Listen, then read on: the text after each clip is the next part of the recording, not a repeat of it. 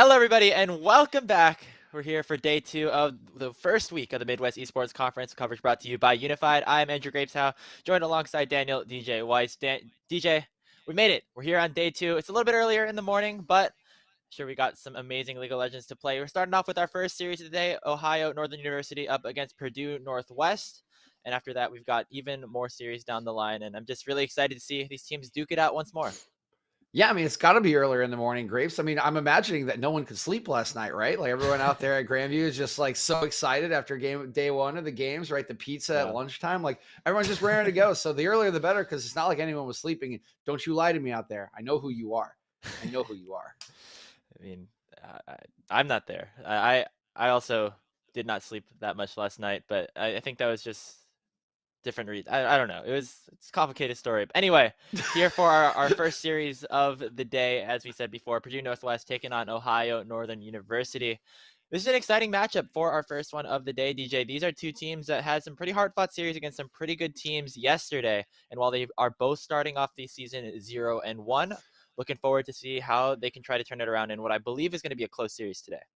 Yeah, I actually 100% agree with you. I think this is going to be a super exciting series for both of these teams, right? Yesterday, you want to go in and be bold against kind of the two teams that I think a lot of people expect to be near at the top of the standings, at least to start out the season, right? And things don't quite go your way, but you'll be able to look at the positives that came out of those games, right? Game 2, Purdue Northwest was inches away from Yeah, winning that game. I mean, literally. one singular call after turning around that base defense. So they know that they can they already know that they can hang with the best. So why could they not beat Ohio Northern? And for Ohio Northern, you played two pretty solid early games before Ottawa really took control of that series. And game 2 in particular was back and forth all the way until the end. So there are so many positives. And now is the time to take those positives for both of these teams and turn it into your first win. So I expect a super heated, super close series. Absolutely. And taking a look at some of the matchups that we could potentially have, I think that the eyes might have to go over towards the top side. We have Cylindric up against Aggression. These are two top laners that, had their struggles and had some of their successes somewhat throughout their series yesterday. But I really like the way that both of them kind of played some of the matchups against some of these higher level players, and I'm excited to see how they will match up against each other today. Yeah, it will be interesting because if you remember, Ohio Northern also played a 1-3-1 composition in game one yesterday. We'll see if that's something they want to go back to. It didn't quite work out with the Fiora, but Aggression had a much better second game along with the rest of the squad. And of course, it would be remiss to not mention how well Kato played yesterday, particularly on that Akali. So we will see if there are more highlight plays to come from him to try to carry one of these games against Purdue Northwest. And on the other end of things, who could forget the Zeri that came out from the Poner yesterday? Of course, not the only highlight of that game. There was a lot of excellent play coming through. Just that, of course, with how like brilliant and shiny and like fast that champion is, right? It's always going to stick out that nearly behind his play, they turned that second game around. So I'll be looking at him again. I would expect that Zeri to get banned away from him. I don't think anyone wants to deal with that after it almost took down Grandview, but we'll see what happens as the day goes on. Yeah, I mean, I'm always just gonna remember my first ever Zeri game that I casted was this one, and that crazy play around the bottom lane that happened around 20 minutes from Deponer. Really, really good stuff. And yeah, as you said, DJ, not expecting that really to see a whole lot of presence in on the Rift, maybe on the ban table, but either way, it will be Deponer up against Reaper and Motors up down in the bottom lane for Ohio Northern. Had a relatively quiet series, I want to say, in the games that they ended up playing. But we're still definitely pretty strong on the weak side, and we're able to make some impact later on. So maybe some of the attention might be shifted down there as well.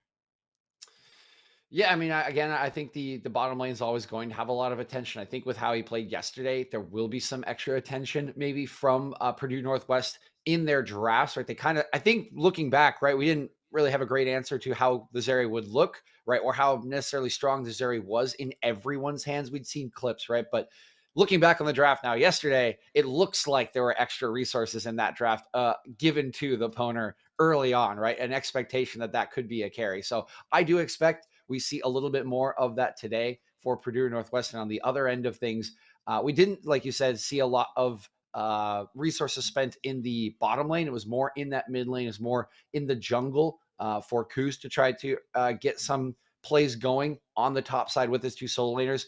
Interested to see if that does happen again. I would actually be pretty fascinated to see if Ohio Northern goes back to a 1-3-1 because again, that early game wasn't necessarily going bad for them. They just had trouble around objective control, and that is something that you can definitely turn around in VOD reviews the day of. So we'll see how it looks today and whether they want to try it again. But for one, still think it wasn't the worst idea in that draft.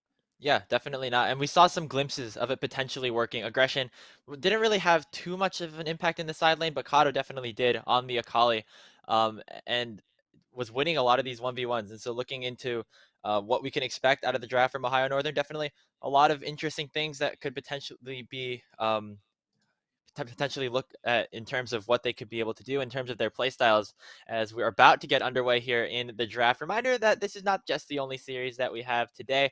After this, we'll be seeing Arkansas against Drury. Ohio Northern again will be returning to play against Illinois. And then, of course, that final series that you've all been waiting for, Ottawa against Grandview. The two teams that many are considering to be the favorites here in the conference are going to go head to head. Yeah, got to look forward to the rest of the day. Of course, we got 4 more full series for you. If you thought you were rid of us yesterday, you were dead wrong. And we are excited to wrap up our very first weekend, right? It always is kind of like the second day is always so important, right? In any sort of pro weekend, college weekend, because like you start the day one, and whatever happens, it kind of feels bad because it's your first game. But then you realize, hey, we got a chance to do it again tomorrow. We got a chance to get another win tomorrow. And that's the feeling you go out of the weekend with, which feels so much better if you can go out of the full weekend with that victory. It just sets you up for next week so brilliantly. Yeah, and on top of that, in just like another week, all these teams are going to be back at it again at another land, playing for some more action here in the collegiate scene. And so, getting this win, getting that momentum as you ride into the new week, definitely always going to be super important as we have loaded into the draft for Game 1 between Purdue Northwest and Ohio Northern. PNW will be on your blue side to start things off. They're going to start it off with the Diana band towards Coos. Yeah, Diana Band will come in. Want to take away some, I would say, pretty standard jungler. Again, Kuz is normally a support player playing in that jungle role. We heard about that yesterday. He looked pretty fine, right? I think a lot of his decisions and pathing made a lot of sense. Objective control just was the problem against Ottawa. So we'll see if that's something they can clean up. And I think that's why Purdue Northwest just going to start with a pretty standard jungle ban away from someone who maybe doesn't play a wider pool in that position. Yeah, and we saw Kuz have a pretty good Diana game in I think game 2 of their Mhm. series yesterday. So they definitely know that he's a very competent jungler, competent player of that Diana. So taking that away, always a very important thing. On the other side, that Vex away from ISO, another champion that we saw ISO actually play pretty well in their series against Grandview. So it looks like these teams did a little bit of research in terms of what each other were playing yesterday. And to add on top of that, there's that Akali band away from Kato. Yeah, very targeted bands right now, Graves. This is game film from day one bands. So yeah, Kato, no Akali for you. You're gonna have to beat us with something else. Is the call for the second ban, and we'll see if this is a continuing theme. Again, it is week 1. And it is one day after yesterday's game. So not that much time for draft or strategy adaptation. Probably why a lot of these bans are so targeted at individual players and individual play styles. Yep, definitely. So Corky, the next one off the table. Be interesting to see what Purdue Northwest decide to opt into for that early pickup. There's been a lot of differentiation in terms of how these teams have been going in the draft, either like locking in an early jungler or locking in their bot lane early. But looks like another focus towards Kato there in the mid lane. That Trinimir, the other champion that he played in the last series that they had. So it will be a new champion in Kato's hands for today. Has a lot of different options, so it'll be interesting to see what he decides to go for. Yeah, of course, a lot of options, right? Corky's off the table, but they still have one ban. We'll see if they go for the Victor here. If you do leave the Victor up, it could just be blue 1, and then you don't have the Corky answer right away. Instead, they will leave it up. So I think Kato probably saying he'll have some sort of answer, right? He's comfortable with it. If it does get blue 1 here, it is blue 1 priority for a lot of teams. We'll see if that's the case for Purdue Northwest, but there are a lot of meta mid laners that have not been banned away. Absolutely, still a lot on the table. You can only get 6 champions banned away in that first phase, but Purdue Northwest will have this first pick of the draft of the day, and we'll see what it is here. It looks like it will be client.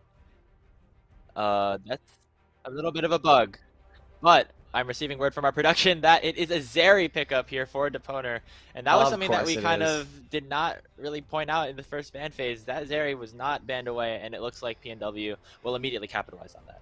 Yep, 2 bans at ISO and 1 at Cylindric for scaling. They will lose out on that Zeri. And remember, I talked about this matchup yesterday. The Caitlyn gets locked in, and we saw what happened in this matchup yesterday. That was the game 2 matchup against Grandview, right? This pick is good in lane against Zeri, but it's not as good, I think, as everyone thinks, or as easy as everyone thinks it is. And of course, Zeri will hard outscale with that movement speed. You saw, I mean, Grandview could not win a team fight later on in that game after they repelled the initial base, the initial attempt on their Nexus. So interesting to see that ONU will opt right back into this matchup that they saw nearly took a win off Grandview yesterday. Yeah, and that we were saying earlier on, that was not what we were expecting coming into this draft and coming into just the day in general. But it will be that Caitlyn going over to Reaper alongside Hecarim for Kuz. And it looks like that Zeri will be paired alongside that Karma. So adding the enchanters to the Zeri seems to be a pretty common theme, and we're going to see it again here. Yeah, and the Karma will actually be really nice for this lane as well because it will help you with the push power. One thing that Zeri doesn't do super well is clear waves. She has range to get to 1 or 2 minions, but you really need that E-dash to get the pierce through the wave. And against the Caitlyn, it's just really easy to shove you in and then go make plays around the map. Right, as a Caitlyn lane would usually do. So Karma really going to help deter that sort of easy pushing and will honestly be a lot of the power in the lane with paired up with this area in the early going. But Elisin will also be locked into Kuz.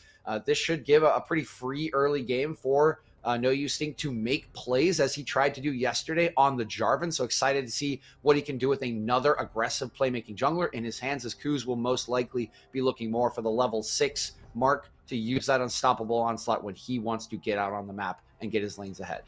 Yeah, No Use Stink was very impactful in some of the early games that they had against Grandview. Unfortunately, not enough to get them the wins, but we saw the proactivity was there, and seeing him on a champion like this Lee Sin, who can have a whole lot of impact pre-level 6, will be an exciting thing to see. Headed into the second phase of bans with the Lulu finishes off the bot lane for Ohio Northern. We're seeing more targets towards the mid lane as neither team ended up selecting their champion in that role. The Victor already off the table, and that's Aggression's Wukong off the board as well. Yep. One Victor will, so the OP will be taken off the table. It does still leave a good handful of meta mid laners available. Syndra, most notably, still on the table for both these teams. And, you know, if Victor and Corki are gone, you could probably pick a LeBlanc if you really wanted to. LeBlanc, usually actually a counter pick into someone like a Lulu, can kind of just pop you and force you to use the ultimate or just die if you are farming up effectively. So we'll see if that is kind of the pivot here with with kind of the top tier of that mid lane meta banned away already. But it is an Aatrox to round out the bans for ONU and one more waiting for PNW. They will look for Lissandra. That kind of tells me that they want to play LeBlanc. Yeah, I mean, that wouldn't be a surprising thing, just considering, you know, ISA's champion pool. LeBlanc definitely up there, but it will be a Sylas, presumably headed towards the mid lane for Kato. Obviously, it has some play in the top side, but I don't think that's really necessarily Aggression's alley. But you predicted it right on, DJ. That is the LeBlanc coming in. We're going to round out the competition with the top laner of Purdue Northwest, who won't be that Aatrox as it was banned away, but I did see Cylindric spamming a lot of that Aatrox in solo queue, so it looks like Ohio Northern also doing a lot of research here. It's a Kled as the final pickup here for PNW. Is going to run all the way in, matched up against that Fiora, though, for Aggression. We saw that yesterday. I really like this matchup here.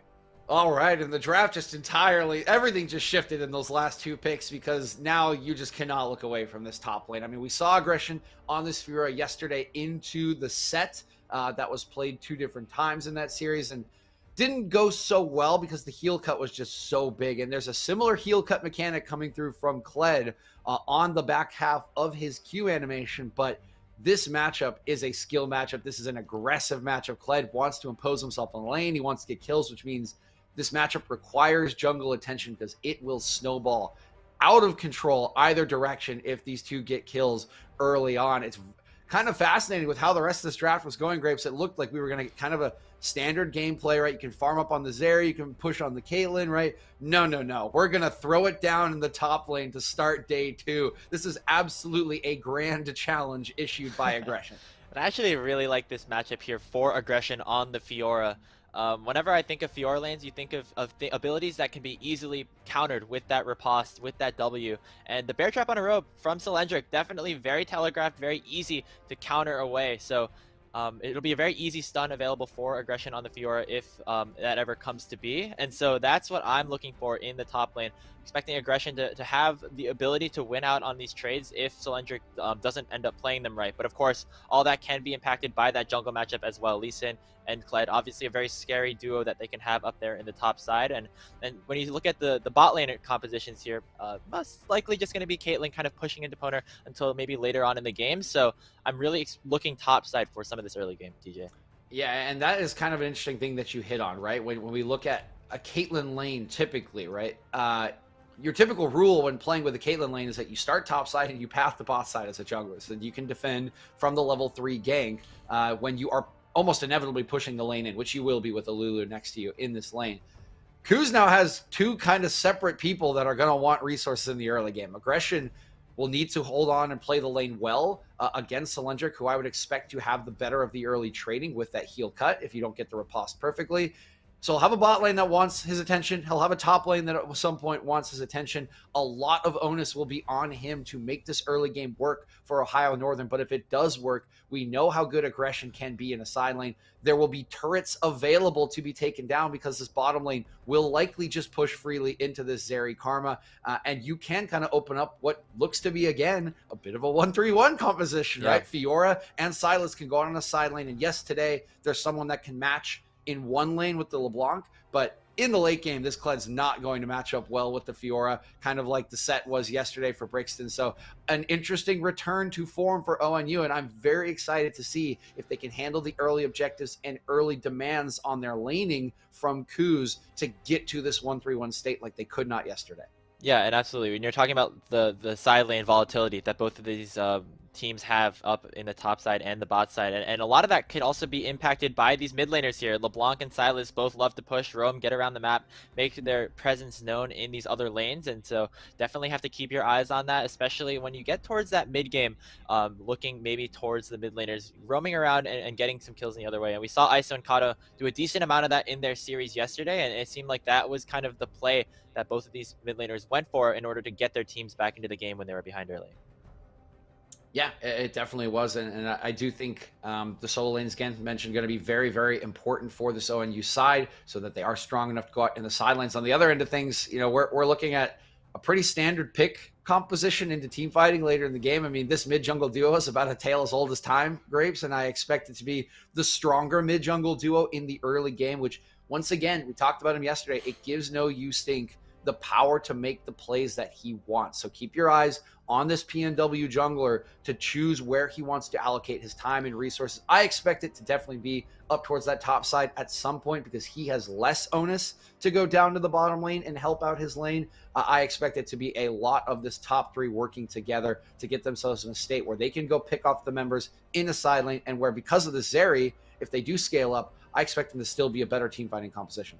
Yeah, absolutely. And that's where Purdue Northwest is going to shine in these later games. While Ohio Northern has that 1-3-1, PNW definitely has the ability to just run at the opponent. They have so much move speed. They have the Kled ultimate. They have the Karma Mantra E. They also have, of course, Deponer with all the movement speed that he gets from all the random parts of Zeri's kit that I didn't read. It was a very long champion description, but they want to run at you and they want to fight 5v5, and that's going to be kind of where some of these macro decisions are made. Is Purdue Northwest going to get the team fights, or is Ohio Northern going to be able to out pressure them in these side lanes, as we're about to get into game 1 of this best of 3, first one of the day here, DJ, and I'm just looking at these compositions, man. I'm just so excited for the rest of the day.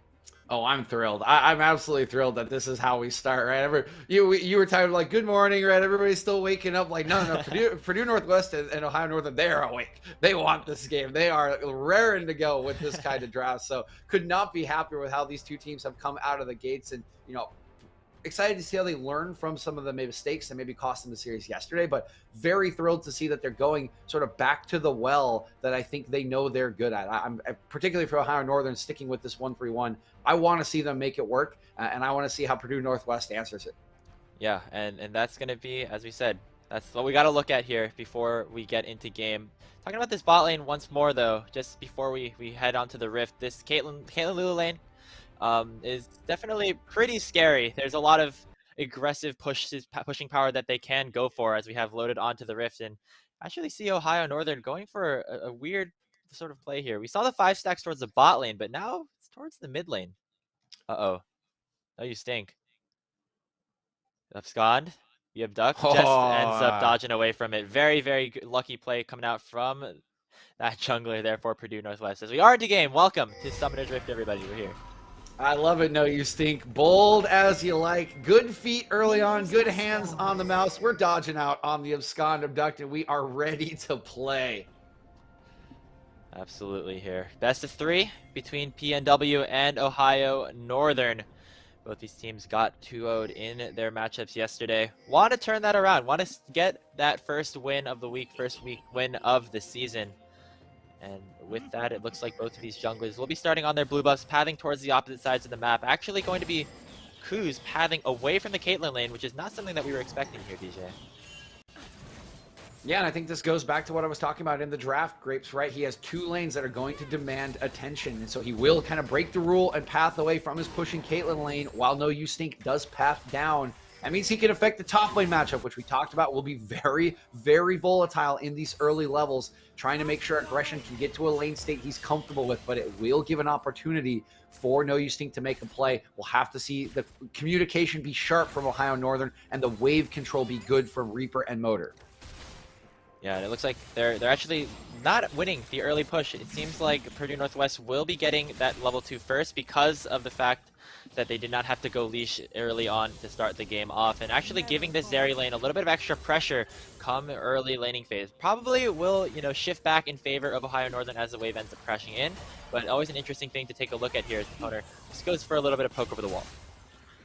Okay, they do get it in, so this is pretty well played by the Purdue Northwest bottom lane, because Ohio Northern wants to freeze that wave as close as they can to the turret, make sure the push does not go in. That way they're immune to the gank from No You Stink. But speaking of No You Stink, he's actually invading. Wow, yeah, very aggressive, clearing the entire blue side and headed up to the red buff of Kuz, landing the Sonic Wave, but the Ghost has been popped already. It's just going to be a jungler duel for now, but you got to take a look at some of the other players here. No You Stink popping the smite to get the health, and ISO picks up first blood. Now, Kato and Aggression are on the horizon, maybe looking for something. The Sonic Wave will connect here onto Kato, but No You Stink might have gone a little bit too far. It'll be Kato securing the kill with the Kingslayer, and he might just get one more. ISO is forced to flee, and now Solendric has joined the fight. He is only level 2, but the health bars are not super high here for the side of Ohio Northern. Take a look at Kato, though. He's waiting in the ISOs, though. He's waiting in the wings, looking for something. Solendric will fall to the chains of Kato as 2 go down for Ohio Northern. Oh, and it's massive for the side of Ohio Northern. Kuz gets seized upon early. I absolutely love the call from No You Stink. He knows where Kuz wants to be. He knows he needs to affect that matchup, and he knows he's stronger. But the roam down from top side from Aggression is earlier, and they are an auto away, Grapes, like an auto or 2 away from getting the second kill, but it's too late. They heal up, and now Kato. Oh, Kato lands the chains. He might have the potential to turn this fight into the 1v2, but getting more heals from the Kingslayer. Shutdown finally going over to No You Stink. So it was a little bit close, but Kato still flexing his muscles here in the mid lane. The opponent now is in a bit of trouble. We'll have to flash away from that Caitlyn Lulu. We have flash trade for the heal down in the bottom lane, as it looks like Udon will come back to support these AD carry. Oh, I love this start, Grapes. Hold on here. There might be There more. we go. Flash. There's the inner flame. The Ignite's ticking. Udon's going to pick up that kill. Now, Motors has to run away as the Lulu flash comes out. Will survive, but Purdue Northwest turned it back around with 2 quick kills. What a start to the game. 5 kills in 4.5 minutes. So many of them around that mid lane, right? We talk about the playmaking. No You Stink reads the pathing. He makes the early play. He actually gets punished for it a little bit when Aggression makes a good roam down to help out. Are they going to go out? Okay, wow, Aggression actually losing out pretty heavily on this trade. Procs another Vital for some HP. Solendric still is mounted, which gives him a whole lot of extra power here in this lane. Going to crash this massive wave in. He's had a pretty good laning phase so far of about 14 CS.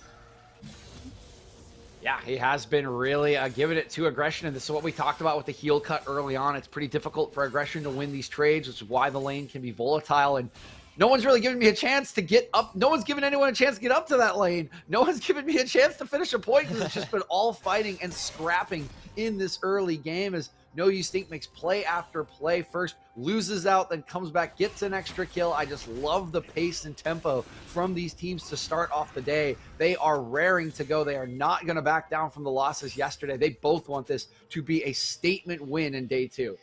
Yeah, and I bet Ohio Northern is finally excited that they get to actually have some aggressive action here in the early game. Obviously, in that matchup against Ottawa, really weren't able to do too much, just allowed a lot of the objectives to go over and just slowly fell behind as the game kind of progressed. But already, we got 5 kills in the first 5 minutes here. ONU looking pretty good, especially for Kato here in the mid lane. We saw him have a couple of pop-off performances in the last series and already sitting with 2 of Ohio Northern's kills.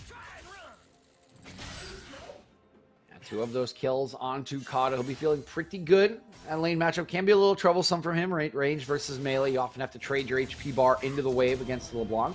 Meanwhile, living all in here, but take a look at Kuz. Still, he's on the horizon. Solendric doesn't have the mount just yet, but could end up proccing it if the side of Ohio Northern goes a little bit too far. The devastating charge will not hit. Aggression will get the final auto. It was a little bit dicey there as that bar was getting pretty high. There are 3 members coming to this top lane. Grapes going onto this tower, but yeah, you got to take a look at the rest of the map. Purdue Northwest want to collapse on this top side. They get the second plate, but the question is, what can they do to escape? Kuz does have the Onslaught of Shadows, maybe going to use it offensively, but does not have enough mana to do so. Final shot will go over to No You Stink, and it looks like the second kill will go over as well. Udon getting that one onto Aggression. Oh, it's just madness across Summoner's Rift. The unbridled aggression from Solendric, right? It's what you would expect on this Kled, but he doesn't realize Kuz is in the area trying to impact the matchup. He goes down, but the rest of his team says, we're going to get you back. And that one was played so well by Udon Budon actually to hit the empowered Mantra Q onto Kuz early on, make sure he couldn't get enough speed to do any damage, then gets the chain down, and that just makes the cleanup so easy for Purdue Northwest. Absolutely, and I guess Ohio Northern went a little bit too far in terms of going for some of those plates. Always, if you're Fiora, getting those plates, it feels really good, and now Kato, wow, getting that solo kill in the mid lane. Was not expecting that much damage to come out of the Silas this early, but once again, Purdue Northwest looking to try and collapse here with Udon. Chains are landing in onto Kuz, who's doing a decent amount of healing with the Onslaught of Shadows, but will not be able to live. Kato now on the wrong side of the map, has to flash away, still stuck in that 1v3. Has to watch out though, can get a lot of healing through the Kingslayer if he gets into range. Will just be able to get out with the dash. Motors is here to help him stay alive. Man, oh man, Graves, it just continues. Kuz is in mid lane helping Kato out. Then there's 3 members again roaming up to support the play. I mean, Udon Budon has even been in lane. Like, what is the experience on the Poner at this point? It's just him and Reaper down there. They're the ones on the island. Everyone else is having fun. Oh, Kato almost dying there in the mid lane, but looks like he will end up surviving. Still has those 3 kills, picks up the early Lucidity boots. We'll go for another recall here. Udon finally making his way back to bot lane after picking up a decent amount of kills for himself. Been a very valuable player so far in the early game here for Purdue Northwest. Going across the map, having very, very high kill participation so far. I mean, we got 4 kill participation on Kato. We've got 5 onto ISO, 5 onto No You Stink. I mean, they have just been so involved. And we mentioned how powerful this mid-jungle duo is on the side of Purdue Northwest early on. You can see that borne out in the numbers and in their involvement in all of the early plays for this side. Yeah, they just kind of been running around together, like sort of 3-man wrecking crew, so to speak, making impacts whenever they can. And hopefully we'll see a little bit more of that as we take a look down towards the bot lane. Udon, once again, roaming around, maybe trying to get some aggressive vision. Dragon has not been taken just yet, but Purdue Northwest will be starting up the Cloud right now. Yeah, first Drake on the table, 9 minutes, 25 seconds. It is a bit delayed, so I don't think Ohio Northern will be too stressed about this one, especially since it is just a Cloud Drake. I think what's more important here is the Rift Herald is on the map, and who's going to make that first move, because a Rift Herald for either of these sides would be so important. Oh, Zeri things. Bot lane coming in from Purdue Northwest, lockdown. Reaper has to flash away. Opponent misses away from that W, so will not be able to get that final kill. Burning both summoners off of the enemy AD carry is always a good sign. Will not yield the kill just yet. Yeah, nothing doing there. Solendric will just be able to remount over time, and Interesting that Reaper has kind of been left on an island here. You can see he's actually down CS against the Zeri, which is not something you would expect as ISO tries to land the chain. You think coming in here with the Sonic Wave as well. Kato ends up body blocking the Q, but Motors still might die. The Ignite's ticking, and ISO takes him down. Another kill in the 2v2 here for Purdue Northwest. Kato now in a bit of trouble here if we take a look at the gold. I think Purdue Northwest has a lot of advantages here in the mid jungle, but as we were saying before, top lane aggression. He's still getting the upper hand, and now we might see the mid lane as another point of attack as 5 members of both teams are here in the area. ISO has to use a distort away, and Kuz doesn't want to get too aggressive here. Kuz didn't quite see Udon Budon just yet, and as he goes in, he sees that the third member is there, says, okay, wait, maybe we should call this one off. Right, he is 0-3-2, hasn't quite gotten to his power spike yet on the first item because here's a Gore Drinker in the inventory of No Use Sting, so was probably the right decision to back off. And I swear, Grapes, no matter how many times I see a LeBlanc Lee Sin mid jungle duo, it always shocks me how much damage they can do in the span of like 2 seconds. Yeah, I mean, absolutely, and that's exactly what we saw there. I mean, Motors just stepped a little bit too far, and they just ended up punishing, taking him down. 11 minutes into this game, still pretty close, I would say, on both sides. Each side has their winning matchups. Taking a look at this bot lane, though, it is really interesting here. Deponer struggled in lane a little bit in their series against Aaron and the rest of Grandview on the Zeri, but this time up pretty heavily in CS. I think a lot of it is due to the isolated nature of the lane at the moment.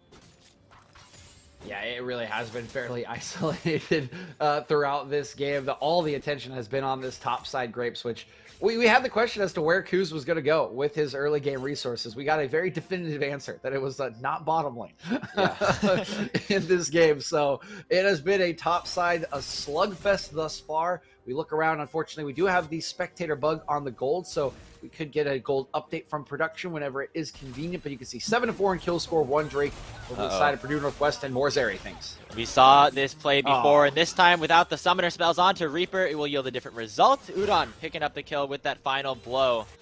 Look at the gold now, it's 1k about in favor of Deponer down in the bottom side, as well as some other big matchup leads in some of the other positions. The only position really where Purdue Northwest is behind is up top, but Cylindric will still have an impact come some of these later game team fights. We'll be in trouble here though, as Aggression and Kuz are looking to go in onto the Kled, fearing him away from his charge. Now, Grand Challenge has been issued, but he will not be able to take him down. On the bot side though, Purdue Northwest going to pick up that bottom lane turret in response. Repelled Procto in the top side. No Use Stink is on here to defend as well. Take a look over the rest of the Purdue Northwest lineup. They're running up. Ooh, not quite the full turret. Did they actually get that turret there? No, not I don't think yet. they did. Still a little bit low here. 4 members of Ohio Northern have made their way up to this top side. Looks like that turret will stay to live for at least another couple of seconds. I believe will hopefully for the side of Purdue Northwest be up by the time the turret plates end up falling, getting a little bit less gold into the arms of Aggression. But the roaming around by Purdue Northwest has been very, very good. They are able to rotate at the right times, now headed towards this mid lane to siege onto the turret. Yeah, I was very impressed actually with that rotation to defend Solendric's turret, and I think it's a little bit of a missed opportunity for Ohio Northern. The play was the right one, right? Kuz heads up the top side, he's going to bully the 0-3 Solendric, and that's the turret to open up your Fiora, to start opening up the side lanes with the Rift Herald. That's the perfect combination, but it just doesn't quite come off, and No Use Sting reads the play afterwards. He comes up to defend the turret, and now the map is still closed, right? Purdue Northwest is the team that has the first turret of the game. You're still working on getting an open lane for this Fiora to play in, and that will slow down Ohio Northern's game plan. Absolutely. Dragon spawning in about 15 seconds as it looks like Purdue Northwest want to fight around the objective. Isa roaming around here with No Use Stink on the horizon as well. Chunking down Kuz very, very low. Wild Growth though issued onto the horse. He will be kicked away. Still has the ultimate, not going to use it. Ends up falling early on. Deponer picking up 1 and picking up 2. The double kill for the Zeri as Purdue Northwest pick up 3 kills and blow this game open with the Dragon spawning. And that is really the way to describe it now, Grapes, because everything is coming up spades for the side of Purdue Northwest. Their scaling is coming online. I mean, look at the Poner. He's 2-0-3. He has been completely untouched in any sort of skirmish that they have. And this is what this composition is going to want to do, right? Even in a team fight in a 5v5, they want it to be chaos because of all the mobility, all of the damage that they have. And hold on here, Grand Challenge issued. You see, Aggression still definitely wins the 1v1 despite the lead and the rest of the game going through. That's the counter that we were talking about earlier. Gore Drinker pop, one more auto will finish the deal, and that's a solo kill over to Aggression. Okay, can't get out now. Here comes Poner. Yeah, Poner is here, has the exhaust. Aggression, again, doesn't have that ultimate. Has that flash to get away as well, but the Poner doesn't want to go too hard into the melee range of a Fiora, and instead will just back away. And that is a big deal for Aggression, right? Things have been not going well in the last couple minutes for for Ohio Northern. We talked about the fact that they wanted to open the rift up for their 1-3-1, for their side lane as well. You look at how that's going, they still only have that one turret. They just finally got it at 15 minutes. They didn't even get all the plating gold off it. And this Caitlyn, who is usually used to push down turrets, is 0-3. It's 40 CS down on a Zeri. That is essentially useless in this game until, I mean, very late game when you have like 3 items on this Caitlyn. So now a lot of questions have to be asked of how Ohio Northern can use the map that they drafted for us. Kuz going for a bit of an aggressive play. There is the ace in the hole as well. Shutdown going on to Udon. So crucial pickup here for the side of Ohio Northern, but take a look at the rest of the map. No Use Sync and ISO want to potentially go for a collapse here. Rift Herald is on the table, and Purdue Northwest are going to start this up in the 4v5. Oh. Whoa, ISO immediately taking down Motors onto the backside. Will get shut down as Kuz will pick up the final shot of the kill. Now, Purdue Northwest might have to escape. This could be the turnaround that Ohio Northern needs. There's a stolen flat out coming out from Kato. Poner. And the entire team is in, looking to do the work. Aggression is on the backside. Will get exhausted. The health bars are low. Poner. Kato getting the first kill. The Poner has arrived, though. Still raining in the autos. Picks up the second kill of the fight. And Aggression now has to run for the hills as 4 kills make it 5. Go in favor of Purdue Northwest. That's a 5-0 Zeri. All right, that's an announcement to all of the MEC. You must now ban the Poner Zeri. He is just too good on this champion. I mean, they were so confident in that fight, Graves. They went in 4v5 after a pick on Udon Vidon. Then it looked really cool because ISO one-shot Motors, but you traded your mid laner for your support, and you still won the 3v4 fight, and the Poner barely took any damage. I mean, he's way too good on this champion. You can't give it to him anymore. He's absolutely dominating this game. What was impressive to me in that was I saw a lot of champions in melee range, and I just assumed, oh, like the Poner must be out of the fight because, well, you know, they're marksmen or whatever. But he just was able to stay alive the entire time, just using the mobility, the heals, the dashes. Really barely took any damage. It was a crucial exhaust onto Aggression as well that he was able to use to prevent the Fiora from doing enough damage to take him down. And that's just how the Poner has been winning these games for his team, playing these champions like the Zeri, winning these fights. Now 5-0-4, up about 4,500 gold over Reaper. That is disgusting. That is just so gross. I mean, how do you kill him? I mean, look at how do you kill him? I mean, you need like the perfect like who's engaged into a chain, into an abscond abduct, but like your Caitlyn doesn't have any damage. She's on 1 item compared to the 2.5, and one of those items has health on it for Poner. Like, this is scary territory now for Ohio Northern as they try to siege upon this turret. There are 2 members coming from Purdue Northwest, but I don't think that's quite enough. Will be a nice little objective bounty going over to the side of Ohio Northern. Just a bit of a sort of respite for their troubles here. Aggression now has to be careful as the rest of his team is on the opposite side of the map. This is the Fiora, though, that is sort of this win condition that has opened up for Ohio Northern. We're talking about the 1-3-1 earlier, DJ. Their soul laners definitely have some, you know, advantages for themselves in terms of the ability to turn fights in these side lanes, and we are already seeing it start to open up here. Yeah, the map finally a little bit open with 5 turrets now down. 3 still for Purdue Northwest and 2 for Ohio Northern, so they can get into their split composition. You can already see it, right? But now Kato, he's being beset upon. Yeah, let's see if he can win this 1v3. I don't think he can. He landing the chain, stolen away that Dragon's Rage, but not going to be able to heal up enough. No Use Sync, now unstoppable on the Lee Sin as he picks up his 5th kill of the game. On the other side, the Ohio Northern might look to try to make a play onto ISO, who's matched up against Aggression. Kuz is going to get spotted on that control ward, which will force the LeBlanc to get away. And this is what we were talking about earlier when we mentioned I was concerned how long it had taken for the map to open up. Reaper. I think, yeah, I'll go. This is not a good sight here for Reaper. There's the Hex Gate over from ISO as well. It's just Reaper's had a bad game so far. Hey, guess what's spawning in 15 seconds, Grapes? That's true. Baron Nashor on the table potentially, but it looks like for now Purdue Northwest going to try and siege in onto this mid inner turret. Still 20 seconds on Reaper. Doesn't look like they want to go for this in the 4v5. Instead, they're just going to push out these lanes, get as much gold as they possibly can with the Rift Herald in tow. Yeah, and I mean, it's just, the map is just so wide open now. And for the team that wanted control of the map, right, Ohio Northern, that wanted it to be open for them, this is basically... Oh, man, shield and all wild growth was not used by Motors, but he ends up falling there. Pure one-shot coming out from ISO. Definitely was not expecting that much damage to come through. Inhibitor goes down in the mid lane. Udon and the rest of the team will escape with their lives as there's another dragon about to be taken. Yep, and that's why you pick LeBlanc into Enchanter supports Graves. We talked about it being a bit of a counter. It's not a lot you can do as that poor Lulu, and this is just a problem. I mean, Ohio Northern needed the map to be open. They needed to have the side lanes long early on in the game so they could start establishing a 1-3-1. But they were the ones that fell behind, and when you fall behind against a comp that has this LeBlanc Lee Sin that can get picks with Solendric's ultimate in the charge, right, it just becomes so difficult to stay alive, to find your place on the map, and that has just been the story of the game since that early stage. Ohio Northern, though, now looking to try to go for a fight. They do burst on Udon pretty early on. No Use could be in a bit of trouble as well. There's the ace in the hole. Will not get dodged away from Kato, picking up a crucial shutdown.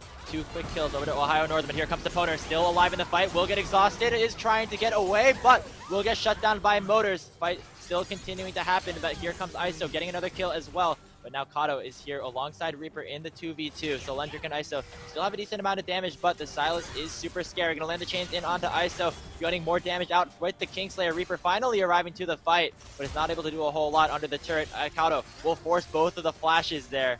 It's another fight, actually going pretty even for Ohio Northern. Not the worst thing for them. Yeah, that was a really nice pick from Ohio Northern. They catch, oh, okay, ISO. They actually catch a couple of recall timers. The fact that Purdue Northwest is split, and I do think the Poner limit tests a little bit there. The one critical thing as he does go down is that he kills the enemy jungler. So even if they win the fight, taking the Baron is a big risk, and that keeps Purdue Northwest in control of this game. Yeah, and big shutdowns going over to Kato there on the Silas. Silas is a champion that can carry some of these later game team fights if they get enough gold, get ahead enough, and are in the right position. But with some of the resets coming through from Ohio Northern, it looks like Purdue Northwest are going to capitalize on this tempo, head over to the Baron. Yeah, this Baron could be contested. Kuz is coming. He doesn't quite have the unstoppable onslaught, but he should have it in time. He also has a blast cone. Baron actually not taken super fast. Zeri has a bunch of defensive items in the kit right now, so doesn't take these objectives as fast as a normal marksman potentially. ISO is still guarding the pit. Baron at about 5,000 HP. Looks like Ohio Northern are going to look to go, but it looks like Kuz went a little bit too early. Baron still at about 1,500 HP, and ISO will capitalize on the early aggression coming out from the Ohio Northern jungler. That is the Baron Nashor going over to Purdue Northwestern as they are now looking to unlock the map even more. Yeah, pretty well handled there by Purdue Northwest. They know he has the unstoppable onslaught. They know he can get in, but it's just the right position from ISO. It's so dangerous to walk around Baron Pit when there is a strong LeBlanc. 8-1-7 is ISO around it, and even if the chain doesn't keep him out, he does have to go a little bit early. They focus him down. That's an easy secure on the Baron, and now base is wide open for the siege. Looks like the focus will be the top side of the map for Purdue Northwestern. Aggression went for the split push down in the bottom side, but instead will look to defend the base with the rest of his team. They don't want to give up too much here on this Baron power play. The inhibitor tower will fall. The inhibitor, the next target. I think for Ohio Northern, they're going to have to look for some fight around the base shortly.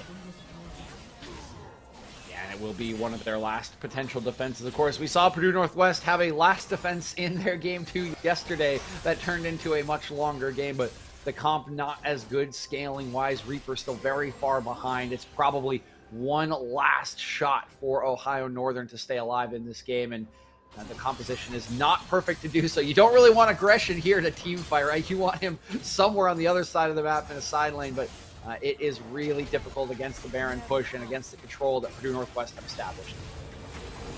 Dragon also spawning rather shortly as we see, Purdue Northwest gather some vision potentially around that bottom side area. Aggression still on the split push for now, but in one of these big fights for Ohio Northern, all eyes have to be on Kato, sitting at these 2.5 completed items. You can get, he has his area ultimate currently stolen away And if he can get on to some of the backline champions with maybe a wild growth from Motors as well, that could be a big turnaround that Ohio Northern needs. But looks like the Motors might be in a bit of trouble himself. Going to get caught out with the Sonic Wave, and Deponer just does so much damage to the Lulu. Will get taken down. Now Ice on the other side, looking to assassinate Reaper. Won't do enough just yet, but Deponer is flashing forward for the double kill, looking for even more as Kuz has the force to use the Ghost to push away. Nexus Tower now will soon be under fire here. Kato is separated from his team. Going to try to just take down Udon in this 1v2.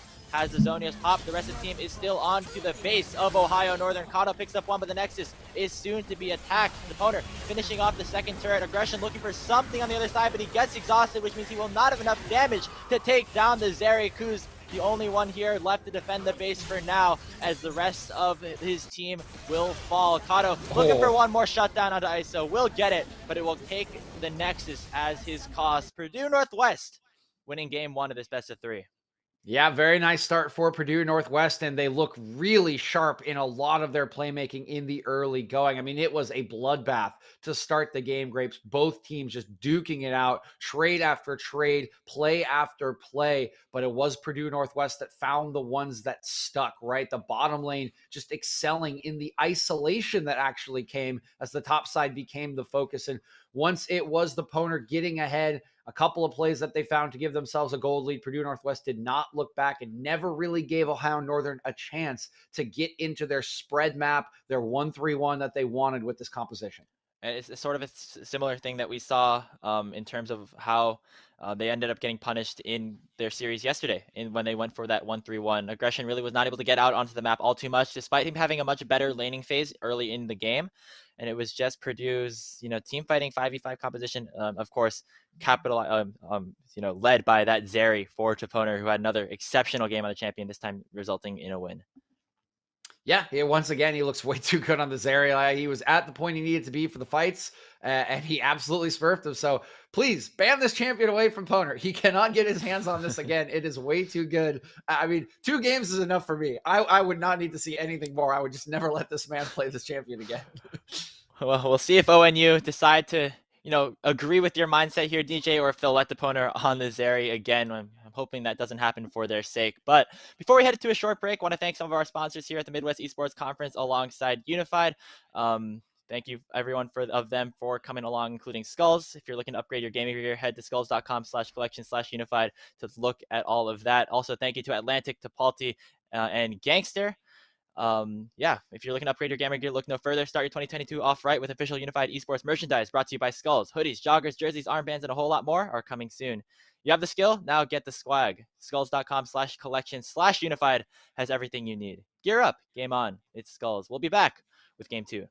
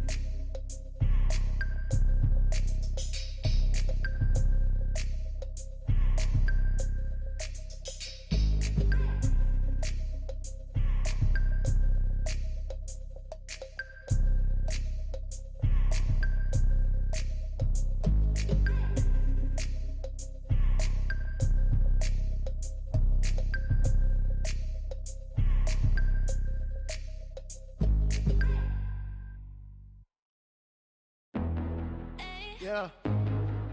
Yeah. Boo. She gon' bust it.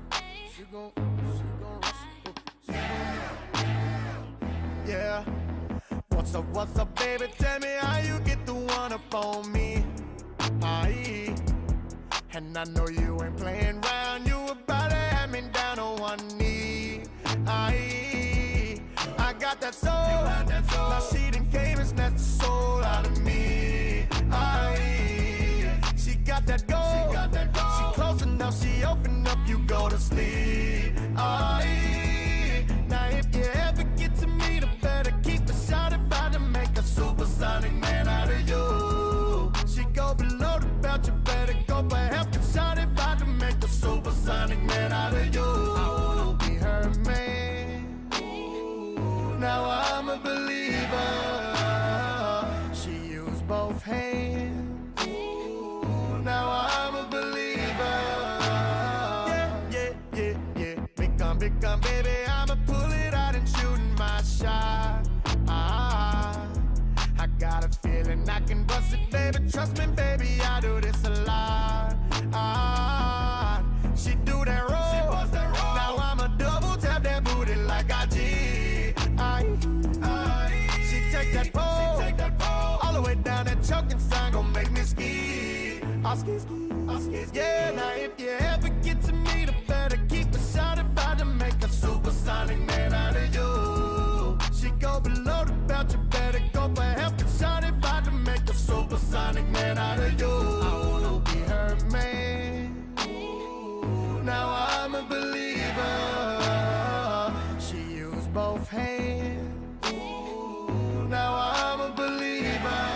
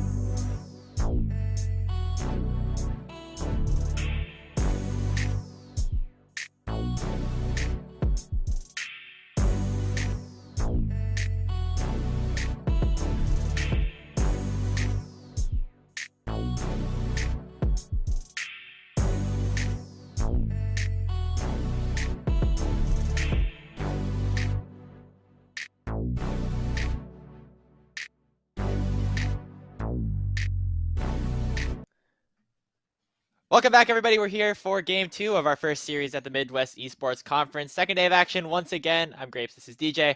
DJ, it was we were expecting a lot of explosive fights in the early game of that last series between Purdue Northwest and Ohio Northern University, and it definitely was that, and ended up with Purdue taking that game 1 relatively quickly. And for Ohio Northern, I have a bit of advice for them for this game 2. It's right there. You got to ban the Zeri for this game. Just have it up there to remind everybody. It's up there on the big screen. Hopefully, maybe the players can look up at the screen and remember that a little bit. Yep, there it is. Thank you. There we Thank go. you, producer. I don't know if the quality is perfect, but it says Banzeri. Hopefully, you guys can read that. I think the point's getting across, Grapes. Guys, Banzeri. Guys, remember the Banzeri. The opponent should not get his hands on Zeri, and you should ban Zeri. Guys, I love it. 2022 Grapes getting back to the classics here. If anyone's been following him for a while, you might remember a certain other piece of advice he once gave that I believe was something along similar lines of what ban Udir, right? Something like that. Yeah. Ban. And I think I speak for the rest of the league community when I said that was a good idea in general. But for the side of Purdue Northwest, the opponent on this area absolutely put up an amazing performance, a clinic, so to speak, on the newest champion here in the game. And just because it's a new champion, it's a new meta potentially, it's not even really playable in some of the competitive spheres in some of the major regions. Just wanted to get that out there to remind the world. Yeah, I think it's a fair reminder. I don't think Zeri should be allowed to be in opponent's hands, right? It's a very high skill champion, right? I think you do need to have some experience and a lot of practice to make this champion work. But if you're good at that champion, you gotta ban it. I mean, I wouldn't give it to Jan. I wouldn't give it to Poners. So if you've seen it already, take it away. Just don't let that be a problem for your team. And we'll look elsewhere for Ohio Northern to try to find this first win of the weekend. Yeah, and elsewhere, Ohio Northern didn't do too bad for themselves in the early game. They had aggression with some early laning advantages up in the top side. Was basically the only champion that was up in gold at around the 15-minute mark for them. And in the mid lane, Kato got a decent amount of kills in some of these later game team fights, proving that he can still be that late game team fighter that we saw in some of the earlier games that he had yesterday. And so when you take a look at what the potential for Ohio Northern to do in this next game, in this game 2, the solo lanes still are very solid. It's the bot lane and the jungle that you might have to make some adjustments around it. And I think obviously the Zeri is something that you have to potentially look at for that, but there's still other options for them to turn towards. Yeah, I do think Reaper got pretty hung out to dry in the last game, right? When you pick a Caitlyn, you're typically expecting that the Caitlyn will get resources to at least push and play the lane as you should with that range advantage. But it was bot lane that was left on an island, which is a weird place for a Caitlyn to be, right? Ziggs, Jhin, not so bad. Caitlyn feels a little weird. So I'm not too mad at Reaper for kind of the performance. I think it just was the decision in game for Ohio Northern, and it almost did pay off, right? They had one particularly good sequence of plays where they took the Rift Herald and did exactly what you want with a comp that wants to get into the side lanes. You go up to one of the side lanes and you break that turret with the Rift Herald. So now you have a long lane, and now you can move your strong member from that long lane into a short lane. You can keep them in the long lane. You have options to start spreading the map. Unfortunately for them, it just didn't quite come off. The Rift Herald didn't take the turret, and so it took too long for ONU to get to a state that they wanted to be in. And by that time, all of the skirmishing power was on the side of Purdue Northwest. No You Stink was online. ISO was online, and the Poner had already picked up too many kills. So every skirmish you made, every time you tried to go to the side lane, you died. Right. And it just needed to be a little bit earlier from Ohio Northern. So we'll see if they decide to put more resources into bottom lane to achieve that. We'll see if they try to change up the draft like they did in game 2 yesterday. But either way, it just needs to be a little bit cleaner connection in the early game. Their fighting was there. The connected game plan wasn't quite there. Yeah, and this is the third loss in a row for ONU on this sort of side laning composition that they set up for themselves. And I wouldn't be surprised if maybe they tried to, vary it up a little bit as we have entered the draft here for game 2. Obviously, Kato and Aggression are players that really excel in the side lanes with the champions like the Fiora and the Kali, Tryndamere, whatever it ends up being. But when you take a look at what they could potentially play, it's not like they only play these side laners. There's also the Gnar for Aggression or the Wukong, and for Kato have champions like that Vex, like that Corki, that are definitely in their arsenal. So it could be something that we could look for Ohio Northern to try and adapt a little bit as they have to take a win here to prevent themselves from going 0-4 on the weekend. Yeah, got to get a win in, and best way to start that is ban Zeri, and there it is. First slot, we ban Zeri. Good work, guys. Good work. I think we're all in agreement here. No more of that champion for the Poner as the bans do continue. It will be those takeaways from Kato, the Akali once again, the Diana from Kuz, and similar bans as well from the Corki. One interesting thing is we have stayed on the same side, so Ohio Northern has elected to go back to red, try to get that counter pick. Again, I do think in a lot of really all their 3 games, we have seen a lot of good positives from Ohio Northern. They have tried to take steps towards their win conditions. It just has not been quite connected enough or quite speedy enough, right, to avoid the win conditions of the enemy team comp. So we'll see if they can turn that around in the draft and whether they're going to stick to the same draft or do what they did yesterday and try to get a little more scrappy, a little more team fighty in game number 2. Some heavy targets towards the mid lane as we round out the first phase of the bans. 4 mid lane bans to be exact, if you include that Akali and Tryndamere, so to speak. Cylindric on the side of Purdue Northwest once again will have that first pick because it doesn't look like these teams decided to switch the sides. We did see that Zeri first pick up in game 1, so we will be seeing a different adaptation for PNW in this second game. Still going to be focusing that bot lane, getting the Poner on another champion that can have some pretty hard carry moments in the Jinx. Yeah, I was going to say, you lose out on Zeri. Jinx isn't a bad second option. It's a very different play style, of course, but extremely strong nonetheless. And getting a nice blue 180 carry is a solid way to go in this meta. And maybe this matchup will be a little more familiar this time around. We see this, I don't know how many times in the early goings of 2022. Yeah. Jinx into Caitlyn, a lot of range, a lot of fight over the push will be had in this bottom lane. And so the support pickup going to be particularly important for this lane. I would be looking at a Karma. I would be looking at a Lulu. Even a Lux could be what Ohio Northern go for here to try to take control of this bottom lane. Yeah, I really like Lux with Caitlyn, actually. I think that's probably my favorite bot lane duo of a support pair to pair alongside that Sheriff of Piltover. But we'll see if they decide to go for that now, or instead, like the last game, opting for an early jungle pickup. It will be that Jin Zhao going over to Kuz. So some more early game presence than the Hecarim that they had in game 1 will maybe be a little bit more successful for them with this Caitlyn here for Reaper. Yeah, now with the Karma locked in, that is a lot of push power from Purdue Northwest. I feel like you almost need a Lux or a Lulu if you want to match the push at this point. We'll see what the option is for Ohio Northern and whether Motors does want to play that champion. It does require some finesse, right? You that light binding is basically your life's bread, your life's blood. If you miss that ability, you can't just get popped. If you use it well, you could be the sickest champion in the entire game. It is basically how it goes for a Lux, but we'll see what Ohio Northern does want to do as we get the classic Viego Jin Zhao matchup in the jungle. Yep, seen this one a couple of times already so far yesterday here in the MEC. No use think on the Viego. I think we had a performance by him in that matchup against Grandview, and so he performed pretty well on that champion, was able to get around the map. But that is a Vex lock-in for Kato as we round out the first phase of the draft. And this is a more team fighting oriented composition potentially for ONU. Can I say that? There are pieces there. I mean, the mid jungle definitely can fight, particularly around the level 6 mark when Vex gets access to the resets. What you do have is a lot of wave clear right now, a lot of push. We haven't seen the mid laner for PNW. I'm sure that pool will be pinched. You can see the Caston already banned away from this Vex, and we'll see what else they want to take away from the matchup. It will be hard to out clear Vex. The issue I really have with this is, I mean, you can see it coming in, right? You're just going to pinch the support pool for Ohio Northern. No Lux will be available. I'm almost positive that Lulu will be banned here, which means that Purdue Northwest is just going to have freedom in the bottom lane. They will get push at will as long as they hover the bottom lane. They should be able to have control over it, which is usually something you don't want to lose when you're drafting Caitlyn. I mean, Caitlyn can do damage in the late game, but it's just so much easier for Jinx to operate the later the game goes, right? You just get the rockets on, you right click some people and you press R when you need to press R. And then once you get to reset, you're unkillable, right? You just take over the entire fight. So I'm a little concerned about Ohio Northern just handing control over this bottom lane over to Purdue Northwest. And actually the Lulu's still available.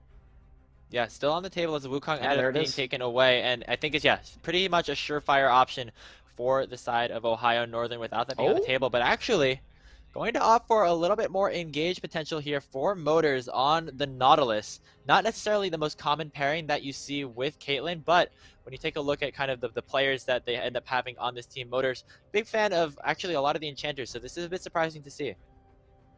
Yeah, they're actually going to go for a lot of engage. And now we can definitely say the team fighting is there, Grapes. When you add a little bit of engage, a little bit of semi-tankiness into a Vex and a Xin Zhao, now you definitely can go a little bit front to back. You have the reset ability of this Vex. You have the long-range damage from the Caitlyn. One more piece is all it will take, but definitely a more team fighting look from Ohio Northern thus far. And on the other side, Poppy is going to be there to deter this Nautilus a little bit. I'm actually not sure how this interacts with Vex Ultimate. That's an interesting question with the W. We're that's going to be interesting to find out. This is what we do. I mean, I don't see it. I'm pretty sure. Okay, it does. I'm pretty sure it does block the Shadow Surge coming out from Kato. So it's a pretty good interaction in that regard, and it will actually be headed up to Cylindric up in the top lane, which is an interesting thing because it's a blind Poppy. You don't normally see that alongside the ISO Syndra pickup that Purdue Northwestern are going to round out their team composition with. It looks like Aggression is going to respond with a Gnar, so a very big deviation that we see out of this ONU team comp. Instead of going for that 1-3-1, instead of going for those side lanes, they want to fight this 5v5.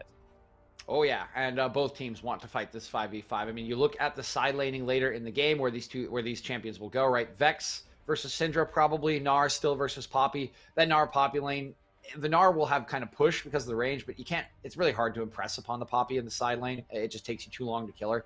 The other one, a little bit more interesting with Vex and Syndra, but I think as you're mentioning, Graves, side laning is not really the first thing that comes to mind with these compositions. These comps want to stand, they want to fight front to back, and there's plenty of engage, disengage, and damage on both sides. So definitely going to be a much different game this time around. We will not see Ohio Northern kind of needing to break open the map to get aggression out freely. It is going to be around objective control. It is going to be around vision setup. And it will be, of course, around a little bit of this early laning power. We have very powerful mid-jungle 2v2s. They will both be able to play make pretty easily this time around pre-level 6 and definitely post-level 6 on the side of ONU when that Shadow Surge does become available. So pretty interesting deviation from ONU. We kind of saw this yesterday after their game 1 loss. They went away from the side laning more into the team fighting and put on a better performance against Grandview University. We'll see if that is the key to success to their first win of the weekend as they try to push us to our first game 3 of the weekend. Yeah, isn't that crazy? We've only had sweeps so far because it doesn't really sound right, because I feel like we've had a bunch of close games so far, but they just kind of have all tilted one way or the other for one of the teams in the series. So maybe we'll see if Ohio Northern have the potential to, come back in some sort of fashion here, get us to that first decider that we have of the weekend. But just taking a look at some of the rest of this team composition is going to, again, focus a lot of team fighting. The jungle matchup will be very interesting as this Viego Xin Zhao have a whole lot of avenues to kind of try and pursue. Yeah, there are some avenues. I would expect some pretty standard full clears to start this one out. Really where I think the attention will be given is mid lane. It's fairly hard to gank a Poppy and a Gnar early on, right? Unless they are really in bad wave position. And you just have a lot more setup in the mid lane. I mean, this Syndra, right? Tails all this time. You go QE, you stun someone, and then Viego can flash in. Oh boy, yeah. There is a Nautilus on the side of Motors. That's what we got to keep an go. eye on. But the push control is on the side of Purdue Northwestern. We're getting a 5v5 to start this off level 1, and Motors is forced to flash away. First blood will go over to Kuz, but it will be a trade back as ISO now has a bit out of position. Jinx resets so far, but take a look at No You Stink dashing forward with the audacious charge. One more auto onto Kato will finish him off as well. Aggression landing in the autos as well as No You Stink is taken down with the ignite. Kato picks up another kill. It's 3-2 to start off this game, and it's going to be 3 for 3 as Aggression will get taken down by the opponent to start this off. What a way to start game 2 of Purdue versus Ohio Northern. Oh my God, Graves. I'm having flashbacks to Radiance versus No Team in the 5v5 in the early game. As my God, yeah, that's a fun 1 minute gold chart. It just goes up and down with the kills. the things we're going to have to highlight here. Most important, 2 kills have gone over to Kato, who now leads the gold charts, as you can see over there, with 1.1k. That's going to give him a Dark Seal to start the lane, which is just massive for the sustain, for the wave clear. That will be tricky for ISO to deal with. On the other end of things, the 80 carry, the Poner, gets an early kill on this Jinx. That will be a big deal as this game progresses. Yeah, getting that early kill and also getting the early push once again into the Caitlyn lane is the Poner and the rest of Purdue Northwestern. Very, very solid play out of them so far in this series. Reaper and Motors have a lot of work cut out for them here. They have this melee versus range matchup in the support position, and Reaper definitely fell behind pretty early on in that game 1, and it's going to be even hard for them to come back with the kill already onto the board for Poner before the laning phase even begins. Yeah, the one nice thing is the Poner did not go get to base with that gold, so he doesn't have the extra long sword. They are just still on the same items at the moment. Lane will be even. Of course, the base, as long as the farm is good, should be a little bit better for the Poner. That's where we'll see the advantage really come in, but you can see the advantage in mid lane already telling us there's just way more sustain on Kato at the moment. And Kuz just going to show face to try and get some pressure out. Scout of the Week barely misses, and that would have been the signal for Purdue Northwest to try to collapse. Really early roaming coming out of the Poner and Udon Bidon as they were able to shove that wave in successfully and have time to get back before it crashes back in. Yeah, that's exactly what we mentioned, right? The push. They just have so much push. They get the first wave, they roam up, and I mean, that was a couple of frames away from being another kill on the flashless Kuz. Yeah, definitely so. And it doesn't look like the junglers are going to interact very much as they have kind of paths towards the opposite sides of the map once again. Trading up here in the top side, if the Mega Gnar will be worn down here by Aggression, who's getting the early push here in this laning phase. Not too much to look at so far here, though. Yeah, the one sad thing about how exciting this game started with that 5v5, right, is that I mentioned the mid lane was kind of the best place to make plays for No You Stink with the setup from ISO's Syndra. Well, now you're trying to do that into someone who's very far ahead of you with a Dark Seal already in their inventory, so you're much less inclined to make that kind of gank, and Kato's just happy to sit here and wave clear until level 6 on the Vex, which means the one point of action we might have gotten in this early game is now kind of not a valid option for No You Stink, meaning we're getting full clears. Yep, and that's not too bad for the Viego. Obviously still a champion that scales very, very well into the late game. It will be interesting to see where Kuz decides to turn his attention to, though, as is Jin Zhao, a champion that is very, very potent in some of these early game ganks if he ends up getting some of them off. So looks like he's just going to go for some extra vision around the top side jungle of Purdue Northwest, maybe try to steal away a camp or two, but other than that, not too much interaction as we were saying before. He's hovering around this top lane. They do need to get to pushing if they want to make this dive. Looks like he's just trading Gromp at the moment. Remember, of course, Gromp, now the highest experience on any camp, so taking one away, always going to feel great as a jungler. We are definitely part of the no crab on Gromp squad here for Camp DJ. Definitely a big fan of that. Thank you, Prismal, and thank you very much, CLG bottom lane. Appreciate Academy bottom lane. Appreciate it. Hold on here. We'll see if they're in trouble here down in the bottom side. Motors and Reaper just continuing to get pushed in here. Another early CS lead opening up for Deponer and Udon. It's been kind of the story of this series so far. Nice use of the steadfast presence to get away from that jump from Aggression, but Kuz still looking for this kill. Going to flash forward with the wind becomes lightning, so Lendrick will follow. It's going to be a trade of those summoner spells. Yep, at least gets the trade of the summoner spells, right? I mentioned how hard it is to gank the Poppy. They finally get her out of position to lane, but you can't even land the first stun because of the steadfast presence, and that is why we kind of alluded to the fact that there is it's pretty tricky to get a gank going in this game outside of mid lane, which we are still waiting for our next kill after that explosive early game, Grapes. Yeah, it's interestingly enough, actually, it's ISO that's still managed to get the better hand in terms of the CS department over Kato, despite getting that early lead for himself with those 2 kills. And it's actually forced Kato to go a little bit more of a defensive-oriented build, starting with those Mercury treads on the first back, wanting to make sure that the Scout of the Weeks don't do too much damage and too much to stun him up for very long. So it'll be interesting to see how that decides to open up. Also gives him more mobility to maybe roam around the map once he unlocks that level 6. But right now the gold's still actually pretty even. As we, maybe see an engage here on the bottom side. Kuz in a bit of trouble, going to get stunned up there by the Spectral Ma. Udon here as well to land the root. The wind becomes lightning will not do much, as Kuz will almost certainly fall here. Udon going to be the one to secure the kill. I mean, yeah, that's just... hold on here. Oh man, Ignite taking on Kato as well, who is forced to flash away from the likes of ISO. Syndra being very potent here in this early laning phase. Okay, I'll give some credit to the buy for Kato there, right? That's pretty much why he bought the merge treads, is because he knew level 6 was coming and he didn't want to get one shot. He can just still wave clear with his range. Oh, here comes the Shadow Surge. The Flea's going to come forward. There's the Ignite. There's the Q. Kato now on a killing spree. Purdue Northwest going to pick up the Dragon in tow, but a really big kill going over to that mid laner here for Ohio Northern, now 3-0. Yeah, even more credit over to Kato after that buy, right? I was going to say he doesn't quite have the damage as if he picked up that lost chapter, but looks like he's got plenty. However, there is a price to pay for this, right? Kuz was caught on a very greedy attempt to take that crab while his bottom lane was on a base timer, and the enemy bottom lane was not. Okay, 3v3. There's the hook in again from Motors, and now the bot lane for Ohio Northern has finally been unlocked a little bit. Kuz almost takes down Udon, but ends up falling. Reaper gonna flash forward to finish the kill up onto the support, but now is stuck between a rock and a hard place. That is ISO, landing the scatter, and Deponer gonna rein in the autos once more. ISO picks up his second kill of the game.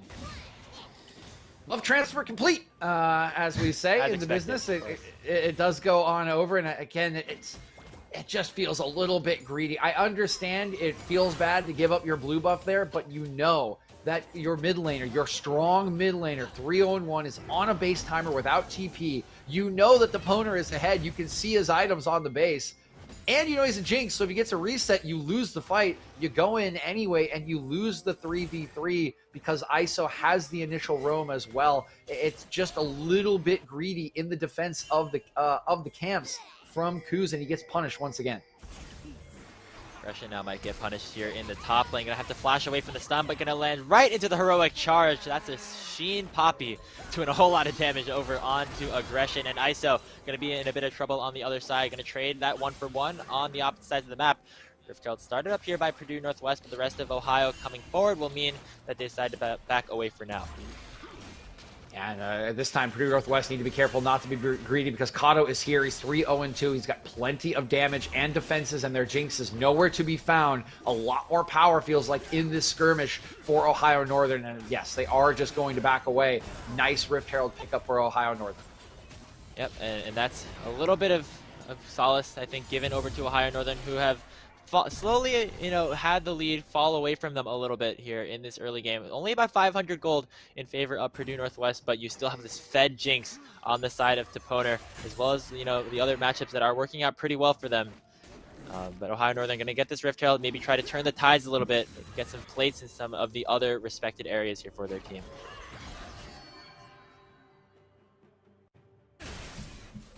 We do look around. Plating is still available. That's very nice. We've seen a couple games in which the Rift Herald hasn't been used for the plating. Plenty of time to drop that one down. The question really is where. You already have a pretty strong mid laner. You could try to use it in bottom lane to equalize, but I find it'll be pretty difficult to get the push in the bottom lane. Stun. Kato gonna get stunned up here. Gonna dodge away from that Viego W, but the Heartbreaker forward. Kato going to get taken down with the Unleashed Power. ISO gets the shutdown. Yeah, I mean, Kato played that about as well as he can, right? He just gets caught on another roam timer from Udon Beaton. Well done with using the priority they have in bottom lane to go affect the rest of the map. And it's a good sidestep, just doesn't quite have the health yet or the defensive tools, and they do just force upon him with 3 members. Yeah, and really nice proactive plays once again coming out from the Purdue Northwest team. Opening up about a 1,500 gold lead for themselves, getting some crucial kills here. We might see some more action here in the bottom lane. We see Kuz in the area with Rift Herald in hand, but the Deponer still getting the better end of this push in the bot side. Having that double range matchup definitely going to be impactful despite there being a Caitlyn on the other side. Yeah, I mean, they really have used this double range matchup to great effect. Udon Beaton has been everywhere on the map. I mean, he's roamed to mid lane, 3-4 times? He's been at pretty much every play because he knows they can get the push and he can just walk up to the lane. It's going to be perfectly safe for the Deponer to continue to farm. Really where the bot lane selection will come in handy for Ohio Northern is at these objectives when there is a 5v5, the engage for Nautilus pretty much unparalleled with how much CC is in his kit, but thus far they haven't really been able to use it in any situations. Yep, not yet, not just yet, as we're still going through this game. 2 mythic items starting to be completed for both teams here. See that Divine Thunder here for Onto No Use Stink alongside that Kraken Slayer on the side of Deponer. Taking a look at the gold, ISO actually ahead of Kato by about 500 despite the really successful early game that this Vex ended up having. ISO ended up using those kills very, very effectively on the ganks. as now Kuz and Kato might look for another kill here onto Cylindric. Dodges away from the ultimate there from the Vex. Still have the Rift Herald here for Kuz. Might try to use it before the plates fall. Get a little bit of extra gold into the Gnar. Yeah, and I don't think this is exactly what they would have wanted to do, Grapes, but like you were saying, I mean, he'll still get it off at Nice some little point. interaction there. Just maybe stall out for a little bit longer here. Kato, though, back to mid lane, fighting against ISO, who, once again, Kato does not have that ultimate. They're actually going to go for a dive up here in the top lane. ISO takes down Kato on the other side, but Aggression will trade one back. It's going to be just another 1-for-1 on the opposite sides of the map. Dragon picked up as well for Purdue Northwest, but on the side of Ohio Northern, they will get this Rift Herald proc, taking down most of his top lane tower. And that's a little better from Ohio Northern. It is going to be in trade, of course, as there is a lot of pressure going down in the bottom lane. But unlike game number 1, they actually managed to break open the entirety of the top lane turret. That is the first turret of the game going over to them, and they will continue to impose on this top lane. A little harder to continue to push forward on a Gnar than it would have been on a Fiora, but it's good progress nonetheless in a game that they're kind of been bled out through some of these skirmishes. Get some gold back in the pockets, even if it is on a Gnar, will set you up very, very well for the team fights that are to come, especially when you know in 4 minutes, 20 seconds now, there's going to be a third Drake that you have to fight over, lest Purdue Northwest get on the Soul Point. Yeah, it looks like it will be a trade here of the towers there on the bottom side, as No You Stink has made his way down bottom as well. Reaper and Motors not feeling very good about this, as they're forced to just wait under their inner turret before the wave will end up crashing in. So going to be a trade of those towers once again. We start talking about how Ohio Northern get the first brick gold. They also get additional damage onto the tier 2 up in the top lane. But Purdue Northwest probably are not too upset with the trade that ended up happening. They're still getting gold into some of their crucial members. We really didn't touch upon this, but ISO picking up another solo kill onto Kato down in the mid lane before that dive down top ended up happening. So things not looking too bad for them right now. Yeah, and ISO really kind of accelerating this up to nearly level 11. There it is as he ticks it on the wave.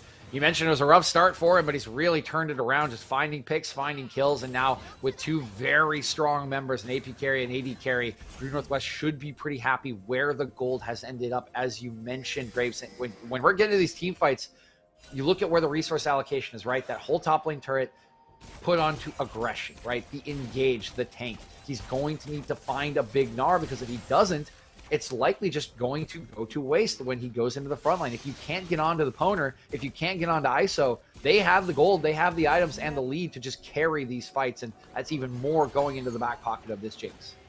And while you do still have a decent engage tools for a good team fight for the side of Ohio Northern, damage numbers aren't really that good, as we see a flash away from ISO in that little skirmish down there in the bottom side.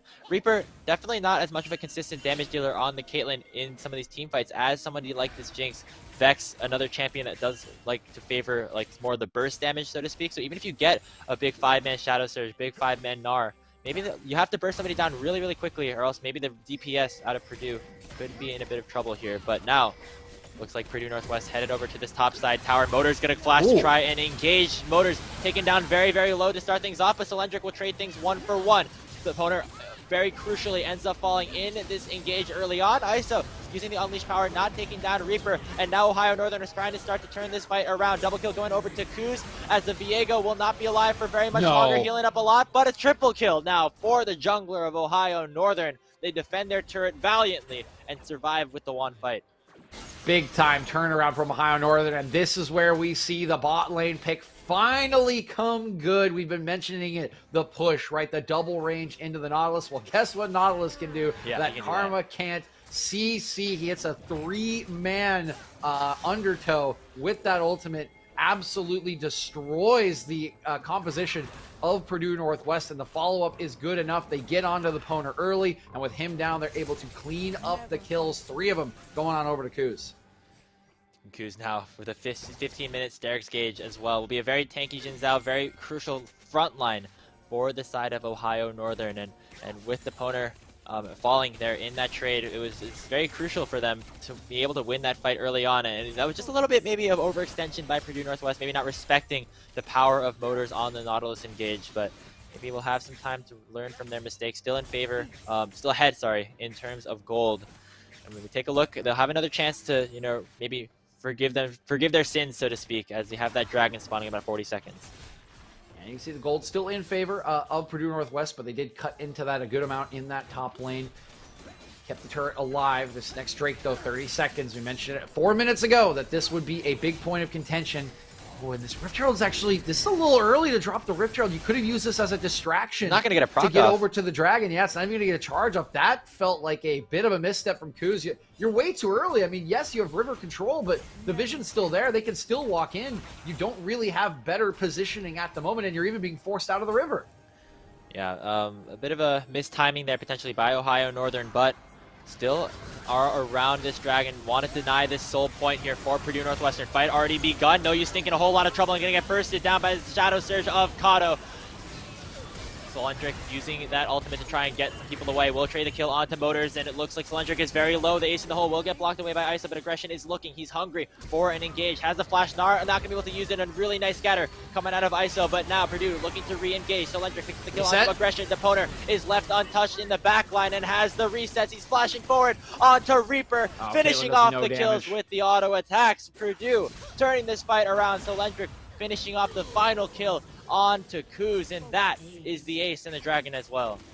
Yeah, Soul Point going to go over to Purdue Northwest, and the fight started so well for Ohio Northern Grapes. They burst out, no use stink, meaning one of the resets was off of the table, and the ultimate, the Crescent Guard from Kuz, was keeping the Poner at bay, but they just chase too far. They overextend. The Flash Gnar is too much for Aggression. He gets stopped by the Scatter of the Week, then gets stunned. That gives the Poner the reset that he needs to take over the fight. It splits up, and Purdue Northwest cleans them off the Rift. Yeah, absolutely. And Iso, again, also having an incredible team fight there. Now 7-3-3. Really big shutdown to his name as he completes the Shadow Flame with a 10-stack Dark Seal. Everyone on Purdue, those main carries looking very, very potent as they just win that next fight. They take that Dragon, adding some more resistances to themselves. And for Ohio Northern, I mean, that was a pretty good start to the fight that they had there. We're able to, try to burst down No Use Think pretty early on in that fight, but at the end of the day, it just wasn't enough. Yeah, I thought that the approach to the initial fight was good. It was a good initial engage from Motors, who's in trouble. Getting stunned up again. Rocket as well. Almost hitting here. That is him falling to the Poner. As now potentially could... yeah, Baron isn't even spawned yet. It's 19 minutes. Kato, though, going to make a trade onto the other side, onto Solendric. Shutdown going over to Aggression on the Gnar, so a decent usage of their pressure on the opposite side of the map to go for the 1-for-1. They're going to pick up this tower as well, get that slight objective bounty. We'll take a look at the mid lane. Purdue Northwest pushing in onto this tower as well. Going to make this a 1-for-1 trade. Also have Iso with a massive wave in the top side. So Ohio Northern going to have to try to respond one way or the other. The question is whether they can make this a 2-for-2 and whether Purdue Northwest is happy to opt into this. Of course, they do have Solendric spawning in 9 seconds, so it looks like they will just trade 3 turrets for 2 by taking that top lane and trading the tier 2s. But I do like the play from Ohio Northern because this gives them a lane to play through as this game progresses, right? If you open up one of the lanes and you win a fight later on in the game, you can just walk into the enemy base and either bust it open or even win the game. It's a good trade from the gold position they are in, down 5k, even if they do kind of trade down a turret. And you get those objective bounties as well, which is definitely going to be crucial at this stage in the game. Just getting some added gold into your top side here. Aggression, of course, picking up that shutdown as well, working towards that Sterix gauge. Going to make him a whole lot tankier. Calm some of these later fights, and they're going to have to fight soon. That timer is ticking up in the top left corner. DJ, 2.5 minutes until the Mountain Soul is available for Purdue Northwest to take. Ohio Northern have to get their resources as soon as they can and prepare for that objective. Yeah, 2 minutes, 28 seconds. All they really have left. A Mountain Soul would be pretty devastating for them because you got a Vex who relies on some burst damage. You got a Xin Zhao who relies on burst-ish damage. And a Mountain Soul would do a lot to deter that Motors pressure. Might be caught out again. Going to have the root landed onto him. Kato is here to try and disengage, but looks like the fight might be continuing to go down. Kuz going to go forward as well, going to get exhausted, but it's not going to matter. Kato doing so much work there, picking up 2 quick kills, but watch the resets coming out from No Use Stink, and Solendric onto the backside as well. Shadow Search forward, but the scatter is huge from the side of Iso, now dominating on this Syndra, trying to get chased down by the side of Ohio Northern, will escape with his life. It's a 2-for-2 in the engage. Crucially, the Poner is down. Kuz still alive, though, on the side of Aggression. Doesn't look like they want to do anything too crazy around this Baron. He's going to take the even trade for now. Yeah, it was a very nice collapse from Aggression and Kuz. They see the play forming and they come from behind. I don't know. I mean, Times the steadfast presence not well enough. Cylindric now maybe in a bit of trouble. Ku's going to continue to dash forward. Going to flash actually for this kill. Wind becomes lightning and Cylindric becomes dead. wow, that was, I mean, Jin Zhao damage is, that's into like a 2-item poppy, but okay. Another turret gonna go down. A nice play from Kuz. Gives them some more map control. 27 seconds until Cylindric will come back up. Fortunately for Purdue Northwest, he will be in time for the Drake, the all-important potential soul for Purdue Northwest that will be spawning in 55 seconds. And you can see they're already walking into this river area, starting to clear out the wards as they prepare for this massive team fight that is to come. Crucially, that Shadow Flame completed for Kato on the Vex, as you'll have that second item ready to go for this potential fight. But Purdue Northwest setting up vision around this bottom side jungle of Ohio Northern, wanting to make sure that they know exactly where some of these flank positions could be held, as it looks like the ONU want to go for a pretty big early engage to start a fight off with the composition that they have. I mean, keep your eyes once again on Motors to see who he does ISO. target with the depth Big charge. scatter onto ISO. Not going to be able to use the ultimate onto Kato, who crucially misses the Shadow Surge as well. Motors very, very low. Going to try to get some final crowd control in before falling to the likes of ISO. Stopwatch used here by Cruz onto the backside, but the resets are coming in. It's Deponer doing the work here in the front line of the side of Ohio Huge Northern. Gnar. Big Gnar to disengage, but the fight is still in Purdue Northwest's favor. Only 2 alive for the side of ONU. They have very low health bars as well as the rest of Purdue going to head over to this Dragon. Don't think Aggression can really do anything about it.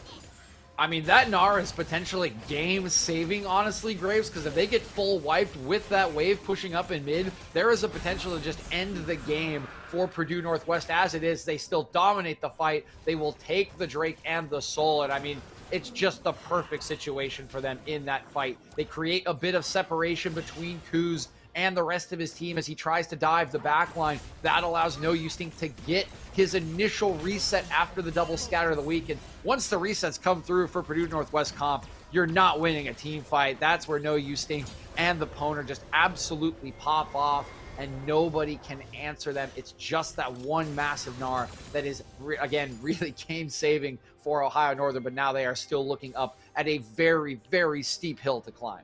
And I think a lot of how these fights have started to open up here, DJ, is just who decides to engage, who is able to engage first, so to speak. If Kato gets an early ultimate in to try and burst down some members, that's when Ohio Northern really have that chance.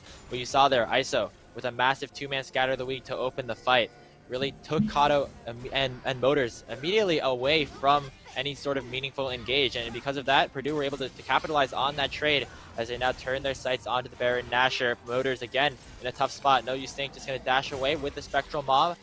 There's the Mega Gnar pop by Aggression as well. Purdue just hovering around this pit because they know that they can win the fights.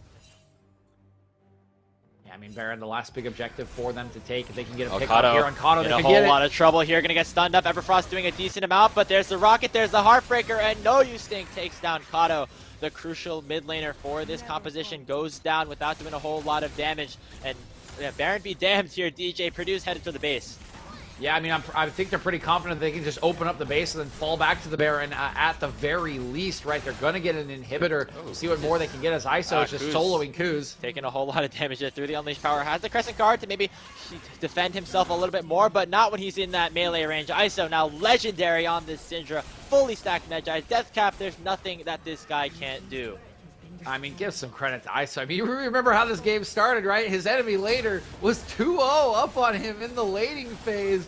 Just a devastating way to start a lane that you want to try to contest and control, but he has just worked his way through this game, patiently waited for his moments, and once he got strong, he was not going to miss with the scatter of the weeks. This has been a massive performance from ISO, and it's looking like the performance that will help his team close out their first win in the MEC season. Oh, blue buff. Got it. Nice. He can even take down the blue buff when it's running away. I feel like I can never do that. It's like I feel like that's like a talent that you can potentially have. ISO very, very strong here with those 4 completed items now on this Syndra, and he's gonna continue to be that main 25 carry. stack Magi's Grapes.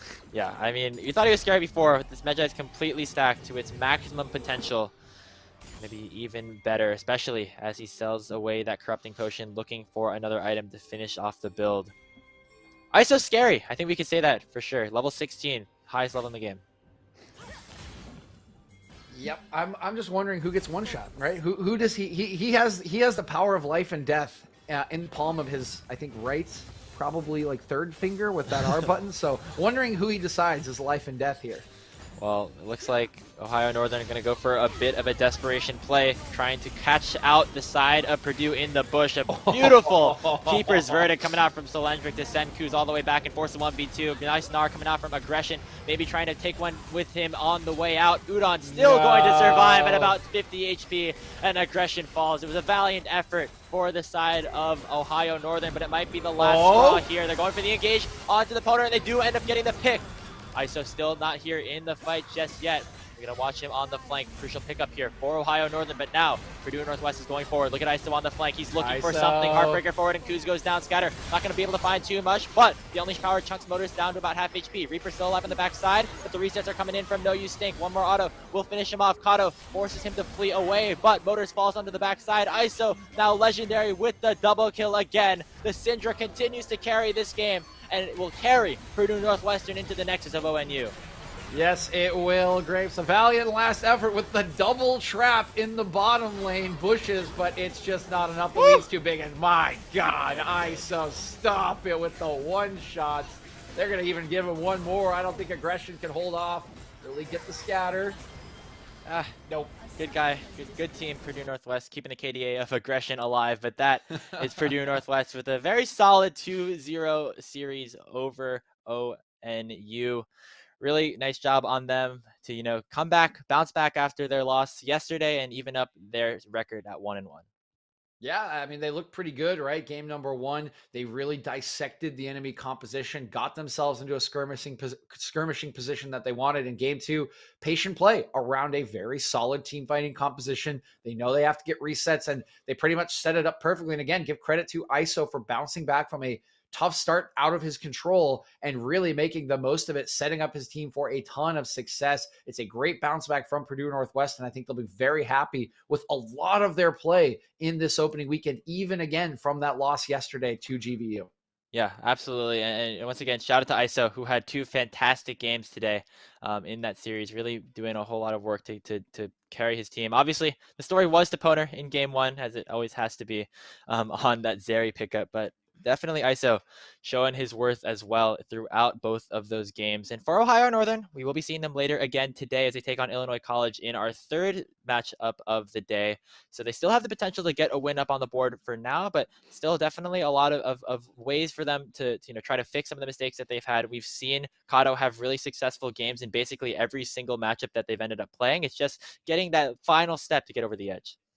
Yeah, I do think it's kind of those final steps. It's the I's and T's. It's the details right now, Grapes, right? The drafts are interesting. You can see what they want to do, but they're just not quite connecting enough plays to get to their win conditions. They're not quite getting the members they need, enough gold in the early game. And those things can be corrected as the season does wear on. You can definitely see the talent, the playmaking, the eagerness in these players. It's just the puzzle's not quite all coming together, right? We've got some of the edge pieces, someone's working on like some random part of the middle there for some reason, and you're kind of like, why are you doing that? Just work on the edges right now. But the edges will come together. We got plenty of time here in the MEC. Yeah, and hopefully they can put up a bit more of a show up against Illinois College later today, as we said. But that's going to be end of our first series of the day. We're going to come back in a couple of minutes with Arkansas versus Drury. Don't go anywhere. You're not going to want to miss it.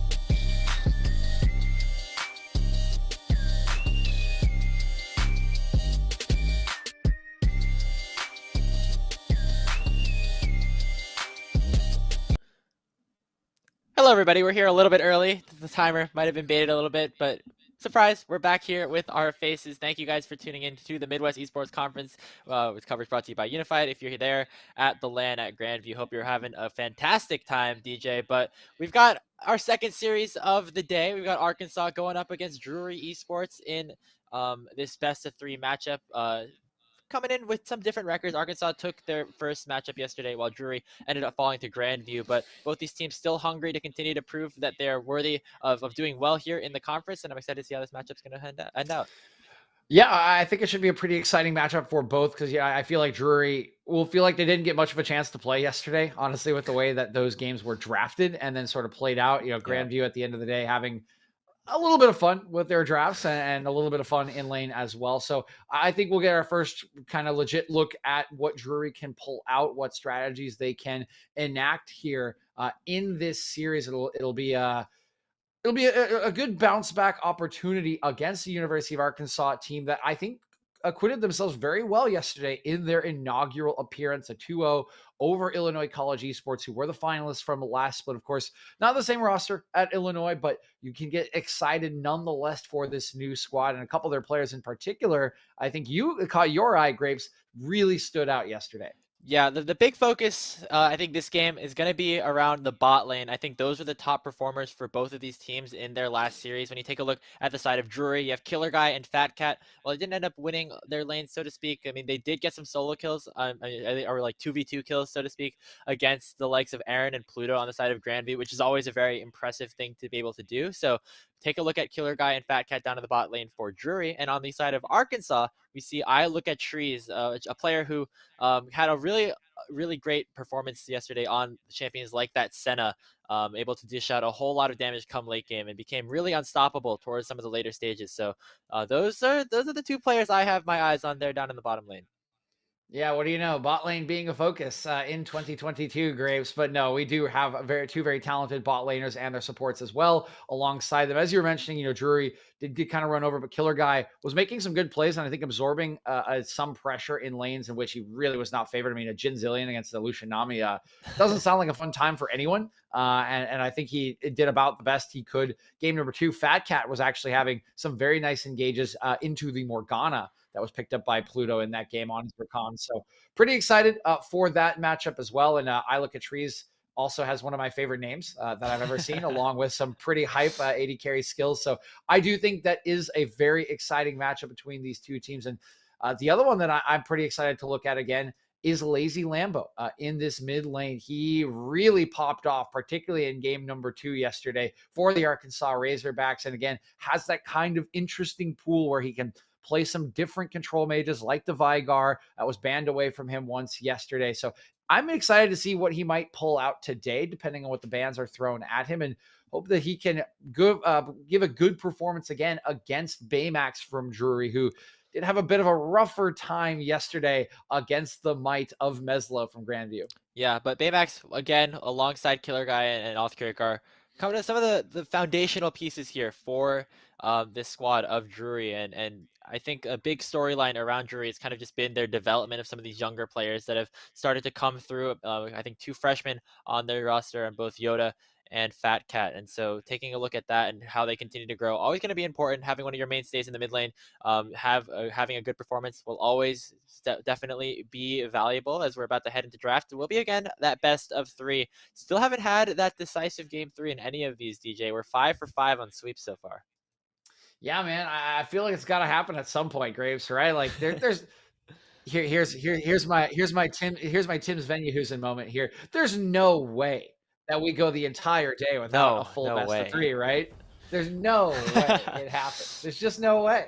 So there's no way. Whether it's this one, the next one, or the final series of the day, we will find out. But I will do it, and we'll see if I am cursed just like Tim is. Well, DJ, it looks like you just cast a curse us into 9 more games of League of Legends, but the first one here will be between Arkansas and Drury. Arkansas on the blue side, Drury on the red side.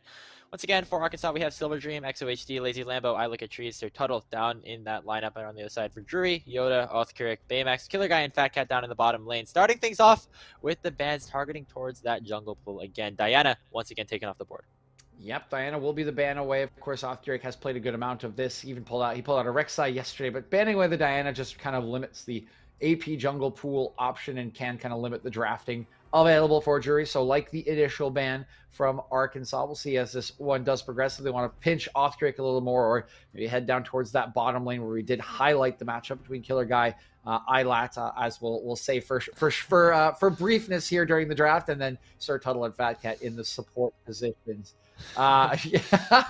Production letting us know that the name doesn't quite fit on this screen, so the abbreviation is necessary at least for draft purposes. Poppy, the ban away after XOHD, did look very good on that champion yesterday, and with that Poppy off the table, they are also going to counter ban and say, yeah, you want to get rid of the steadfast presence, well then no Camille for you, Yoda. Yeah, Yoda, a player that played 2 games of Tom Kench top lane yesterday, which is not something that you see super often. Oh, did we fit it? Top side, but did we fit? I look production. At trees? There we go. Production getting I look at trees. Thank you, Hyper, behind the computer there. And yeah, I mean that's better. You get to look at the name just like I look at trees. I guess looks at trees, so to speak. As we go through the rest of the ban phase, Janna taken away as well, targeting Sir Tuttle down there with his enchanters in the bottom lane. Yep, we did see a couple of those from Sir Tuttle yesterday. So the Janna going to be the takeaway. He was pretty hyper-focused on it, even in game 1, where I didn't know if it fit that well, but he looked very good on it. Leona, the final ban away from Fat Cat, want to remove some of the engage options after what we saw on the recon. I think this does make sense. Is a player that wants to start off fights and wants to be kind of the trigger for his team. One more ban available for Drury. What will they go for? There's still a lot on the table for Arkansas. Victor, Corky both available. Zeri still available. There is a lot they could go for, and they're hovering that specialty Vanguard. They're going to take it away from Lazy Lambo, which means pretty much anything they want is here. They're hovering Zeri. Graves is looking at the side. Did we not look at the screen? What? Okay, hold on. They're hovering it, Graves. They're hovering it. It would be cool. We have not seen I look at trees on the Zeri yet, I believe. So I just think it was just banned in the last 2 series, but it is still left available. Hovering it for a second, but then opting towards his signature. They're messing with me. They're messing with me, man. Senna will once again be the lock-in for I Look at Trees. Looked very good on this, but okay, there's a hover of this area. I think there is a LAN out there that is out to get you now, Grace. I think you've incurred the wrath of the gods at this point. They're just gonna hover Zeri every single pick and just not lock it in. Oh please, come on. Honestly, if you're gonna lock it, you might as well. Yes, it's gonna happen. They're gonna hover it every single time. Grace, they're not even gonna ban it. I feel like at this point you might as well like play it. I mean, it's still open. It's still a very strong AD carry. We've seen what these players have done with it in our last, I think, 3 games that we've seen of Zeri in this tournament so far, but instead just gonna opt for some support picks here alongside that Jarvan here for Othgeric, that Thresh getting locked in down in the bottom lane for Fat Cat. Thresh is an interesting one here, right? The support necessarily hasn't been shown. I would expect to Senna as the AD carry, right? Going to I Look at Trees, so not quite gonna match. Instead, they'll go with the jungle and support duo. And I think one of the reasons might be that Thresh is sort of that soft counter to Jarvan where, oh, you want to ult this immobile AD carry? Well, too bad. I have a lantern. I get to use Dark Passage. So maybe just preempting that and taking it away early on. But Arkansas know what they want here into the matchup. They're going to go towards the Trundle. Can be very obnoxious for Jarvan with the pillar, and to take away the stats, we get another Zeri hover. Come on, man. I don't think it's going to be a lock-in because there's already an AD carry locked in. Yep, so we will get the Maokai to round out phase 1 for you of Arkansas. Oh, I love it. I love it when everyone comes together. We're all like coming together to bring joy to the entire land, except for Grapes. It's just at Grapes' expense. Hey man, if there's another Zeri in this game, I mean that's just the other team. That's the other team not having a lot of fun, it seems like. But the Maokai actually is a pretty interesting pickup here to see the Baymax Victor in inventory as well. Maokai, yeah, not a champion that we see super often. I wouldn't be surprised to actually see it paired alongside a Senna and maybe a fasting style. Obviously, we saw I Look at Trees play that farming Senna in both games yesterday, but I mean, not out of the question here, especially considering that Maokai has not really been super prioritized in the solo lanes as of late. Yeah, and Silver Dream did play some Wukong yesterday, so it would be quite the departure from what we saw, that Bruiser kind of engage, and Maokai's engage is nowhere near as snappy, needs a lot more preparation and a little bit of cleverness usually to come out of Vision. Bans coming in, though. We do have Caitlin taken away with an 80 carry still needed from Drury. I would imagine maybe we see a Jinx as well get taken out of that pool. Unless they want to ban Zeri, unless they finally want to give you what you were looking for, Graves. Somehow I don't think that'll happen. Anivia is the takeaway from Drury. Lazy Lambo still working on that kind of wide pool that he has in the mid lane. And Corki will be their final ban away to limit his ability to carry against this Victor. Yeah, still targeting that mid lane there for Lazy Lambo. That Veigar also taken away in that first phase. So kind of pinching the pool a little bit of Lazy Lambo. Maybe trying to get Baymax a bit of a more easier matchup here on this power pick like the Victor. We're talking about how Lazy Lambo did really well in some of those games earlier. And on the other side, Killer Guy still has a lot of his bot lane champions available with this Vayne Hover and eventual ban. Things like the Twitch and the Jhin that we saw him perform really well on yesterday, still on the table. And of course, that Zeri as well. I will say Jhin would feel kind of bad here into 2 tanky champions already. And honestly, as a Jhin player, I just hate laning against Senna. It's so obnoxious. None of your poke sticks. She can negate your force shot if she goes invisible in her shroud. The lane really sucks. It honestly does. So not surprised that it maybe hasn't been banned and won't be selected either. Instead, it is the Ashe trying to get some of that CC to lock down the Senna. Meanwhile, we got a hover of the Karma. That would be the lane that they played pretty much all of yesterday. It will be locked in, and they will get their pushing power. They will get that comfort that sent them to a win in their first series yesterday. Yep, Karma going to get locked in alongside that Senna down there for I Look at Trees. Final pickup here for Arkansas will be towards the mid lane. We'll see what Lazy Lambo decides to lock in here on this B5. The Karma lock-in signifies Maokai headed towards the top lane.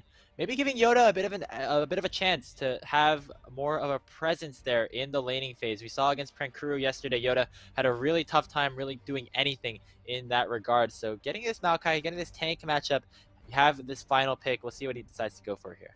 Yeah, we do see the Orianna locked in to the Victor for at least the safe laning phase that you'll get out of these 2 control mages. It's a older matchup. I do personally think that at the moment the Victor is the better end of this matchup, of this trade, so to speak. I think if you're not getting Corki, it's a little bit tricky to deal with Victor, but as we all know with Orianna, some shockwaves can always change the game. But there is a very spicy final lock-in with an Akali, likely to head into the hands of Yoda, who we do know as this very young, bold, mechanically gifted freshman. He's going to take that into what should be a pretty free lane in the Maokai. And given the tanky nature of the champions on the other end, I would expect this to be the chem tank build, but you could also opt for that assassin build if you want to just try to go after this backline when the fights do break out. Yeah, things like Riftmaker always still an option as well for Yoda if you want to go for more of like that hybrid sort of build. But I still think Chemtank still is a very good option on this Akali. And we've seen Yoda been playing a lot of that in solo queue as of late, really practicing some of the mechanics on this assassin. Going up against a pretty tanky team, as you said before, in University of Arkansas. But as you said, a lot of targets for them to look at, a lot of targets for Yoda to look at, maybe try to one-shot later down the line, and also maybe getting a chance to actually unlock a little bit more on the map. Yeah, I think if we want to go for a split pushing here, it will definitely be the sort of tankier Shadow Flame build. You want to take that into bruisers and tanks because the fight's always going to be extended, right? Like if Maokai's even with you, you're probably not going to one-shot him if he's building MR against you. So you do want to take that. But if the focus in the fights is for the Senna, right? Because you can see this is the same thing that Arkansas wanted yesterday, right? We scale up. We're going to get I Look at Trees, all of his souls, and we're going to death ball you. And they got quite the death ball, right? You got Maokai. You lead in with a Maokai and a Trundle. You follow up with a Shockwave whenever you want with all the healing and shielding from the Senna. It's pretty nice death ball. So if the focus is to take away that healing and shielding, you do want to go this assassin build, and there are a lot of options to get on the Senna. Akali is there. You've got the engage from Othkurik. You've even got the Ashe arrow for the pick. So interesting to see where they do put their resources, but I will say the team fighting just a lot easier for U of Arkansas. I mean, they know exactly what to do. They're going to run at you as a ball, and Drury, it's not going to be that easy to answer if you don't find some picks, if you don't find some assassinations before a 5v5 breaks out. Yeah, and I was just about to say, not only do Arkansas have, that early laning advantage, I mean, sorry, that early team fighting, they also have, I would say, not like winning lanes, but safe lanes at least. When you take a look at where you might want to consider Othric to go, obviously Silver Dream is like the most likely target, but Yoda on this Akali is not super potent come like the very, very early game. So it might be a little bit hard to maybe get onto that top side. And when you take a look at Orianna, Senna, and Karma, these are lanes that are able to kind of sustain themselves through the early game and eventually get to that late game in time. So Othkirk really gonna have to think creatively in terms of getting some impact and getting some early leads for the Drury lineup to start this game off. Yeah, I think top lane could be an option, but like you said, not a lot of setup with the Akali. I would be more. I would expect more Othkirk to look towards that mid lane, kind of as he did in game 2 against Grandview yesterday when he was playing the Rek'Sai, right? Makes that level 2 gank, gets the flash off, gets the kill. And if you do get a flash off in Orianna, suddenly she becomes very, very susceptible, particularly to a Jarvan early on in the game. You can't really dodge the flag and drag unless your hands are real quick, right? It's a good gank option. You do kind of have to draw the flash and hope that you can get a kill, but I think that is probably Othkirk's best option in this early game. Again, considering all of the disengage available on Senna and Karma, but Threshold can always change that, and level 6 will be a fascinating time because of the engage on the Ash Arrow in that bottom lane. So early game, I think the best look is for the Orianna. At the level 6 mark, Othric gets a lot of options with the setup that his team provides. We'll see if he's able to find that as we have loaded on to the Rift for our first game of this second series of the second day. That's a lot of numbers of the Midwest Esports Conference, DJ. We're here. Game 1 between University of Arkansas and Drury. Once again, Arkansas will be taking your blue side, Drury on the red. Standard 5-point fan to start this game out. Nice little Demacian standard coming out from Othkirk to spot out Lacey Lambo. 30 seconds until minions spawn. And we were about to see a pretty standard start there, Grace, but it looks like our faces are back on camera. So hello again. We are just about to get into game 1. Looks like there is a brief pause and delay in the game, but kind of as we were talking about it, we'll wait to see where the wards do go down, but the early game, I think, going to be very important for the side of Drury. Remember yesterday, right? The early games were brutal, to say the least, right? Grandview really kind of threw down the gauntlet against them, and they've given themselves tools to make plays in the early game. I think they're the team that needs to make plays in the early game to get some of their lanes ahead because the team fighting is so easy on the side of Arkansas. So keep your eyes on Othkirk in this early game. I think it's why I highlighted him so much in draft as we do get back in, see where his early pathing, his early warding is, and who he is electing to give resources to so that Drury can get through an early game, can get to a mid game, and show us what they are made of in the MEC. Also see the lethal tempo on Othkirk on the Jarvan. Not what you see every day, but actually, as a Jarvan player myself, I'm a big fan of this lethal tempo. The Conqueror, while it is nice to get some of the extra AD, you don't really get a lot of these super extended fights on J4, so just getting a little bit of extra added attack speed, always going to be pretty valuable here, especially during some of these early game skirmishes in the 1v1. Definitely will help against XOHD on the Trundle. And once again, DJ, we're seeing blue starts for both of these junglers on the map. We pathing towards those opposite sides. Take a look, though, in the bottom lane. Killer Guy and Fat Cat are setting themselves up for a level 1. I look at Tree's going to walk straight into the book and walk straight into a death sentence. Already pops the cleanse, but the Ignite is still ticking. Killer Guy will finish the job with the final auto attack, and First Blood goes over to Drury. Now Sir Tuttle might be in a bit of trouble as well. They're just going to continue to rain down the autos with the slows. Killer Guy might have been a little bit too far, but he's going to flash away to secure the double kill. Really great stuff from Drury to start things off. What a start from Drury. The trap works absolute wonders, and I look at Trees as caught looking at something as the death sentence comes in. That is 2 early kills, and now you don't even need Othkirk to get your bottom lane ahead, so he can focus his attention on the top side of the map, try to spread that lead around. I absolutely love it from Drury as they are taking advantage. They are bouncing back right away in their second series. Big gold lead now going over to Killer Guy as well. Had to go with that base, another longsword, another dagger, and a whole lot more damage here in this lane. Interestingly, though, it is Killer Guy with the ghost as well, so added chase potential, added mobility into this Ash, and it's a different itemization, summoner spell choice that we would typically see out of a marksman, but Killer Guy, it worked pretty well for them there. Yeah, Certainly worked very nicely. Did use both summoner spells, so everything down for both the AD carries. Sir Tuttle holds on to his as he did go down for the second kill, but yeah, you're fine expending those summoners. You're fine taking the build because you are now in a great spot as this Ashe. You can impose yourself on the lane with the extra damage. It's very risky to take trades, especially with how slow auto attacks in the early game. And that's everything Drury needed to feel good about the start of this game. Again, the start of the games against GVU were brutal. Now, for the first time, you are looking at a significant and meaningful lead in the early stages, and you can really show what you are made of from ahead as opposed to being behind all of yesterday. Yeah, very, very true. First time we've seen Drury with like a significant gold advantage at any stage in the game, really, so far this season. Obviously, going against Grandview, not the most uncommon thing to hear for some of these teams in this conference, but it'll be interesting to see what they decide to do at the lead as we see Othric covering around the mid lane that you were talking about, DJ. Lazy Lambo is going to get shoved in under the tower. I think that Othric is just here to defend his mid laner to make sure that he gets the push across. As we also see Yoda going for an aggressive check of the topside jungle here, going all the way over to the Wolf Pit to get that ward in.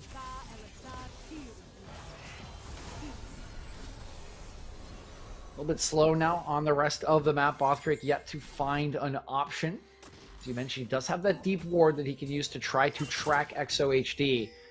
The pace a little bit more favorable now for U of Arkansas as they can try to take a deep breath from that blitz of a level 1 in the bottom lane. But everywhere else is about as quiet as it could be, Grapes. We're getting the... are we getting the afternoon slump at what is it, 12:24? Yeah, I was going to say it's early. Slump. We started around this time yesterday, but maybe second series of the day. We'll see what happens. Early game definitely was explosive in the level 1, but so far Othric and XOHD have not really found much impact in terms of the ganks. We were talking about this a little bit earlier, how we think that Arkansas has some pretty safe lane matchups for the most part, and it'll be a little bit up to Othric to really be able to find some of these angles. Hasn't really been able to find them yet. Wait, Grapes, I just realized. We were going to ask Ilika Trees about the Ivern matchup, but his teammate's playing a tree. Did he get distracted a level 1? That was it. Directed camera. He had the F key on top lane. He was just staring, looking. All right, now we have two questions. Now we have 2 questions to ask as the first Drake is taken here by Drury. Would be kind of risky for U of Arkansas to try to contest this with how far ahead Killer Guy is and the priority. Try to steal it, but yeah, we'll go over. My heart stopped for a second there. Othric did not use the smite. You didn't trust Othric? What?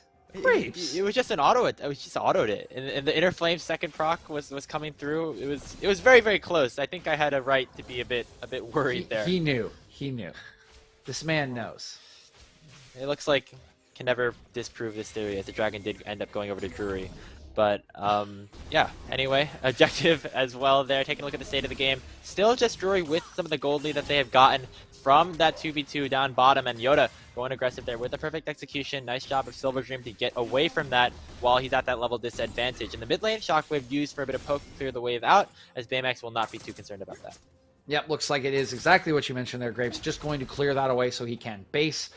Didn't have anyone in the area, so definitely not going to be any follow-up on that Shockwave, and we'll get that first base off. And not quite a lost chapter, though. Just going to pick up some more laning items as he does head back, Lazy, with a 10 CS lead. So pretty nice early laning phase for him, and he'll be feeling pretty comfortable on what was his mid lane counter pick thus far.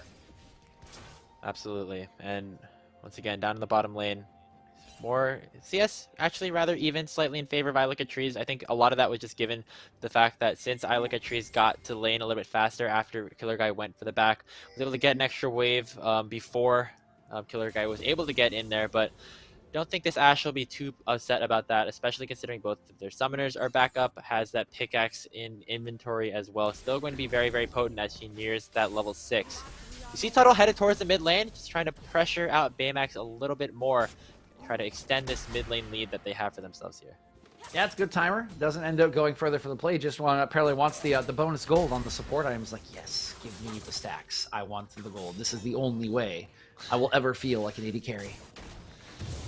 And yeah, I mean that's to say the least for sure. Need some gold there.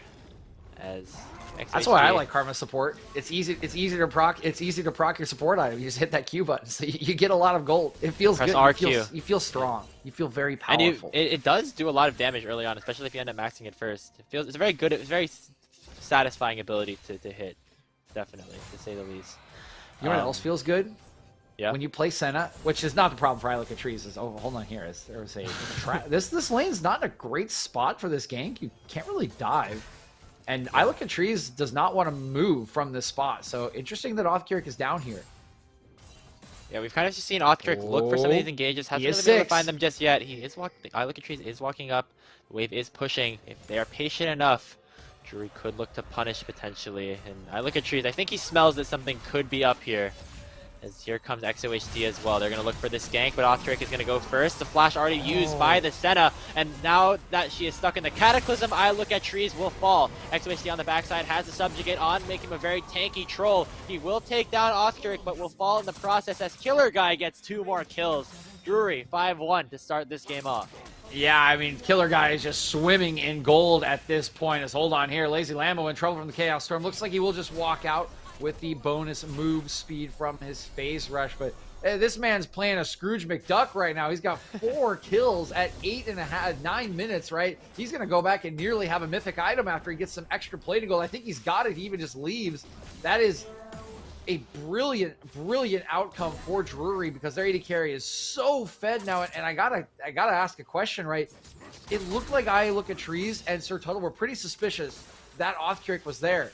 But they both flashed early, meaning that Offkirik could just follow them with the Cataclysm. You've got to wait for the Cataclysm to come down so you can flash out of the chamber. Otherwise, they still, just like they did, you're still going to go down. Yeah, and go down they did. We were talking about this bot lane matchup before the game started in terms of how both of these players were seemingly like the stars for their team in their respective matches yesterday. Killer Guy and I Look at Trees both looked very, very solid, and so far, it's been Killer Guy on the Drury team that has looked better so far. 4-0-1, has that completed Gale Force as well. Of course, Senna, still being that late game champion, still has the potential to make really huge impact as we get later and later on into this game. But it's still something to look at here. This Ashe still going to be very potent with that first mythic item completed of the game. See some priority here now trying to be given over to Arkansas around this dragon. That second cloud is about to spawn. The objective might be the topic of conversation here in just a couple of seconds. I mean, it's so risky for Arkansas to try to approach this. They have a scaling composition, right? We saw them yesterday. They wanted to wait until Senna was strong. And this is a Gale Force Ashe, right? Already, like, nobody else has a mythic item. I mean, that is really terrifying to try to fight into as they're going in again. Wow, they think that they have the damage to take down I Look at Trees just in time. Arrow as well to try to lock down HOHC, and Killer Guy going to pick up his 5th kill of the game with the Gale Force. Biding his time perfectly is Offkirik as he waits for Killer Guy to arrive and finishes off the kill into the mid lane. Ultimates traded over there as the Chaos Storm will burn down Lazy Lambo. Dragon now maybe going to be Drury's for the taking. Mid lane just continue to pressure out. Lazy Lambo will be unable to join this fight for the most part as it will be a 2-0 Drake lead over to Drury. Yeah, I just love the early game plan from Drury, right? They clearly did their homework against Arkansas. Watching the games yesterday with the Senna, they set up a level 1 trap to punish the aggression, the greed of this pushing lane. And then they're just down here, right? Offkirik forcing a play on the lane gank, even though the lane initially looked like it wasn't in a great spot. He waits around, they get the kill. They're just making sure that this game is not free for I Look at Trees, that he can't just sit there and get souls and get strong until Arkansas is comfortable to take fights. They have really blitzed the bottom lane, and it has netted them a gold lead, a Fed 80 carry, and 2 Drakes to start this one off. Yeah, Drury looking very, very solid right now, especially considering some of the performances that they had against Grandview. Definitely, it left a lot of questions to be answered about this team in terms of how well they perform against some of the other opponents in this conference. And so far, the answer has been very, very good. Killer Guy has looked incredibly solid so far. He has 100% kill participation, lots of attention focused down there towards the bottom lane. Up top side, though, I want to point this out just because we have a little bit of time. It is a Phage and a Sheen on Yoda on this Akali. So we're talking about Chem Tank, we're talking about Riftmaker. We're not talking Divine Sunder, but it looks like that's what we're going to be getting here. That is, I have not seen the Akali build. This sounds like something that, like, Stropus would play. Stropus loves, like, Divine Sunder on, like, a bunch of different champions. I feel like this is something that we might have seen out of this. A while ago, there was like the Tankakali that was like making the rounds with like the Titanic Hydra, I think. But that was like years ago. I feel like this is interesting to say the least. Yeah, I'll be keeping my eyes on the build now, Grapes. I'm interested how this will go. I mean, it should be good into Maokai, right? You're just gonna get chunks off of the max health. Oh, hold on, here's Baymax. Looks like he's gonna be in trouble. Yeah, already flashing away from that pillar, but Lazy Lambo is here as well. Shockwave will lock him down once more. XOHD lands the final blow, but now here comes Yoda and here comes Othric. Cataclysm lands onto 2, but Othric being forced to flash away. Bot lane for the side of Drury is here. Flying Drag to knock up one more before Othric falls, but Lazy Lambo will be the one to finish off the kill before falling. Silver Dream now in a whole lot of trouble as Yoda almost about to land those kills and misses the Q. Now has to run to try and chase down this tree who is healing so much from all of the healing in his kit. Killer Guy will be the one to seal the deal. 7 kills now on this Ashe. Wow, look at this. Look at Killer Guy. He's absolutely going crazy.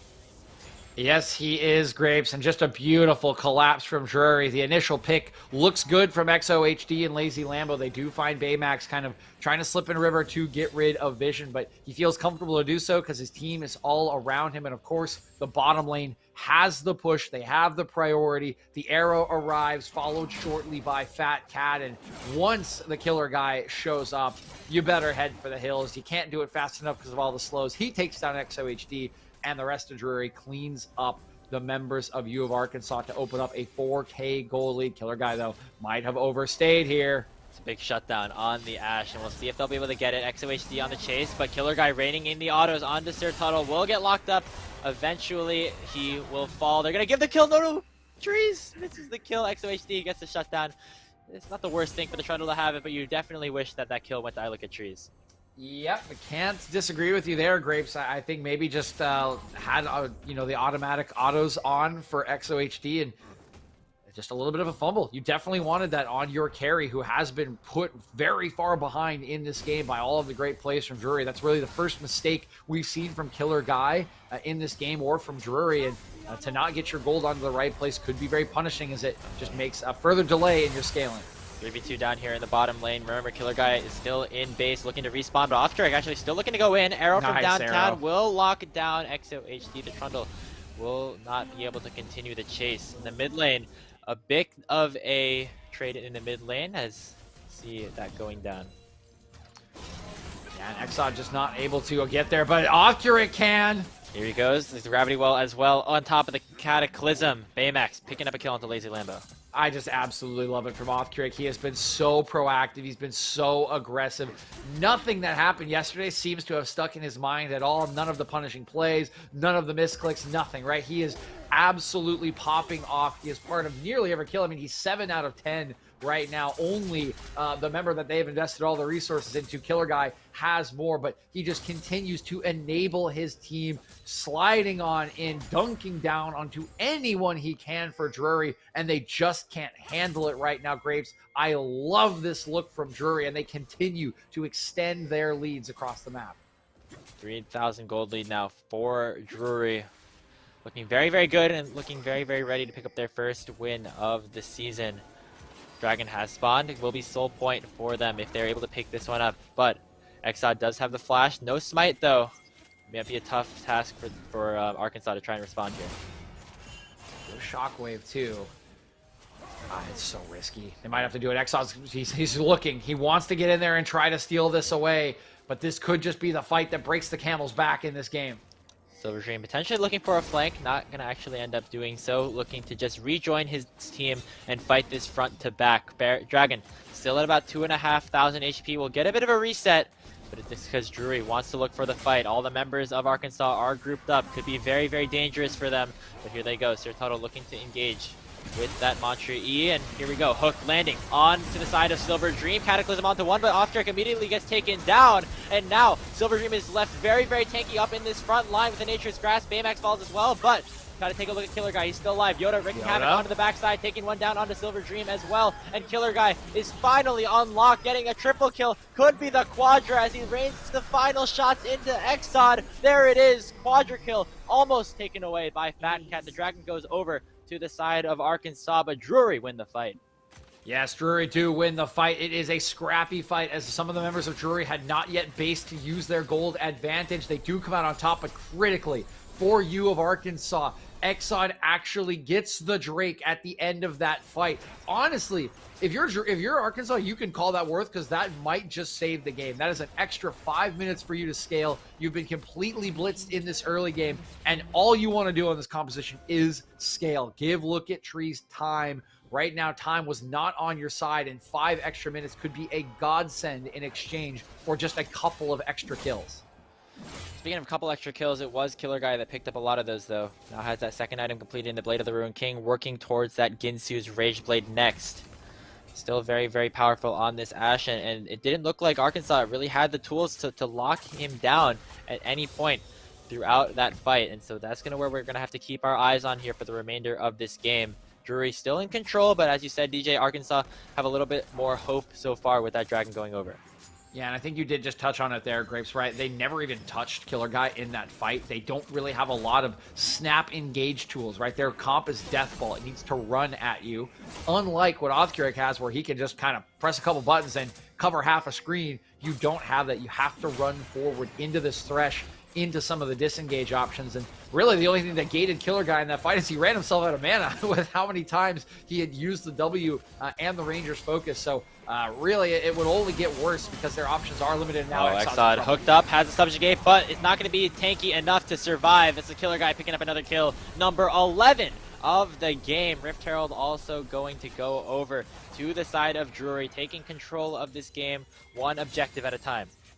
Yeah, and that just further strengthens the point that you just made, Grapes. You know, they have to walk into these chokes. They have to constantly be poking their noses in because they can't go over walls. They can't go from clever flank angles. And it's just so simple, right? Killer Guy just lands an arrow, slows someone. That almost guarantees the hook, and then the follow-up will just come through from Othkirk and company. So love the approach from Drury. Shockwave does land. I don't think he has follow-up damage. Baymax has the Chaos Storm to continue to be unleashed, but here comes Sir Tuttle. Baymax is going to try to flash to finish the job, gets away from the Dawning Shadow. Will trade 1 for 1 as Baymax will get it onto Lazy Lambo in return. And now take a look at the top side here for Drury. They're working their way over towards this top lane tower with the wave crashing in. They have the numbers advantage. Fat Cat looking to go in onto Exod again with Killer Guy on the horizon. Going to land that hook. Exod in a whole lot of trouble. Killer Guy picks up another kill as the focus around the top side might continue for a little bit longer for Drury. Silver Dream's trapped under this tower and might be the focus of a dive. Rift Herald as well being utilized here. It looked like Drury just going to try to wait this one out for that objective to take down the tower. Silver Dream in a very, very weird spot. Gonna have to try to run away, but the blast coming over from Killer Guy might be a little bit too much for him. There's the flag and drag. Silver Dream is tanky, but is he tanky enough? Nature's Grab will lock up 3, but there he goes. Killer Guy with yet another kill. They're pinging the Baron. They're just going to go for this 30 seconds after spawn. They're starting it up, and this just could be the death knell. Some brilliant play around the top side. They get the jungler, they get the turret of the top laner, and now they are looking to bust it open with the purple worm. Take a look at where the rest of the players here for Arkansas are. They're all arriving to the Baron pit shortly, but it's ticking very low. They're going to have to go quickly or else the objective is just gone. They don't want to contest this, it seems like, and that's just Drury picking up the Baron, and they might win another couple of kills on top of it as well. The Chaos Storm raining down onto Lazy Lambo once again will not be enough to take him down, but that's just a free objective over to Drury. Yeah, beautiful stuff from Drury. They have been so decisive in this game. Grapes, their game plan has been perfect from the off. Punish the bottom lane, punish the scaling, and this Ashe has just created nightmares for a team that does have to walk right into them to get anything done. Killer Guy, 13-1-4. He has 3 completed items. It's just absolutely monstrous. And now with Baymax on 2, there is damage all over the place. The siege potential is very good with the poke, with the range. This is looking absolutely beautiful for the likes of Drury. And with 30 seconds until the next Drake, they should be able to push out. They should be able to guarantee soul point and then continue to work on their siege. And it looks like Dragon will be the topic of conversation for Drury so far, who have had a fantastic start to this game. Unfortunately, we do have a bit of a pause, so it'll take a while to actually see them complete that Dragon and continue to make this Baron push. But from a team that lost their last game, going up against a team that won their last game, Drury looking very, very impressive so far. Yeah, I mean, I think like we said, right, we didn't really get to see the real Drury yesterday with the way those games went. The drafts were weird. GVU really just kind of crushed them in lane. So the game never really got to, or late early game, mid game. It just didn't really exist because of the gold leads. And what we're seeing right now is very impressive as Yoda taking a 1v1 with Silver Dream. Let's see this. Procs the ultimate already. Silver Dream healing up a decent amount with Tuttle on the horizon. Yoda still has a whole lot of damage here with the Divine Sunderer, but now stuck in this 1v2 and without an ultimate, there's Dawning Shadow coming through as well. Silver Dream still very, very tanky with this Sunfire, and Yoda just going to try to buy some time. Might get the kill, flashing forward for the auto as Yoda gets the return in the 1v3 now, as I look at Trees will finally be able to finish off the kill onto the top laner, but really great job by Drury, soaking up so much pressure and allowing the Dragon to go over. Yeah, and I guess the Divine Thunder build pays off. He's got enough sustain to get that 1-for-1. That's going to buy a ton of time and resources, but Othgeric's in trouble. He looks like definitely, definitely in trouble now. Killer Guy now almost taking down Lazy Lamba with just the Gale Force over the wall. Hook coming forward from Fat Cat will secure another kill for him. Now the Thresh is on a killing spree as well. Killer Guy and the rest of the Drury team headed down towards this bottom lane where they started it all in the 2v2, taking down this inner turret and maybe looking for more. Yeah, the loss of Othgeric will be a little bit cumbersome for the likes of Drury because it makes it harder for them to just engage underneath the inhibitor turrets. You can see they're backing away now. They will just fall back and look to crush the base another day. They do have a Soul Drake coming up in 4 minutes that they can prep for. And speaking of Othgeric, I love what I just seen from him. He's been the engage, he's been the starter all game long, and now he's looking at this Karma, at the shields that will come out and saying, none of that. Got himself a nice Serpent's Fang on a second buy. It'll make him less tanky, but I think this is a pretty clever one so that his carries can just focus on their damage. Yeah, it's almost like utility in a way in terms of building damage, but for Othgeric, just going to be there to try and set up his team, who has been doing very, very well. If you take a look at the gold difference over time graph, been a steady climb for Drury up this mountain to try and take this first game. For Arkansas, they still have the potential to try and come back. They have a lot of good team fighting tools. If they get a nice shockwave onto somebody like Killer Guy, could mean a bit of a turnaround for them. Still, Drury looking very, very confident, and they have the tools to maybe close this game out. Yeah, they definitely have the tools, right? They're going to need probably one more Baron to do it. That one will be up in 242 just before the Drake comes up, which is leaving an interesting proposition of, a trade. How will these two teams handle the objectives? And that could be a good look into how their macro is coming into the early part of the season. When you have those two kind of big objectives, sometimes teams get a little mucked up trying to take one. They don't kind of set up cleanly. It'll be a good test for Drury because, like you said, everything is in their hands right now. This game is completely in their favor. It would take another 15 to 20 minutes, I feel like, to get to a point where the Senna is truly online because of the blitz they put onto I Look at Trees early on in the game. So they just need to be clean to finish this game out. But there is that potential of a slip up around these objectives. And the longer the game goes on, the more and more this composition for U of Arkansas will turn on, even though it's still very, very far behind. Yeah, and we just have to wait and see if they're able to do so. But clock is ticking, as you said, DJ. Those objectives are going to spawn at some point, and that's really when Arkansas are going to have to try to make a move. You see them trying to pick up as much farm as they can, try to finish off some of these items before they are going to have to go for a potentially game-deciding fight. And we're getting a couple of pauses here. Again, apologies for some of the delays, but for Drury, they're still looking strong, still looking prevalent, and still looking like they have what it takes if they play their cards correctly. Yep, definitely agree with you, Grapes. And what I wanted to see from them, like we said, is just the clean setup around the next objectives. Whether you go for the Drake or you go for the Baron. And I do think the Drake would be the smarter option. You can kind of burn that one down really quickly. And with a Senna on the enemy composition and how far behind they are, they really can't go try to trade for Baron. Right? It's probably going to take them too long. So get your setup around the Drake, right? Head for that Mountain Soul, and then right as it's coming up, right, use all those tools you got, right? The Glacial Augment Thresh, the Arrow on the Ash. Go get yourself a pick, guarantee this objective, and clean off U of Arkansas for your first win of the season. And then try to do it again in game 2. And if you're U of Arkansas, I'll need to ask for a soul check onto I Look at Trees as we get back in, but that's really what we're looking at, right? Because this comp needs to run in to the composition of Drury, and if you're going to run in, you need that healing, you need that shielding power behind you. If it's not quite there, if the AD's not there, going to be pretty hard. And we actually get the check. It's 55 right now, which is not bad. I think if that number gets to like 80, 85, 90, things start getting a little bit harder for Drury. So want them to clean up this game before we get there. Yep, close to that next threshold, I believe. So could be just another power spike that they're looking for before one of those major objectives spawns. And I look at Trees, as I said before, had some very strong performances on the Senate yesterday. I don't think a lot of them necessarily came through. At least one of them didn't come through super dominant laning. I think he ended the game with like 10 assists without that many kills. But then the other one, yeah, definitely had a bit more impact early on. And we'll have to probably do more of the former here in this game, as it's been all the bot lane of Drury to start this game off. Killer Guy has looked fantastic in this game, and we saw him look pretty good against Grandview. We were talking about how he against the bot lane like Aaron and Pluto that has seemed to be very, very dominant so far in this conference. He's been getting solo kills, finding picks and opportunities at the right times, and so definitely still a very capable player, and we're seeing it here. Yeah, certainly is. I mean, we kind of set up the table well for what turned out to be a great early game for Killer Guy, highlighting him early on. But you know that's just goes to show how talented he is. Even role swapping down from mid, right? We knew he was talented going in, and he showed it in these two games. We saw it yesterday, even in that very tough series that they had, and it is really coming up spades in this game one. And I think the same goes for really Drury as a whole, coaching staff and all. Right.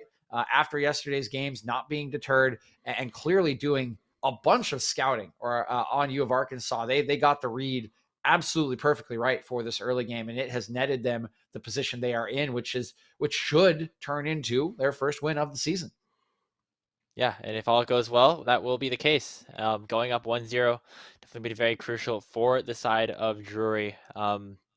As we just look forward to the finishing of this game and of course the rest of the games to come so far in this series. But honestly, yeah, DJ, I wouldn't be surprised if your caster curse at the beginning of the game ended up working, if we actually do get our first game 3, because we saw Arkansas be pretty dominant in some of the other early games that they were playing against Illinois College. So if you take a look at some of the turnarounds, there definitely are things for them to look at in terms of how to maybe get themselves on a better foot to start the game off. Obviously, losing a 2v2 down bottom lane at the very, very early stage of the game never really sets you up for success. And so I think for Arkansas, they still have a decent amount of tools to turn it back around, even if it's not in this game. Yes, agree with you, Grapes. And it will be interesting, right? It's a little looking forward, but if they do lose this game one, it'll be interesting to see how they adapt in draft. Yesterday, they were not forced to do so. They just outscaled in game number 1. They said, all right, we're going to run it back. And then they outscaled in game number 2 pretty handily for that 2-0 win. So this will be the first time they're really pushed out of what we've seen as their comfort zone to start this season with this Senate draft, with this heavy scaling. So it would be an indicator of what is left in the tank in the early stages of the season, but we do still have to get there, right? If they do somehow come back in this game, it can't just validate the scaling option, right? That maybe no one is quite good enough yet to close you out and you can just go back to it. But it will be an interesting thing nonetheless, as we are getting word that we are finally ready to go back into game. Again, as these two big objectives are coming up in just about 2 minutes. You can see there, 222 on the Earth Drake, 158 on the Baron. That is where our attention should be focused. And get a little item check, as it might just be having a reset. We have a little bit of a freeze on the screen. And we're coming back. Hi. Hey. What's up? We're back on the screen. Apologies for some of the technical delays. Obviously, we're working remote. The whole LAN is happening in person. Leads to some little mishaps potentially during some of all of this. But appreciate, once again, you all sticking with us here. We really hope that you're enjoying your time at the LAN if you're there, or enjoying your time watching us on stream if you are not. I wonder what's for lunch again today, DJ. I mean, pizza looked pretty good from the tweet that we saw from the collegiate account earlier yesterday, but I mean, that's just what I'm looking forward to. I'm pretty hungry. It's been a while. It is lunchtime. I'm definitely gonna need to make some food pretty soon. I think I've had an apple today, Grapes. Apples are good, but pizza does sound better. It sounds warm. Yeah, for sure. It's cold here. 100%. I had a granola bar. That's been my food so far. So once again, if you want to tweet at us of what you guys are eating over there at the LAN, we definitely appreciate it. Make it feel like we're a little bit more close to home. But back into game now, and Othric in a bit of trouble. Nice dark passage away. Flash from the shockwave, and now looks like Arkansas looking to try and commit with a bit of a 5-stack here. Teleport coming in from Silver Dream, but doesn't look like they're going to find much off of that. Yeah, nicely done there by Lambo. Again, this is a squishy Jarvan. He's going for the damage, so that shockwave would have done a lot, and you cannot afford to go down as the jungler with these buffs about to spawn. Like the safe flash from Offcurig, he can just reset, come back out with some wards. He's got 2 in the inventory, and get ready for the big buffs where you are a critical member with the smite. Absolutely. And once again, we were talking about some of these objectives during the pause, DJ, and they're very, very soon approaching. Baron in about 40 seconds, and that crucial Soul Drake in about a minute. With them spawning at such similar times, you could argue that it could be a bit of a trade scenario if the situation ends up coming for it. But I think for Drury, either way, you're in a decent position. You either get the Soul, you get the Baron, or you get both. Yeah, you're definitely going to want both. Again, I think the Drake early on, but Offcurig going in. They're going to want this kill here onto Exod for sure. Dawning Shadow will keep him alive for a little bit longer. Very tanky with the Subjugate, but Fat Cat is now on a rampage. Don't see that out every day out of a Thresh. And now the rest of Drury is looking to go forward. Silver Dream trying to bide some time with the Nature's Grasp, but won't be able to find great flash away from the Shockwave is Killer Guy, and Lambo will go down as well. It's 3 straight kills for the Drury Panthers as they are going to head up to the Baron 5 strong. Clean as you like, and that is the story of the game. Offcurig making the engage, locking up the enemy jungler, and the rest of the squad who has been enabled. They follow up brilliantly, and it's capped off by a pretty nice reaction play from Killer Guy to get away from the Shockwave. Nice 3 kills. That's a Baron. That should transition right into the Drake in a minute. They're actually splitting the objectives right now. 4 members on the Baron, the jungler on the Drake, and that is full control and likely the death knell for U of Arkansas in this game 1. And the fight just really, again, just comes down to who has agency first. Offcurig actually taking a while to take that Drake down. With Killer Guy and Fat Cat still up in the top side. Could be a little bit risky. Offcurig, of course, has the smite. Baymax is here as well to try and zone away some of the members here of Arkansas, but it might actually lead to his downfall, forced to flash away. That is the Soul committed and got and completed for the side of Drury. Offcurig will be able to pick that one up. Yeah, for just a flash, you're totally happy with that. Both buffs secured. That is all you needed this game, and this map is entirely in your hands now. It won't even be an Elder for 5 minutes, 43 seconds, and that's something that U of Arkansas could look to kind of scale for and try to flip for that Elder. If you're Drury now, your big goal is to make sure that never happens. Use this second Baron buff, march on down, break the base open, and end this game in clean fashion for what I would say is, honestly, with the way they scouted, a deserved win for this squad. Yeah, door closing a little bit on Arkansas here in this game. If we can get a quick soul check onto I Look at Trees before some of the final fights end up happening, could be important to look at here. But definitely still not going to be super matched up well against somebody like the Killer Guy. It is 67. Try to work towards that next threshold coming up in just a little bit. Don't know if they'll be able to get there, though. This Drury lineup is really pressuring hard. Taking a look at the vision here, just make sure there's no real flank angles. You can see they have some deeper wards on the top side of the jungle. There are some TP wards, but they'll see them coming at the very least against a Maokai. It's not a Jarvan. Engage just not as snappy. So as long as you have the vision, I don't even think you need to be that worried about flank wards in general. Now the siege really does begin in earnest with 2 lanes being pushed. Goodbye, Lambo. Yeah, get another kill onto Lazy Lambo. Yoda, the one to seal the deal as the rest of Drury get out safely and are headed back down to siege in onto the inhibitor turret down here in the bottom lane. Base finally cracked open here for Arkansas, now fighting a 4v5. The rest of Drury still looking to push, still have a lot of key ultimates on the table. Nexus Tower is now under fire. Arkansas have to move quickly or else the game will just end on their behalf.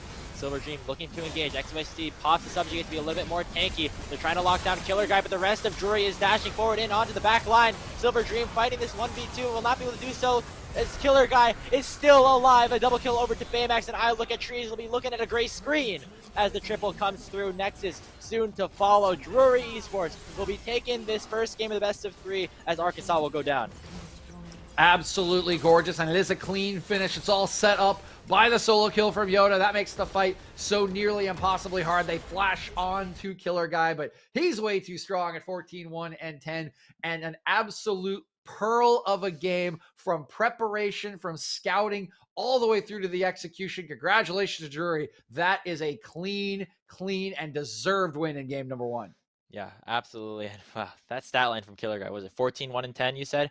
Out of that Ashe, that was that was a show, to say the least. Honestly, what might be one of the bigger carry performances that we've seen out of a player so far here in this event. And that was, yeah, very, very impressive. And the more impressive thing is that was Killer Guy's third unique champion in 3 different games for his team. So it's not like you can ban him out. You can't just like put up a sign like that and say, hey, we want to ban the Ash, because he still has so many other options available to him to try and make some work done in these games. So a lot of credit over to Drury. Arkansas gonna have to go back to the drawing book a little bit, try to whip up something to try and come back in the series. Yeah, and we kind of mentioned this, foretold this as the game was falling out of their control, but I'm interested now to see what U of Arkansas does. First time they have been tested in this scaling draft that they have gone for 3 times in a row now. It could just be a slight adaptation in terms of engage, right? They didn't really have any good options to get into the back line very quickly, but they have now been pushed potentially out of the scaling. They'll have to show a little bit more of what is in their playbook going into this game number 2. Absolutely. And we'll see what they do in that game number 2. But before we go to a short break, I want to thank some of our sponsors once again here at the Midwest Esports Conference and Unified. Once again, they have been very, very helpful in supporting the LAN and all the events that we do here at the Unified Esports Association. Thank you to Atlantic, Chipotle, Gangster, and of course, Skulls. If you're looking to upgrade your gamer gear, you got to look no further. Start your 2022 off right with official Unified Esports merchandise brought to you by Skulls. Hoodies, joggers, jerseys, armbands, and a lot more coming soon. You'll have the skill, now get the swag. Skulls.com/collections/unified has everything that you need. Gear up, game on. We'll be back with game 2 after this.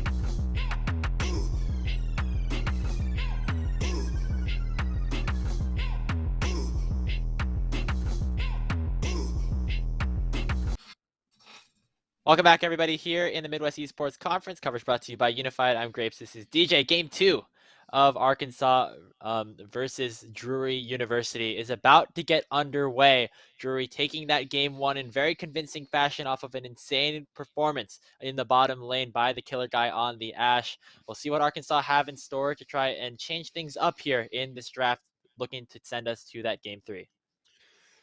Yeah, it was really an excellent early game from Drury. And again, Killer Guy delivered on what I thought looked to be great scouting from the staff, from the players at Drury, right? They knew that they wanted the scaling composition. They knew they wanted the Senna. As soon as they see it, screw the leash. We're going to set a trap. We're going to get a double kill. And we're going to set the Senna as far behind as we can. And the Ashe just works so well into the rest of the composition, because how do you run an Ashe?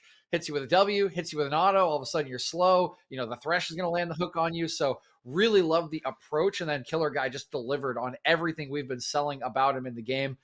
Crushed it in the bottom lane, crushed it in the team fight. Said, well done from Drury in game number 1. Now it's all about doing it again in game number 2 to secure the series, because with Arkansas, they're going to have a chance to turn it all around and maybe even show a different strategy that they've been keeping up their sleeve. Yeah, and honestly, for Drury, don't have to change much, but they could if they wanted to. I mean, they have the ability to kind of shift their focus into other play styles. We obviously saw Yoda on that Akali, who did some pretty good work in the side lane, getting one of those solo kills in like a 1v2 situation, and looking very, very good for a young player like himself.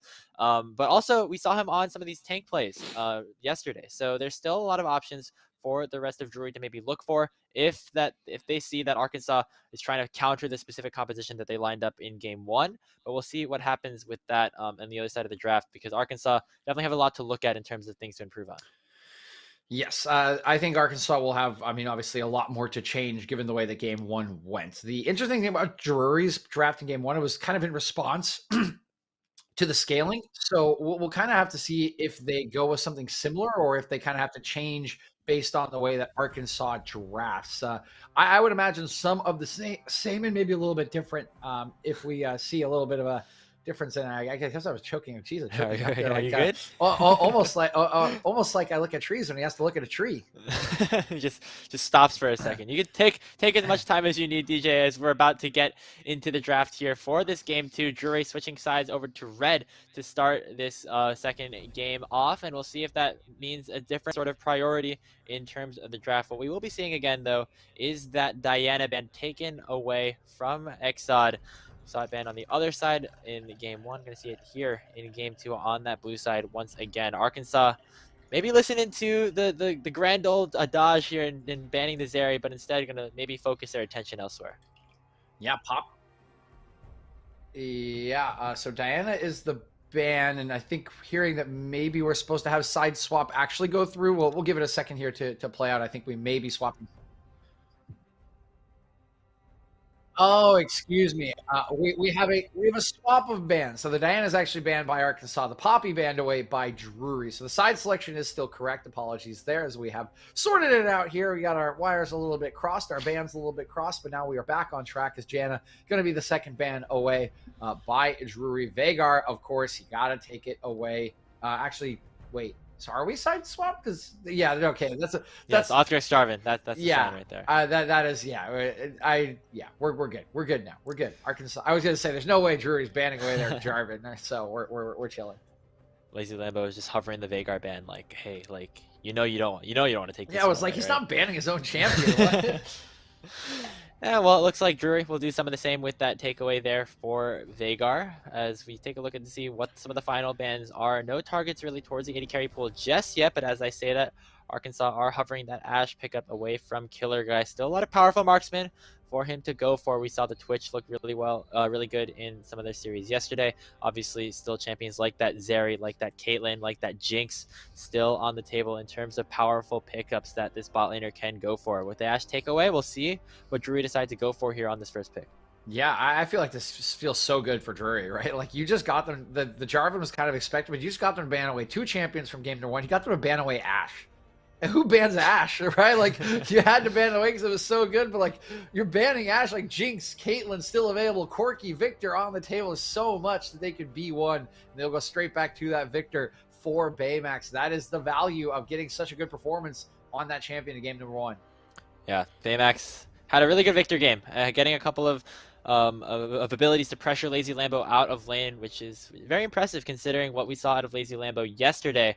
Looks like I Look at Tree is still going to be going for that Senna pickup. Seems to be very, very high priority within this Arkansas team. And it worked pretty well for them before, so I wouldn't say that it's like necessarily a bad thing to see them go for this one again, despite their lack of success in that game one. Wukong, though, going over to Silver Dream is very big.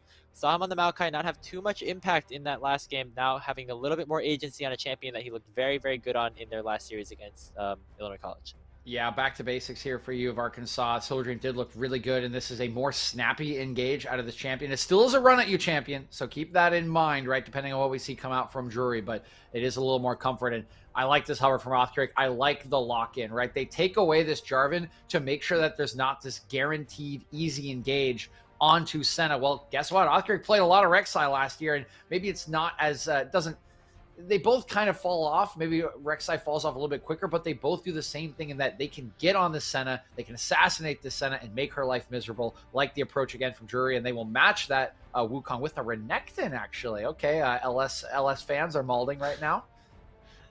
Yeah, I can see that Silver Dream might be the target of quite a few ganks, I think, in the top lane early on. You have this Renekton Rek'Sai combo, just has so much crowd control, so much lockdown, and so much damage. Silver Dream gonna have to definitely be a bit careful. We saw him play a lot on the weak side yesterday on this champion as well, doing pretty well. Could be a new test for him against the likes of this Drury top side. Lazy Lambo going to lock in that Hecarim for his jungler as we round up the first phase of the picks. Now we'll see what both of these sides want to take away here in the second ban phase. Yeah, we'll be matching up. I expect 280 carry bans here from Arkansas, of course. Unless they want to pinch support pool, the choice is theirs, but I would expect 2 of either or. There is Thresh ban that screams support bans. On the other end, we know what's getting banned. Mid laners will be taken off the table for Lazy Lambo into this Victor. I mean, they will probably be happy with the Orianna because they kind of crushed it last game. So with the Rek'Sai, that's a kind of a similar concept.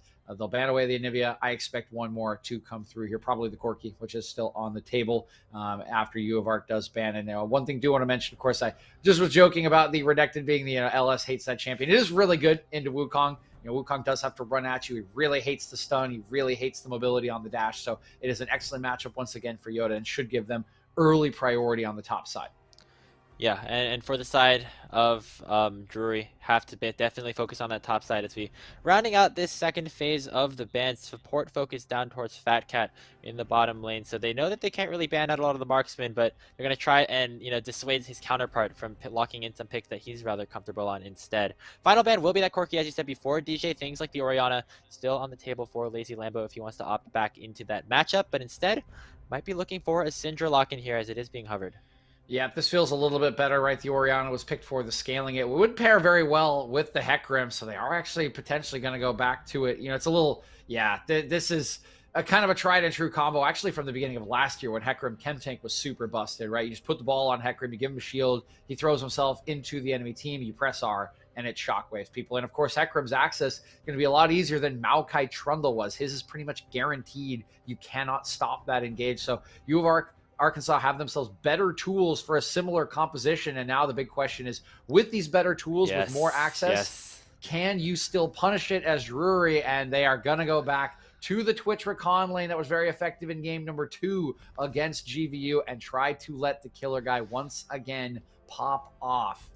When you think of Ashe, not really a champion that has like a ton of 1v9 potential, but Killer Guy was able to do it on that champion in that last game. Now with the Twitch, a champion that is known for possibly popping off in team fights. Definitely excited for that one. But on the other side, for U Arkansas, gonna lock in this Morgana to pair alongside Silver Dream Senna. We saw a lot of the Karma going over to Sir Tuttle in the past, but instead gonna try and get that counter to the Recon, prevent some of this crowd control from going through on some of their main carries. Yeah, so we actually saw this exact matchup yesterday, which was picked into the Recon, and it obviously negates the grand entrance when you do get the shield down in time. But even with that, Pluto actually got caught out quite a few times in that game and really got shredded by the Rat. I mean, Killer Guy could kill him in 2 autos and an E. We'll be interested. I'm pretty sure it was AD yesterday. We might see an AP Twitch in this game if Killer Guy has it in his pocket, just because there's already a ton of AD damage in the top side of the map. So you could pull out that Twitch to kind of go for that burst damage. We'll see if he opts for it. Either way, it should work fine in either direction. I think you'll have a good damage potential no matter what. The real question is going to be on the execution, right? Can Fat Cat once again play well into what should be a counter matchup and prove that he can kind of outplay the Black Shield, get his side the engages they need? Yeah, and once again, you're seeing that Black Shield going to be very, very impactful, especially when we consider Othric once again on a very, very early game focused champion with a lot of crowd control in her kit, the Unburrow from Rek'Sai. One of the most important abilities of that champion, and so if you're able to put that Black Shield onto a main carry at the right time, definitely get a lot of value out of that, and it'll be up to Sir Tuttle to try and protect some of the carries who got targeted pretty heavily in that last matchup here. So I look at Trees looking to have a bit of a better game here. Maybe still the potential for some cheese with the Killer Guy, of course, on the invisible Twitch. But for the side of Arkansas, they're definitely not going to hope for that. Well, I think at least at the beginning of this game, we might see U of Arkansas 5-man run down bot lane and put a ward in the middle brush. Like I'm dead serious. Like with the way you drafted again, I mean, this is essentially the same comp you drafted yesterday, right? And it's similar to the one that you just drafted, except now you have better engaged tools. The Hecarim is way better engaged than the Trundle, of course, and so is Wukong compared to Maokai, which makes me a little nervous. This is still comfort zone for U of Arkansas, and Drury has drafted another early game composition to try to punish them, which I like. But I am a little nervous about the fact that U of Arkansas this time has tools to disrupt this Twitch, right? Like, Twitch hates a Hecarim jumping on top of him, right? Disrupting his auto pattern, especially when his ult is timer-based and kind of burst-reliant, which does mean I think the early game execution is going to be absolutely critical for Drury to try to win this game, this series. If they don't get ahead with Rek'Sai, with Renekton, they are going to get outscaled, and they are going to get out-team fought the later this game goes. Yeah, and it's very similar to what you were talking about in terms of how Arkansas were winning a lot of their games against Illinois College in the games that they played yesterday in terms of just getting that scaling potential. And as you said, having a lot of the more heavy dive out of the top side of Arkansas going to be very, very important, especially when you consider how Killer Guy was really hard for Arkansas to try and take down in a lot of their fights that they had in the last game. But if you have this ball delivery system here now with this Orianna on top of either the Wukong or the Hecarim, can maybe lock down some of these carries a little bit easier, maybe seal the deal on some of these team fights a little bit better. And that will be the key for Arkansas to try and even up the series out, send it to a game 3. Yep, they're just going to want to sit around. They're going to want to scale. They're going to want to get to level 6. So again, my eyes will be firmly on Othric, right? He was the enabler in game number 1, did a fantastic job on the Jarvan. He needs to do it again. He needs to be bold in the face of XOHD, see if he can invade, see if he can get kills. And he has 2 options really to play around this time around. He could go back to mid lane, try to make Lazy Lambo's life hell, get the flash early on, and then gank him repeatedly. Or he could try to partner up with Yoda in the top lane and get an early dive onto the Wukong when Yoda should have push. Either option is a valid one. We'll see what they decide to go for. But we need proactivity. We need early kills. We need an early gold lead from Drury, or we will be going to a game 3. Absolutely, and game 3, as you said before, a little bit earlier in this series, could be something that we're looking forward to. This is the 6th series that we've had this weekend, and so far the past 5 have all been sweeps. So Arkansas looking to make a little bit of a difference here in this one, as we're about to load onto the Rift for this game 2 between Drury and Arkansas. Just really excited to see how this one ends up panning out. Yeah, it should be pretty an exciting one once again, and excited that Drury is continuing with their early game plan. And a little bit of a hiccup here as we're getting into game. Not quite sure if it's a pause from the players or just a technical issue, but we're used to this, guys, right? We're used to hanging out here on Caster Desk, and you guys can get more familiar with us. And as we say that, we hop back into the game. We see 2 members here actually from Drury trying to set potential trap. They got the ward as well, so early vision then going over to the Panthers in that regard. Killer Guy going for an aggressive laning strategy here again with the Ignite exhaust bot lane for both of these teams. They know that this early trading in the early game will definitely be crucial. Want to get those extra combat spells, get as much of an advantage as they possibly can. Yeah, the exhaust out of Fat Cat is a little interesting. It's probably mostly for Wukong and Hecarim later when they do come in. Because laning phase, you're not really getting bursted by Senna. The exhaust on Senna, very clear. Twitchell, yeah, let's not do that. One thing I will say is this is an AD Twitch. Killer Guy has opted to stick with the AD build. You see the lethal tempo in. That's your indicator. You kind of have to take Halo Blades with the AP build. So we'll see traditional Twitch. We'll see how they do handle this early laning phase. They've got early position once again. I feel like you can't fall for this twice. There's no way. Arkansas, you can see I look at trees their total. They're playing a little bit further back, maybe a little bit farther away from the wave to start things off. Just making sure they don't fall into the same trap again. As it will just be red side starts for both of these junglers. Once again, starting on the opposite sides of the map, something we've been seeing a lot. These junglers just opting for, not trying to contest things like these scuttle crabs early on in the game. You're underway here for game 2 without that 2v2 first blood to start things off like we did last game. Yeah, this time it is the start that you of Arkansas would have wanted in game 1. Peace and quiet. They can tuck it. They can pull up their extra blanket. They can tuck themselves in. They can crackle the fire grapes. It's all quiet on the front. It's great. It's like a nature documentary. That's what we sound like, DJ, right now. I mean, we do have I Look at Trees here. You know he likes nature documentaries. That is true. Looking at trees. I Look at Trees. If you ever want to hang out, we can watch nature documentaries together. We'll all look at trees. Nature documentaries, they don't really look at trees. It's more like animals, in safari or something like that. I guess there are some trees there. Okay, we gotta start talking about the game here, DJ.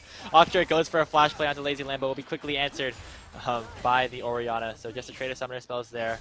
Nice proactivity early on by the Rek'Sai, getting some of those crucial cooldowns on lock. So looks like he's headed straight for the top side as well. Nope, this is absolutely perfect from Offtheric. I absolutely love this. Early pathing, he takes 3 camps into the gank, he gets the flash. This is 110% worth it, flash for flash with the Orianna. We've talked about it multiple times in the series. Flashless Orianna is very susceptible to early ganks without the shockwave. And when you are on this Rek'Sai, you have the capacity to go back to the lane and punish her over and over again. I want to see him either looking for the dive or looking to make Lazy Lambo's life hell. But the early decision-making from Offtheric is right on par for the script that Drury needs. And it looks like they're going to be looking again. Here comes Offtheric looking for Lazy Lambo. Doesn't have much mana. Going to land the knock up here. Baymax going to follow up with the gravity well to stun up the Ori. But Offtheric took one too many tower shots. Baymax will get the kill and will barely survive in the 1-for-1. But Lazy Lambo punishing the early aggression coming out from Drury. This time a more even trade.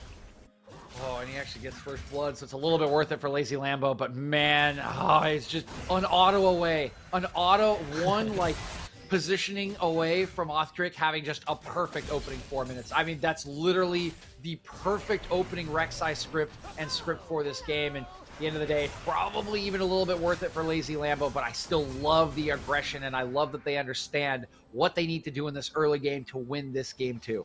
Yeah, Offtheric has just been a menace on these champions like the Rek'Sai, going for straight gank, straight aggression. We've seen it in a lot of these games so far out of the Drury team, and this is how they want to approach the early game. It's how they won game 1, how they're looking to win game 2. As the bot lane here, not as snowbally as it was in game 1. We do see Lazy Lambo go for a bit of a brief roam to just make sure that I Look at Trees and Sir Tuttle are in a good spot. Killer Guy still has a decent CS lead, but the wave crashing in, I Look at Trees will probably be able to even most of that out. Yeah, CS rarely a concern when you're playing on Senna. The Soul's more of the concern. I mean, you want to CS well, and I Look at Trees has been doing so, but you know how it is. It's Soul count. Yeah, and it's a very slow grind early on for the Senna to get the Souls, get ready to scale up into the late game, and I Look at Trees gonna be happy with doing just that. I think if you just go even in lane, definitely a win for your side, especially considering how the Killer Guy was able to get so far ahead in that last matchup. Still even in gold, still even in kills, as we're just a little bit more of a slower approach, but the Ocean Dragon actually started up by Drury early on in this game, as there's still priority around that bottom lane. Yep, early push from Killer Guy with the Ignite, with the extra attack speed, will push in. And of course, Offtheric, just a way stronger jungler at level 4 right now than Exod is at level 5, but he's getting towards the level 6 mark. That's when we'll see Exod get a little more active, of course, with the Unstoppable Onslaught. But I do like, again, Offtheric playing out the script correctly here with the Rek'Sai. Get onto that early Drake, start the soul stacking so that you can still be a threat of Dragon Soul as the game drags on. Absolutely, and that's what snowballed Drury ahead as well earlier on in this last game. Yoda and Silver Dream up in the top side, playing pretty evenly, to say the least. Yoda with the advantageous matchup, but Silver Dream has been able to maintain these weak side points on Wukong in games past, and we've seen him have the ability to get through some of these rough lanes and still make a big impact. So impressive here to see them run pretty evenly in even this bad matchup for him. As they'll look to maybe focus some more attention here towards this top side. You see Exod taking a look around. He's poking his head in here. He looks to be pushing out for Yoda, and here comes Exod. Is he level 6? He's not level 6 yet. It makes the gank really hard against level 6 Renekton. Yeah, he's just going to walk away. Just a big wave in there as well. Not only is it just going to help Yoda continue the fight in a 1v2, but if you end up dying there as one or even both of the members of Arkansas, you lose even more than just those kills. You give up that entire wave of XP. Yoda's already up that level just due to the wave crashing in, so just not be very good for them to go for that aggression. I think it's better for Exod to just wait until he gets level 6, get a bit more of a, a more consistent, more surefire way to take one of these players down. Yeah, that will be the call at this point. He is just going through another full clear. I think this should get him level 6 as Othuric just ticked it. He should not be too far behind. As I say it, there he goes. Over to level 6 mark. The Unstoppable Onslaught is on. So now we can see Exod finally decide to make some plays. And he does already have a Sheen in inventory, so he will do the Demuge, Grapes. Look at Othuric, though, also headed towards this top side as Arkansas going to focus their attention mid. Lazy Lambo has the wave pushed up, but Yoda has a lot of health still available. Also has that dominance. The Fury is ticking very, very high. The wave is crashing in. I think we might just see a dive here, DJ, if Silver Dream doesn't have anything to say about it. Don't back off. No, go get him. Okay, the wave is very small. Here we go. Dominance already issued. Yoda's going to take the aggro first. Silver Dream still has the cycle and still has the flash. 3 shots. Very, very careful. Yoda tagged the tower a little bit too early, and it just means that Drury has to back away. Oh, yeah, they just botched the dive. He tanks turret as the minions walk in, and that is just freebie for Silver Dreams to walk away from. That's a good tempo timer for you of Arkansas. Fortunately, every other lane respecting actually the cross mapping, staying in a safe position, and even protecting a potential Drake take, although that Drake is 2 minutes, 18 seconds away with vision in that river. So well played by the bottom half of Drury, but definitely a little bit of a fumble from these top 2 members. You guys gotta watch when the Twitch has the invisibility. Could look to maybe go for some aggressive plays. While Killer Guy has developed about a 10 CS lead for himself down in the bottom lane, has not really been crucial in terms of going for some of these all-ins just yet. Still sitting at level 6, just taking that up. I don't think we've even seen a Summoner Spell burn down here in the bottom lane. A little bit of a differentiation from that game 1, but Killer Guy will be content with scaling up as well as I look at trees. But now, Arkansas could be going for a pick as both the junglers have arrived down here in the bottom lane. Othuric forced to escape. But Exod still very tanky, still has the Ghost. Still will have this pressure here in this side lane. Yeah, this bottom lane was always going to be a scaling one, right? Rakan gets neutralized on his engage by Morgana, and Killer Guy, of course, wants to scale up, just like I Look at Trees does, is trading on the top lane. Silver Dream's doing some good work there as he's already picked up 2 components. I don't think Yoda has been able to base since that attempted dive. Yeah, and he's going to get another wave crashed in. It would be very hard for Silver Dream to get a sort of dive under tower against this Renekton, but it's nice to see him, continuing to exert this pressure in this matchup, staying even in CS, and that just means that he's going to be even more powerful come some of these later game team fights. Yoda, of course, on the Renekton still has the potential to do a whole lot of frontlining as well as the game progresses, but in the mid lane, Flash again coming forward from Othuric. There comes the ulti, and the Rek'Sai will get another kill onto Lazy Lambo's head. Tale as old as time, song as old as rhyme, Rek'Sai, and a very squishy mid laner. The flash was up on Lazy Lambo, but remember, kids, you can't flash away from Rek'Sai ultimate anymore. I love the play from Othuric. He finds a good timer to get the mid laner, and it's right before the dragon spawns, giving them full control of the river. And once again, it's going to be a 2-0 dragon lead for the side of Drury to start this game off, unless Arkansas have anything to say about it. The resets are coming in, but I don't know if they'll be in time. It's going to be a bit close. Exod is in the area if he wants to look for a steal, but right now Drury, once again, regaining control of this early game. About 1,000 gold in the lead and have this positioning around the Drake. And that gold lead should be pretty expected, right? When you do draft a winning lane top side, a pretty neutral trading lane in the bot side, and this aggressive jungler in the early game. But they're off tempo here. They need to probably contest this Drake. But Othuric is... Wait, I can't even... Oh, there he is. Okay. Silver Dream loses Drake. Yeah, Silver Dream went down to make it a bit of a 5v4, and because of that, It will allow Yoda to pick up a lot more of the CS and get some plates in return for the Dragon going down. So a bit of a trade in terms of gold. You can see how Yoda has just eclipsed the side of Silver Dream in terms of gold, up about 700 now in that regard off of that play. But it is a Dragon stacking stop. Drury headed over to this Rift Herald as 5 to take it down, trading the objectives on the other side of the map. Silver Dream stopping the recall there of Yoda. I think he was caught shopping a little bit, but won't matter all too much. Objective picked up. Drury still have the lead, but they wish they had that Dragon as well. Yeah, I think the RNG actually going to do Drury some favors here with their decision to drop that Drake, right? When you are playing this early game comp, when you are playing a Rek'Sai, usually Drake Soul, one of the better options to try to win the game as the kind of scaling comes in later on. But a Cloud Soul would probably not have been the prize they were hoping to get had they invested resource into the Drake. Meanwhile, the Baymax. Exile looking to get involved here in this game, and he will do so. Baymax falling for the first time in this matchup. Killer Guy going to get that tower on the top lane with the use of that's going to open up so the dive top more or bottom. gold provided up here, but with all the resources topside here for Drury, Arkansas was looking to get something else in return. On to Yoda. Is very tanky, but still fighting a 1v4. Here comes the wave. Here comes the dominant shockwave as well as Yoda still healing up for a little bit. The slice and dice will buy some time, but not enough. Exod gonna get the final kill, but here comes that Void Rush from Off-Turret, gonna pick up the return. Now still in a bit of a tough situation. Tunnel is pretty low, but take a look up top. Silver Dream is trying to fight this 1v2 against Killer Guy and is currently winning the battle. One more auto will secure the kill onto the Twitch, and now Fat Cat is forced to flee. Silver Dream showing he can win these 1v2s time and time again, and one more charge forward will almost certainly seal Fat Cat's fate. Silver Dream now 2-0. Oh, and that is just devastating if you are Drury. A huge win for U of Arkansas. It's a cross-map win, which should not happen. They go up to the top side to dump gold into Killer Guy with the Rift Herald they just earned. And that's going fine, right? They get the first turret. They're pushing down on the Silver Dream. But in the meantime, Baymax gets a little greedy trying to clear out vision, not respecting the fact that his jungler, his team is elsewhere. He gets caught out. That opens up the free dive onto the bottom lane, which is executed pretty decently, while a trade comes back. Off-Trick still goes down, and then losing the 1v2 topside is an absolutely crushing blow. That's where you invested in. That's where you put your resources in. And to lose that as well means that this gold lead is now dead even after the 1K, or essentially dead even after the 1K lead for Drury, and U of Arkansas is way accelerated on their scaling game with the Senna, with these members reaching some critical item spikes and level spikes. Yeah, you can take a look at the gold graph as we speak.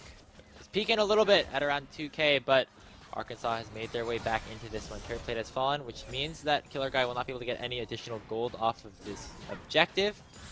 A lot of attention still around this bot side. The Dragons have been pretty important and impactful so far in this early game. We have that next one coming up in about 2 minutes. That Cloud Drake definitely going to be useful. Yoda up on the top side, looking to trade a little bit. Now actually losing out the Silver Dream, who picked up the 1v2, has that mythic item advantage. So we'll just have to bide his time, wait for some of those itemizations to come back through, as we'll wait for another fight to begin. And what a boon Silver Dream has been on this Wukong. I mean, we mentioned it yesterday. Turning around 1v2s, 1v3s, buying time. He does it here again today, Grapes, and it has netted his team so much. They still might not be ahead in gold, but that belies the composition, right? They were down 2K to this early game comp from Drury, which you would expect. Now they're scaling. It's starting to come online. You can see Senna, 1.5 items, already got boots, mythic items nearly across the board. Like, this will get better and better for them. And that gold lead, or that slight gold deficit, does not belie their current strength in the game. Absolutely not. It belies it. And the scaling on the side of Arkansas obviously certainly is there. The 2v2 hasn't really been a big factor here, but it might just change right now. Killer Guy looking to go forward with the spray and pray, but he's going to be forced to Gale Force away right into the root. Dawning Shadow coming forward as Lazy Lambo has arrived at the party as well. Ostrich going to try to make some sort of trade. Going to use the Void Rush to get away from the Shockwave and will pick up his 3rd kill of the game. But look at teleports. They have been unleashed and they're coming forward. Backcat falls to I Look at Trees, and Exod kills Ostrich in the process. Baymax is here to try to look for some sort of return, but going to be a bit hard in this 3v2. Tower is on the menu potentially for the side of Arkansas, with the Dragon spawning as well. Yeah, it should be. You still have the Cyclone from Wukong, which means it's really risky to stay under. There he goes. Okay, there he goes. Knocking up Baymax before the wave even arrives. There's 1 kill and there's 2. Baymax gets 1 on to the Wukong in return. But will not matter all too much as they get the successful dive. They have the priority around the bottom lane. Arkansas taking control. Yep, still worth it as you do shut down Killer Guy. Once again, you should take his turret as well. That's the protection, and already spawning is Lazy Lambo to answer this tier 2 push. Yoda should get the tier 2 turret, which is a nice open lane, but again, you gotta... Wow. Okay. Lazy Lambo maybe stepping a little bit too far here. Yoda definitely winning out on these trades if he's able to get one more dash or flash in onto the Orianna. Still has that Summoner spell available, finally going to use it, breaks the shield with the W, and secures the solo kill. So a big influx of gold going to the Renekton as well. Yoda will go for the back, and the rest of his team will end up picking up this second dragon with the priority in their favor down bottom. Yeah, that's a nice play from Yoda, right? And the timer just not quite in the favor of you of Arkansas. Is he going to go for this? Exod No is way. very strong. 2 levels up on Octric, has a whole lot of health and a whole lot of damage, but he is going to get exhausted here by the side of Fat Cat. He steals the dragon away. That is all that Arkansas wanted. I Look at Trees now has to try to get away from the likes of Baymax after their jungler pulls off a bit of a highway robbery. Octric continue to look for the chase. Black Shield onto the hands of Sir Toto, but it won't get him away from the auto attacks of the Killer Guy, be forcing to use that flash to escape. But wow, XOXG just ran in there and took it away. Yeah, he does just kind of run in and take it, and now that's 2 Drakes for them.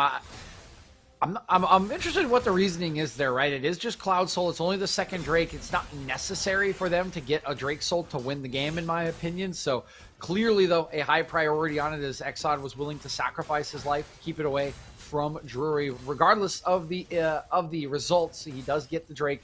He does slow down that stacking at the cost of his own life. And again, they can just continue to scale up here. The one little part of this that does still, the option that does still now exist for Drury is that top lane is wide open with the tier 2 turret already down. Good work by Yoda, even on the cross map. Will give them an option, even as this game progresses, for a kind of smash and grab team fight win into teleport top lane. We'll see if they're able to pull this one off. Might get a bit of a Renekton flank preview here as Yoda looking to try to contest the blue buff of his jungler. Doesn't look like Arkansas want to go too far forward just yet. The Rift Herald that's available doesn't look like that's going to be the target here. Yoda early pops the Dominus a little bit early, preemptively looking for XOHD, or Exod, sorry, to look for a sort of engage. Sekram actually has Triforce, so not the Turbo Chem tank build, going to go for a bit more of an offensive itemization choice, and it makes a whole lot of sense considering all the kills he's been getting so far. Yeah, the Chem Tank was reworked, made it a little bit better for Hecarim. Still not where it was at the beginning of the last year, 2021. And it's more fun to play Hecarim with damage, let's be real. Oh, of course. You just one-shot people.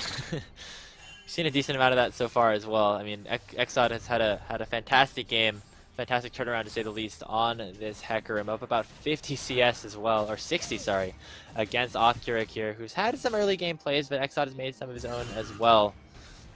Hecarim definitely going to be more impactful come some of these later game team fights when you compare it to an early game champion like this Rek'Sai. So getting it ahead, getting it scaled up, always a good thing. Oh, going for the Rift Herald as well. Othcuric still very, very squishy, but does a decent amount of damage. Dawning Shadow will get dodged away from, but Exod will finish off the kill onto Othcuric. Teleport's coming in. Lazy Lambo with the flash shockwave over his head. A critical play will yield an incredible result for Arkansas as Silver Dream will finish off the final kill as I Look at Trees takes down Baymax. 4 go down just for the life of Lazy Lambo. Big fight win to Arkansas.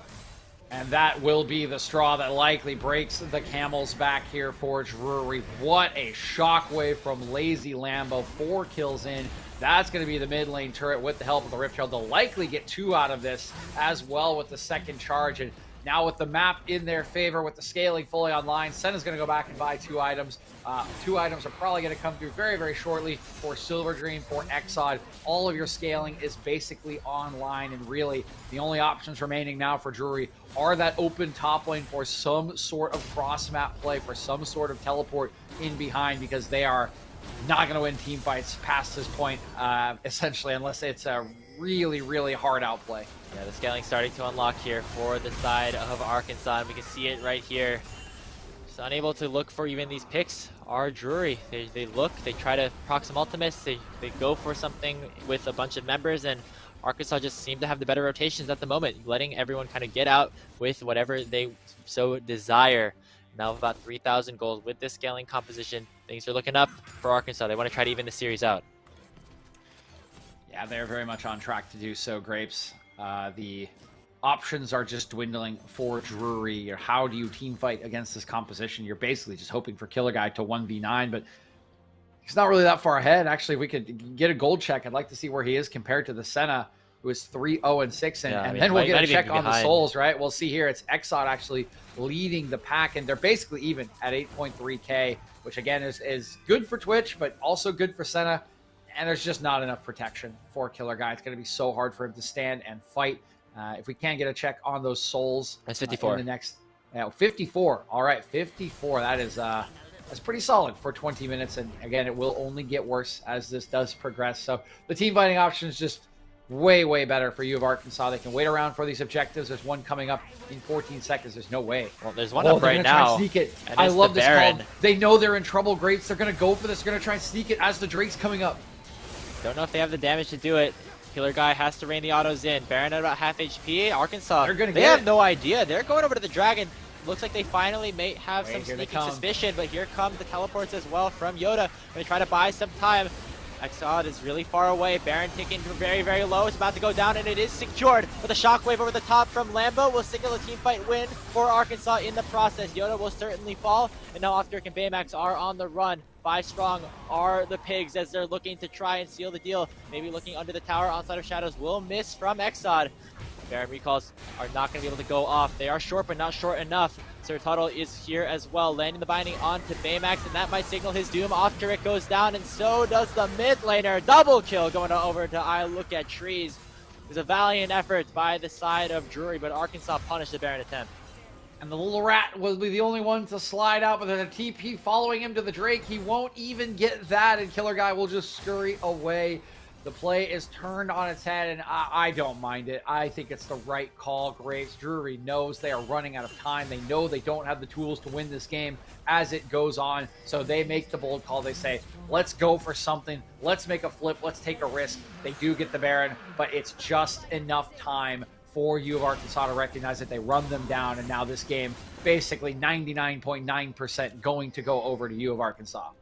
Look at that. It's a negative 1.2k Baron power play for Drury so far. I think it's still on Killer Guy if they can maybe try to make some impact in one of these lanes. But it's gonna be pretty hard, especially considering Arkansas is still in a lot of control here. All eyes have to be on I Look at Trees. It's been a tale of 2 bot lanes so far in this series. Killer Guy had the fantastic game 1. I Look at Trees 6-0-7 on the Senna, getting farther and farther ahead as we speak. This game still, the goal is actually not as far in favor of Arkansas as you might imagine due to the control that they've had over this game, but we'll slowly get there as some of these objectives will start to fall. Oh yeah, there's still plenty of standing gold for them. There's still plenty of gold that they will farm off of the dead bodies of their enemies as the champions will fall going into the enemy base. And we'll have to wait a little bit, right? That Baron being taken by Drury will delay their ability to siege, but again, delaying is not something that U of Arkansas will have a problem with. It only gets better for them as time goes on. Absolutely. They're going to continue their push here. They don't have that Baron buff because it was taken away by Drury, so they're going to have to do it the old-fashioned way, running it down mid, clearing the waves, waiting for potentially a new objective to spawn because now they know that they win these team fights if they find the right angle. Exod, though, looking to go aggressive. Killer Guy does have that invisibility to keep himself in a safe spot. It's kind of hard for them to try to engage, but once Arkansas are able to, it's sure to be disastrous. Yeah, it's just so easy with Exod. You have so many options for engage, just way better tools than you had in Game 1, and you've seen those play out across the course of the game. Grapes, in Game 1, they just weren't able to get on Killer Guy. They weren't able to get on any of their targets in this game. It's just been a lot easier, and without the early kills on I Look at Trees, Oftrick spending his time in mid lane, which I didn't mind, right? I thought it was a good option for them without being able to shut down the Senna. I Look at Trees has just had a absolutely classically beautiful Senna game. And Shockwave, landing onto Baymax, chucking him out very heavily, has to flash away. So Tuttle is a little bit low. Look at Fat Cat onto the backside. Oftrick gets the first kill of the fight. Killer Guy looking to rain the autos in, but he's just too far behind. 3 levels down to Exod, and he'll be the one to finish him off. I Like a Trees now fighting this 1v3 and getting a kill in the process. A double kill now onto the Horsey as he's looking for more. Chasing now Oftrick for the triple. Could he look for Can we get him the Penta? Silver Dreams is here, knocking up Fat Cat. Will be the one to finish the kill up onto the Rakan. Exod Raining in the final auto attacks here onto Yoda, who heal up a little bit, but not enough. The ace comes through. Arkansas in complete control. Yeah, and this is exactly what we've been talking about. I mean, that was about as well as that fight could have gone for Drury. They split up the fight. They got a pick onto Lazy Lambo, right? It was looking just fine, but it doesn't matter. The scaling, the wallets, they're just way too big for U of Arkansas. They literally just walk around and basically run down the enemy champions with their abilities, with their range. And now with the base broken open, it is just a matter of time before we see the Nexus fall, and we will get our first full 3 games of the weekend, Grapes. Definitely. I mean, that'll be exciting. A one-game winner-take-all sort of style here, and then both teams have shown their strengths in both of these games. Of course, Arkansas still has to close this game out before we can send it to that decider, but it's looking very, very likely for them right now. You look at Killer Guy on this Twitch. Only has 2.5 items completed, which doesn't seem too bad, but really was not able to do too much in that fight. We saw him hammering away at Exod through that whole thing and barely took him to below half HP. Yep, Sterix Gauge is a hell of a drug when you are a bruiser, and the Twitch doesn't have any armor pen yet, so he's going into 2 items. I think he just picked it up in the last base, and just makes it so hard to take down this kind of tanky champion, even semi-tanky. And it's hard for him to even get, that was his first chance, like really auto, right, in the game. He actually like got a decent flank, but the range is just going to get even worse for him. I mean, he's not even going to be able to look at trees at some point without getting like auto queued and just losing half of his HP. That is just the nature of what we've picked here. And that is the nature of U of Arkansas strategy in this early MEC season. You got to be able to punish it early. Seen it once. We'll have to see it one more time if Drury wants to win. As Exod, he's just going to chase them all down. Yep, gonna be a pretty easy kill here onto Othkirk, who has not been very strong ever since the early game. Yoda does a decent amount of damage over to Sir Tuttle, but it's not going to matter too much. 2 dead on the side of Drury. Arkansas going to pick up this Cloud Soul, maybe even a little bit more. They have their eyes set on potentially some more objectives. See the rest of Drury pushing towards the mid lane, trying to get something back in return. But I don't think that's going to signal much of a comeback mechanic for them. No.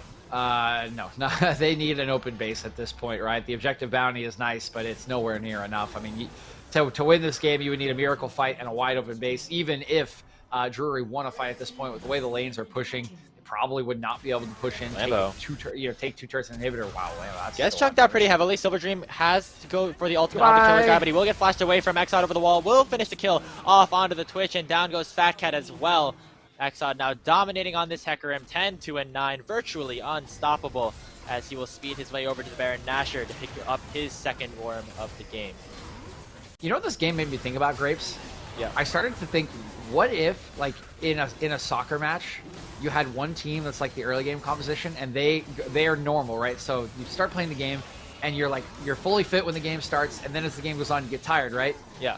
But on the opposite end, the other team was a scaling team, and they were actually tired at the start of the game, and they Benjamin buttoned as the game went on and got faster and faster, stronger and stronger. You find as many ways as possible to talk about soccer, don't you, DJ? Dude, that would be fascinating, actually. That would be such an interesting, like, there's just like a timer you see, like 55 minutes or something, that like the Benjamin Button team just starts like literally just sprinting by the like tired players on the normal team. I don't know if that's how things work in real life, but we're literally watching that on this Rift right now. Grace. Yeah, but this is League of Legends. We're on a video game right now. It's not like the players' hands get tired as you Science get can make this happen, Grapes. I believe one day we will have reverse soccer. Do they play with their hands?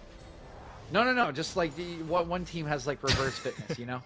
You just take a little injection. It's like FA approved. It's all good. Well, you heard it here first, folks. The new medical wonder of the world will be that reverse fatigue that we might see in terms of teams really saying that we can scale for late in real life as well. Arkansas definitely scaling for late in this one. Guardian Angel completed for I Look at Trees in case any sort of pick comes in, like we might see here. Othkirk looking to go aggressive. Sir Tuttle gets instantly taken down, and Exod actually is in a bit of trouble, but Othkirk just gets taken down immediately by I Look at Trees, who become absolutely on the lock. The double kill for the Senna, fighting right in the middle of the enemy team as Killer Guy will be forced to Gale Force away, but to no avail. Another kill going over to Silver Dream as well. Yoda, again, the last survivor, but he will not survive. Double kill over to Silver Dream. Arkansas are taking us to this game 3. Yes, they are grapes, and something that we have long since pretty much determined will finally come to pass as the Nexus will fall, and we will get our first 3-game series of the weekend. And the questions will abound as we go into Game 3 draft, right? Drury have shown the early looks in both of these games. One time it worked out flawlessly. The second time, I still like the approach. I really like Othkirk's pathing. I like the decision making. It just wasn't quite good enough. It wasn't quite fast enough. And U of Arkansas did their normal thing and scaled to oblivion. It does not look like they are going to back down from scaling. So Drury is going to have to either ban the Senna or they're going to have to draft an early game composition and execute on it again. And whoever pulls that out in game number 3 will win. Will have the story of the series and will have the win at the end of it. Yeah, I mean, it's really a tale of two different teams in terms of how these guys want to play it out. We saw, once again, Drury, their strategy worked in the game 1, game 2, not as much. And I think a lot of that also just came down to how the bot lane matchup ended up working out. I look at Trees and Sir Tuttle were able to sustain themselves a lot easier in that laning phase without giving up that early 2v2. So got to take a look at Killer Guy down there in the bottom lane, has to get some more early advantages for themselves, as well as Othkirk impacting the map a little bit more, and maybe with a little bit more scaling than he might have had there on that Rek'Sai. Yeah, it's hard to say, right? I still like the Rek'Sai. I like the approach. It just didn't quite work out for them. You can even see it in the first gank, right? He like goes to the gank, he's got it right, and he just dies to the second turret shot. Yeah. So I'm with you, Graves. There could be other options. They could try and go back to the Jarvan if it's not banned, but I think the approach is right from Drury. The question is whether they can execute on it and or just get rid of the Senna, because that's all I have. I look at Trees' play. Yeah, and we'll see if they make some adjustments like that, or if Arkansas will be able to secure this reverse sweep. We're going to take a quick break as we get ready to load onto the Rift for this final game of this series. We'll see you in a bit.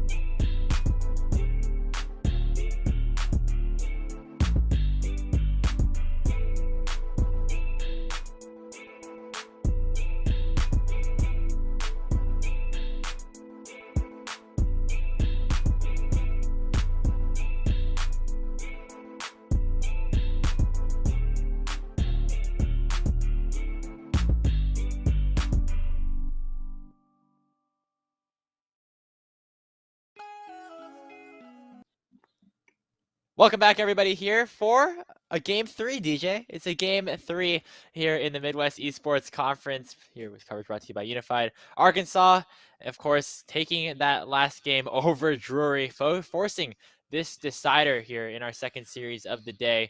Once again, talking about what we might want to see out of this draft for Drury. It's been all about the early game. For Arkansas, all about the late game. My big question here is that Senna still going to be left on the table for I Look at Trees?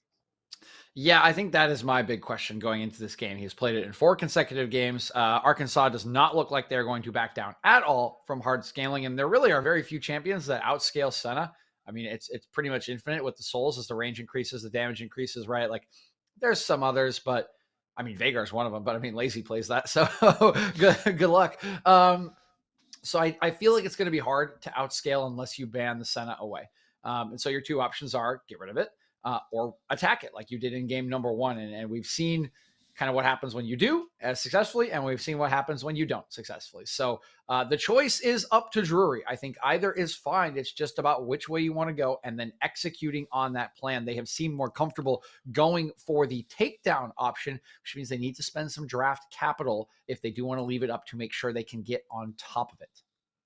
Absolutely. That's going to be the big thing that we have to focus on here as draft will be starting up in a couple seconds. It'll be interesting to see if either side decides to switch up in terms of the side selection for the draft. I think both if it went over, swapped over in that last game. So we'll see what happens here for game number 3. But there's a lot riding here on this game. I think getting that momentum for either of these teams will be pretty huge for Arkansas. Starting this season off 2-0, definitely going to be valued. And if you're the side of Drury, going down 0-2 early on in the season, this early, obviously not the best thing. Sure, you have some weeks to go forward, but always feels good to get that win.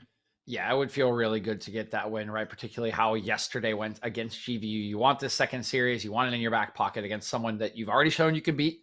You know this will be someone probably close to you in the standings if you can't already beat them. So it's time to lay down a marker, right? For you, Arkansas, a 2-0 start will put you in the upper echelons, even if it came in a 3-game fashion. It would be a pretty nice start, and it would be a good indicator that punishing their scaling drafts might be difficult for a lot of people in the MEC. We'll see if they end up doing that as we have loaded on to the draft for the final game here between the University of Arkansas and Drury University. Final time we'll be seeing these teams this week, but definitely not for the rest of the season. As once again, Arkansas going to be taking that blue side, Drury on the red. This was what we saw in game 1 when Drury ended up taking that game. So it's always something interesting to keep in mind as we load up this draft. Diana, once again, being the first one off the board. Don't want that in the hands of Othkirk. Yeah, the Diana, once again, will be off the table. That has been the first ban in all 3 games. They just do not want it to go over. They do not want AP and then AD options for the solo laners. Let's see what the options are for Drury. The Poppy is hovered. Again, this was Exod's favorite yesterday. They took it away after game number. I think they took it away in game 1, too, as well, if I'm not mistaken. So they'll take that one away. Again, we're still Senna waiting room here to see what the decision is for these bans. So hurry up with the bans. Also have Killer Guy on the other side here for Drury. Let's wonder to see if the Ash will get locked in again or will get taken away. Just a lot of question marks here in terms of what these teams want to do. We're gonna, once again, Arthuric going to be targeted here with the Jarvan takeaway here, DJ. So looks like the jungler here for Drury getting a lot of attention, but might leave some options open for the rest of the players. Yeah, he was just too good on that Jarvan in game 1. The real thing that kind of crushed the Senna composition in general, so they will take that off the table. I mean, they're angling for it. We knew this was going to happen. The Vagar is the hover. They will take it off of Lazy Lambo's hands, and now this is the big question. All right, what do you ban away with your third and final ban? The Ash is the takeaway from Killer Guy. Arkansas doesn't want anything that succeeded in game number 1 on the table. And there it is. The Senna will be banned away. They will force I Look at Trees onto something else, and maybe we will see a different look from Arkansas. Yeah, something that we haven't seen a lot of I Look at Trees. Anything that's not Senna, you'd have to imagine that would have been the first pick for this team if they ended up not getting through the ban phase. But instead, they'll have to focus somewhere else, and it will be that Victor lock-in for Lazy Lambo. I believe this has been on Baymax for the past 2 games. So now getting the priority around this mid lane pick might show a little bit different success here for Arkansas. Yep, the Victor does go over. It has been Baymax's preferred side of the Victor Corky trade that's been going around the early season. And we'll see if he can play the other side. I would hope so, considering I think the other side is the better side. Also, with a Caitlyn would be really nice. It's a lot of range. So we'll see if it does come in this pick or later on. But you've shown your AD carry. You can just counter the mid laner. So they're going to go for the Thresh once again. No, they're going to get the Anivia early. This is smart because Arkansas have been taking away these champions like the Anivia pretty early, I would say. Later on in the second ban phase without that Victor in the hands of Baymax. Have to opt for something else. Taking that pickup here on the Anivia. Going to be pretty interesting here. We saw Anivia a couple times yesterday to varying levels of success, and I'm excited to see how it's going to be able to do here. We see Silver Dream back on the Wukong. We're going for straight power picks here with both the solo lanes locked in. I mean, it is a game 3, right? You often want comfort over perfect composition in a game 3 when your backs are against the wall. And where Silver Dream has been really, really good on the Monkey King in the last 2 days. So not surprising to see him opt for that once again. And this is kind of what I would expect into the Caitlyn with the Senna ban. You know, Jinx is still a good scaling option. It's not as free as the Senna, but it is kind of a similar concept with the range, with the rockets. To hover on the Darius. This would be the other big counter to the Wukong. The Renekton was supposed to be that for Yoda. It worked out all right in the early game. It was CS up, but it never really took over the game, and it's kind of bouncing between the two. We'll see which one he goes with, but I would expect one of them. Yeah, the Renekton, it was okay in lane. I think Silver Dream did a good job at manipulating the wave states in ways that could allow him to stay relatively even and eventually snowball the game a little bit more in his favor once he got towards the late game. But the Renekton, once again, is locked in for the side of Yoda.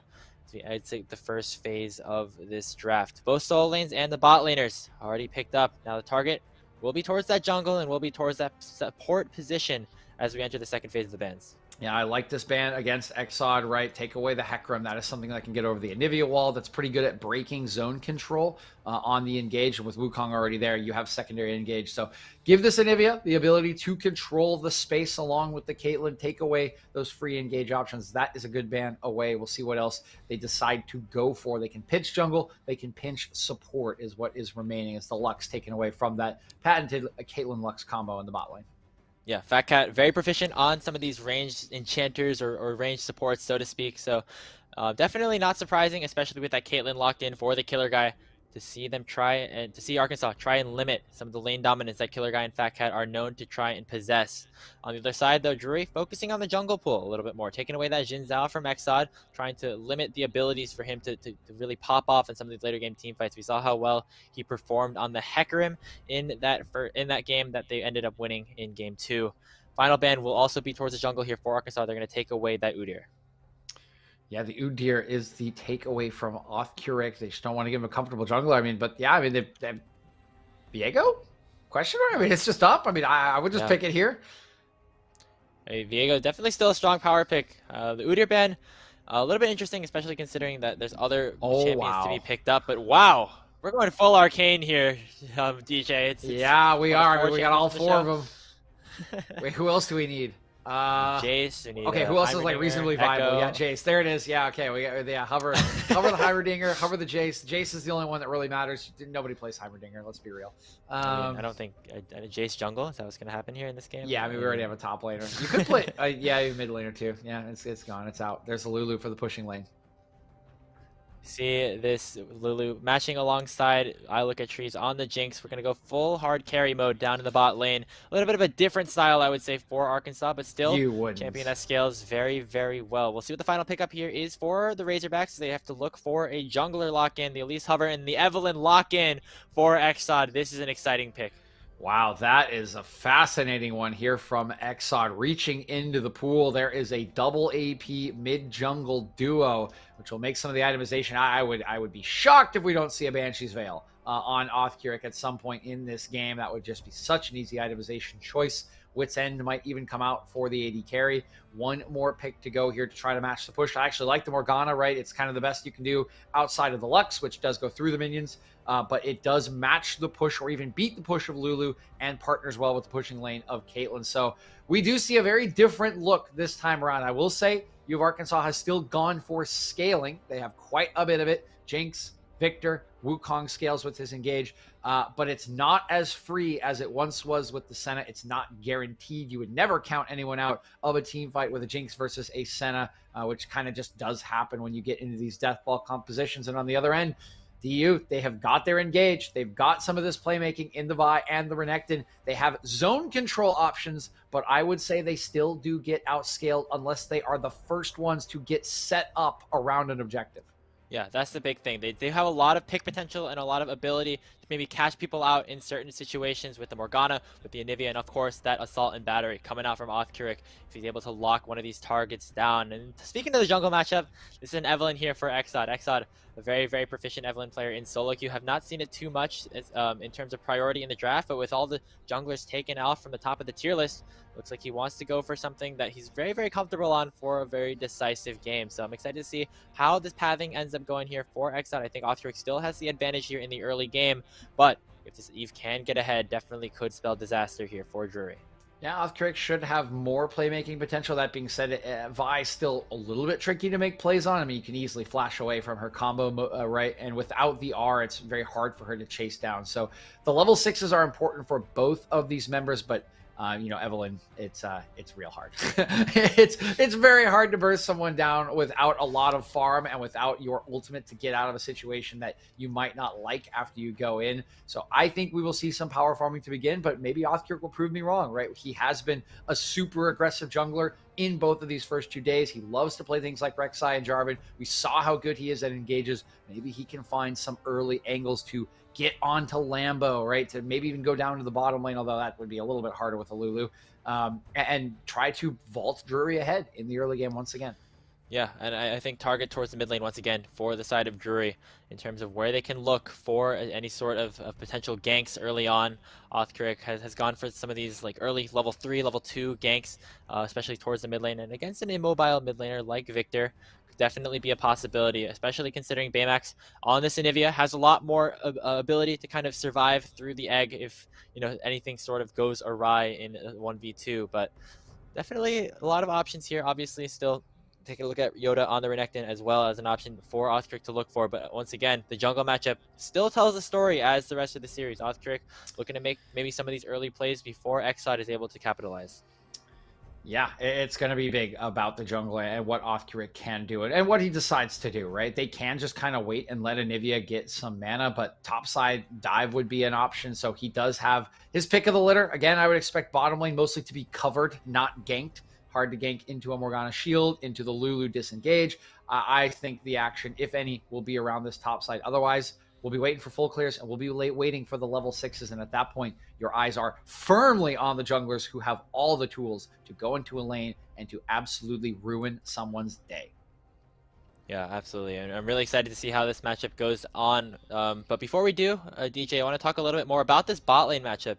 We saw Caitlyn a little bit in the series that we just had between Ohio Northern and Purdue Northwest. Reaper, I think, was the one on that pick. And it's normally a champion that's supposed to get this early priority, get the early laning stats against against somebody like this Jinx. But we saw with some of the support matchups that ended up happening as well, really was not able to ever get ahead. So Caitlyn hasn't looked super good today in terms of champions down there in the bottom lane, and I'm excited to see if Killer Guy, a player who is known to be pretty dominant in the lane, will be able to push some more advantages here.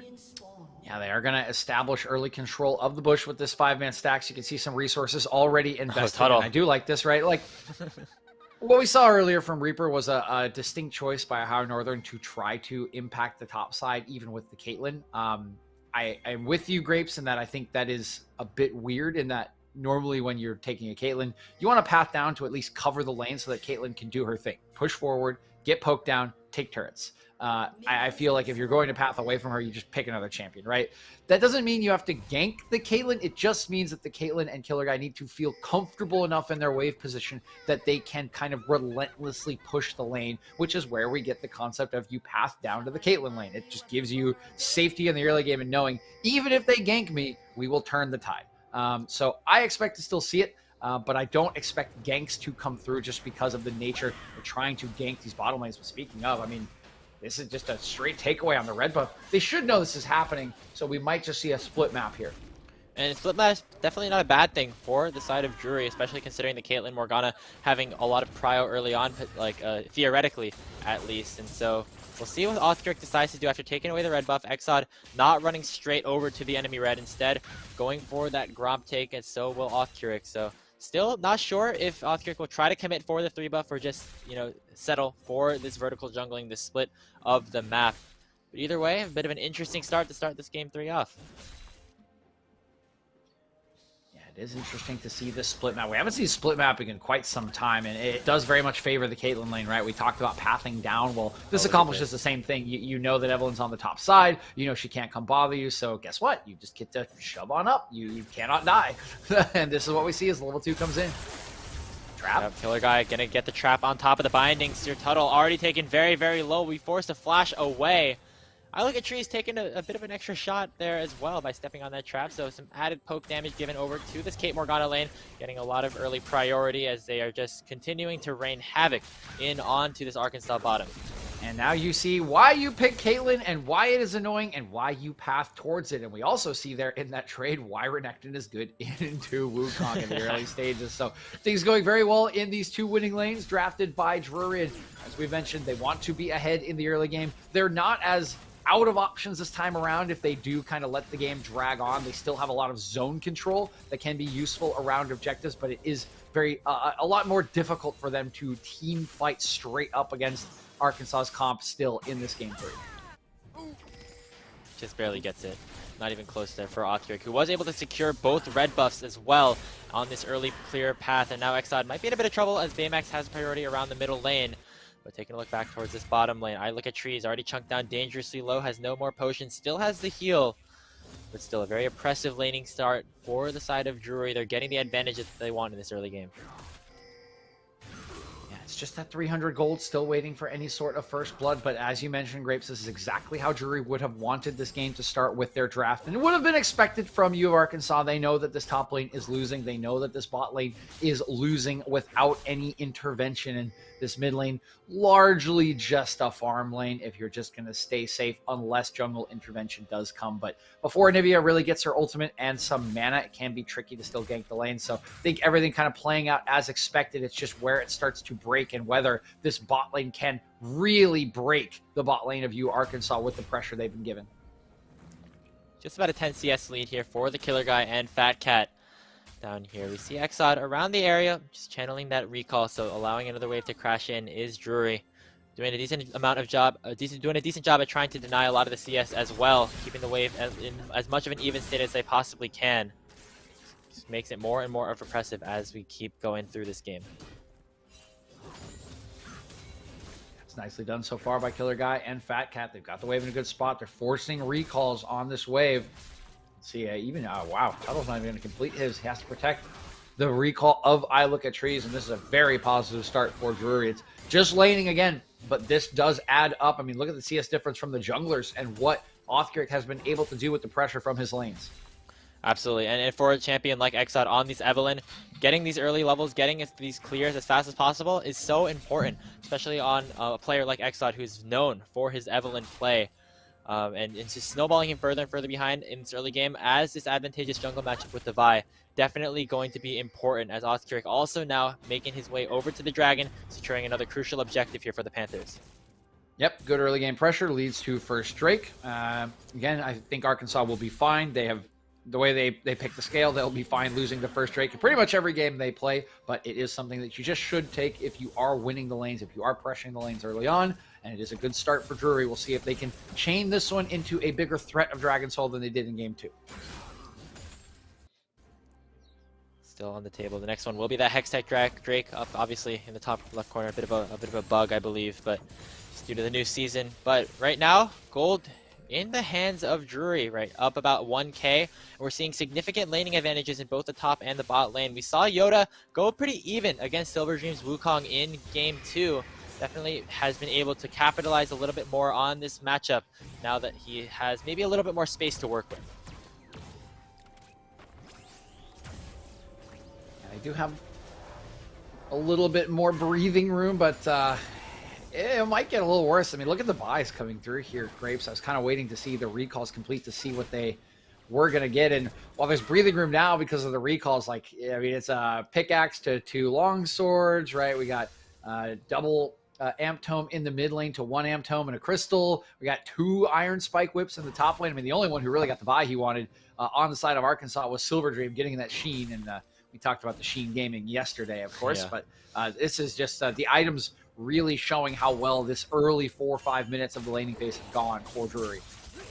Yeah, and this is exactly what we wanted to see out of them, of course. We saw them get the early priority, winning side lanes. Need to get these early leads, secure some early objectives. But for Arkansas, nothing that they have not been able to handle before. They still have the ability to come back in this game. It's basically still anybody's game, maybe 50-50, so to speak, at this point. Exod continuing to try and farm up as we take a look at some of the CS numbers. Yep, as we said, this is exactly the game plan of Drury, but for Arkansas, still something that you're not super upset with. You're kind of expecting this coming into game. You certainly were. I think they'll be a little disappointed with how the bottom lane has gone so far, but you know what you're looking for. You're looking for the team fights with this Jinx, right? You're just looking to be on 2 items around the time that the 3rd Drake is up, around the time that Soul is becoming a concern, and it shouldn't be that bad for Ilakatrice as long as he does not die, doesn't lose a ton of the CXP. You can see some cover even coming in here from Exod. Nice black shield to prevent the charm from going through. Exod does have that last caress now up and available. He's been farming pretty nicely after that early invade coming out from Othcuric. It's just continuing to wait up, farm up, and maybe just bide their time a little bit more. Some of the scaling, of course, from Arkansas can come through. This is that death ball that we've seen time and time again from this squad.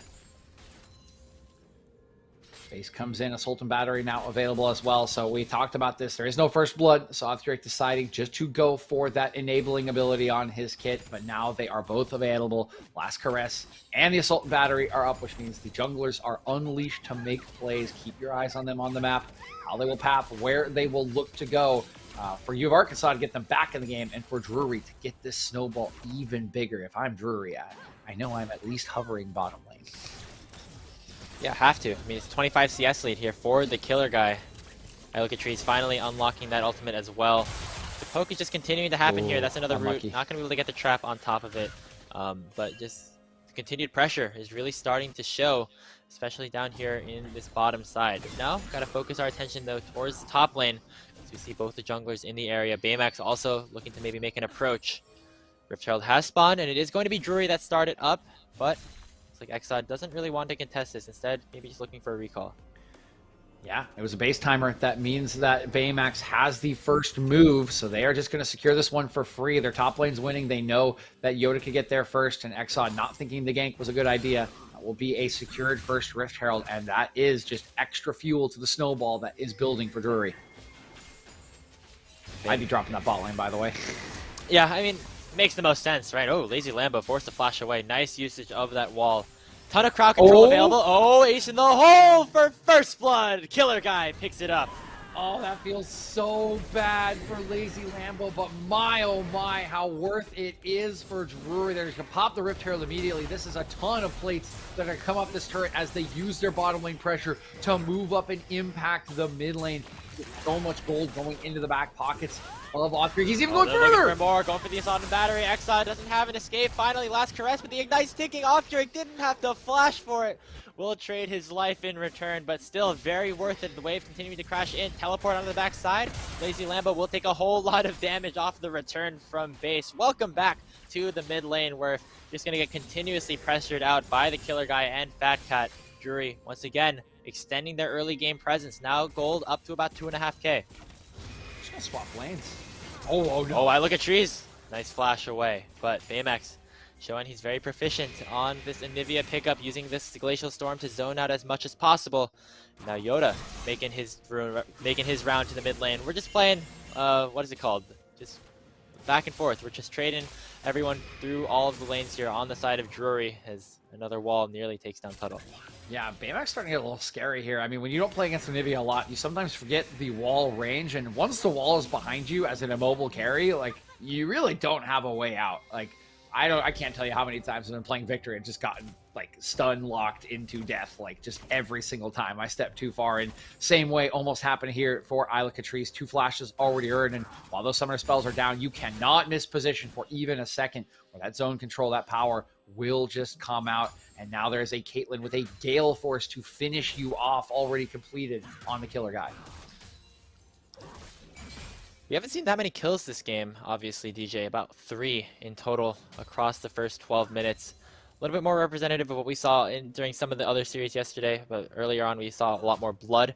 But it's been Drury taking control of this early game, despite not going for too many aggressive ganks or dives and the such. But Yoda has to be a little bit careful here, but still maintaining that CS lead of about 25, still getting that gold advantage, and everybody really is ahead for the side of Drury at the moment.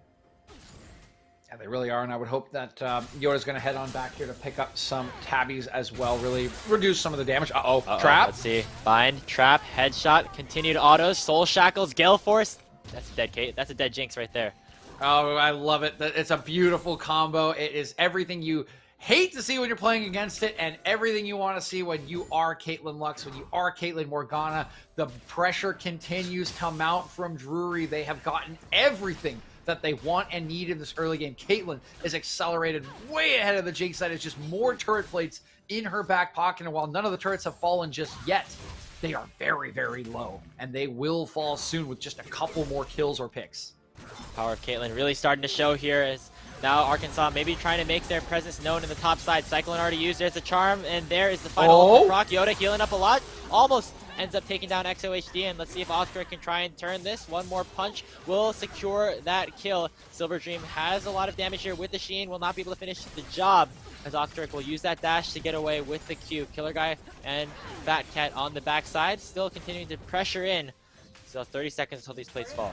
Yeah, it's once again Silver Dream coming out of a fracas in the top lane, but there is a price to pay for this as the bot lane continues to push in. It's more turret plates. It's Lambo in some trouble. Baymax has the Chaos Storm. Oh, we dodged that. Lazy Lambo looking to try and finish off the Anivia. Still had the egg, so it would have been hard to finish that consistent DPS, but still, it's Lazy Lambo getting the better end of the trade, which is something that you want to see if you are the side of University of Arkansas, taking very low, not going to fall. Almost gets him, but will stay alive for Baymax. What's critical here is the first turret has fallen for Killer Guy, and why that is critical is because now your Caitlyn is free. So you know what you do now? You take your fed Caitlyn, you move from the bot lane, which just took a turret. Now she's going to go mid, and she's going to take that turret. And then she's going to go top, and she's going to take that turret. And repeat, Grapes, and it's just so simple right now because of how far ahead you are. Nobody can match this Caitlyn, right? It would take multiple CC layerings to get through her, and the Black Shield with the Gale Force also as a defensive item. With the range, she's already got the power. Like, I don't think Lambo's going to have to be able to hold this off for too long. This turret will certainly fall very soon, and then the Victor gets a little bit neutered as well since he can't just stand there and clear waves in mid. This is going so well for Caitlyn and for Drury. That's the formula for the side of Caitlyn. That's what you want to do. One tower after the other, and maybe top lane after that. Silver Dream still, doing his best against Yoda here in these trades. He's able to, do a lot once goes for the all-in, but I think the pressure coming out from the Renekton just in some of these short, quick trades, definitely not to be scoffed at here, as some vision is fought around this bot side. River Dragon spawning in about a minute, and that's going to be a topic of conversation for Arkansas. But first, going to look for a pick here onto Yoda in the top side. XOHD looking for the kill, and he will finish the job onto Yoda. Yep, nice wave manipulation from Silver Dream will allow the jungler to come in, but I don't really know how much this earns them, right? There's 2 members top side, which means there can be 3 members mid. This will almost certainly be the end of the mid lane turret if they want it to be here for Drury. Kind of waiting to see if they can get Lambo as well. See if they end up going for it. Wow. Power still pretty high HP. Ostrich was in the area, but decided not to go for the commit with the dragon about to spawn. Killer Guy continued to try to get priority here in the middle lane, but Arkansas has made their rotations back. Exod is here on the horizon. Maybe looking for a bit of a pick here onto Fat Cat, but he's going to get stunned up and taken down almost. Last caress out, combined with the wild growth will save him for now. But there's that ace in the hole. The shield from Tuttle barely keeps Exod alive. But that is your jungler out of the fight very early. Drake's about to spawn. Yeah, no last caress either. Had to flash just to get the shield from the Lulu to stay alive. That should just be soul point, and the patience pays off from Drury. They don't commit the resources even in the cross-map play. They wait for the Drake to come up, and they're going to get themselves to soul point at 16 minutes, Grapes. This is an early game blitz. It is everything they drafted for, and all of the players are doing so well. Now Lazy Lambo's in so much trouble. He has no mana. Has the flash, though. Will be able to use it to get away from the soul shackles. But that'll certainly nearly spell the doom of this mid lane tier 1 turret as the rest of Drury make their way rotating towards this top side. That second Rift Herald is also available. They might want to try to complete this sort of objective sweep that they've set up for themselves. Drury looking really good and looking calm and collected here in this game 3. Yeah, and I'm just so impressed with so many of these members understanding how to play out this pushing composition, right? They've been playing early game comps, but not necessarily just this full push. And Killer Guy in his 4th champion in 5 games is looking absolutely broken on this Caitlyn next to Fat Cat. Baymax finally gets a pick he's comfortable on. He's been looking great. The team's just working so well in coordination. They've got a second Rift Herald. They've already got the mid lane turret. That means top lane turret is almost certainly going to fall next. And then they can start to move up the vision line and work on the tier 2 turrets with the big objective spawning soon. There's just so many things for Arkansas to defend, right? You got a Baron coming up in 2. That might take a couple more minutes to be a real threat, but 3 minutes, 43 seconds, you got to defend an Infernal Soul as well as your tier 2 turrets as they try to split open and continue to pressure this map. Yeah, and if you're Arkansas, you have to just wait and hope that your team fighting, that your front-to-back composition is enough to potentially save a fight around that sort of soul. Exod would be crucial to maybe get a kill, to get this shutdown, to try and snowball. He's a little bit ahead. Fat Cat is going to take the brunt of the damage. Super Mega Death Rocket won't do enough, and he just gets trapped under the crowd control. Exod gets wiped by the Killer Guy, who barely takes any damage. Yoda coming in with the teleport as well. Silver Dream in a whole lot of trouble. Let's see if Yoda will be able to finish the job. Does have that flash, and will be able to use it. Doesn't have enough damage just yet. Might be able to get out alive is the Silver Dream. Big punish coming out from Drury again, as looks like the Killer Guy is back to his ways.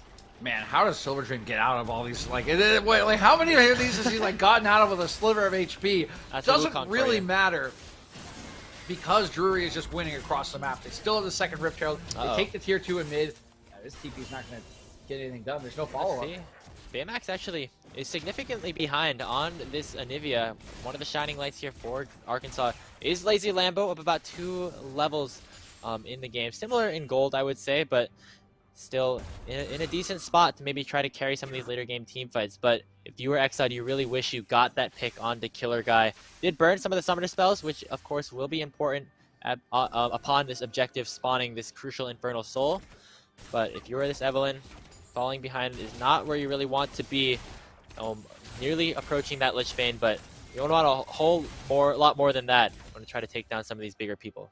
Yeah, I mean, we saw it on the top lane, right? Just unable to burst out this Caitlyn, which is what you're really there for. They turn the play around, they kill you. Silver Dream barely gets out alive, and you still lose across the map because of the Rift Herald. The tier 2 goes down, it gets an extra charge, and now mid lane's wide open. If they shove that all the way into your base, you have to now walk through an entire jungle of vision as this Drake spawns in a minute 30. So my eye's going to be on the wards here as they come out from base for Drury. How much shove can they get? How much control can they get of the jungle before the Drake comes up? Or will they just use it as bait and try to continue pushing around the map?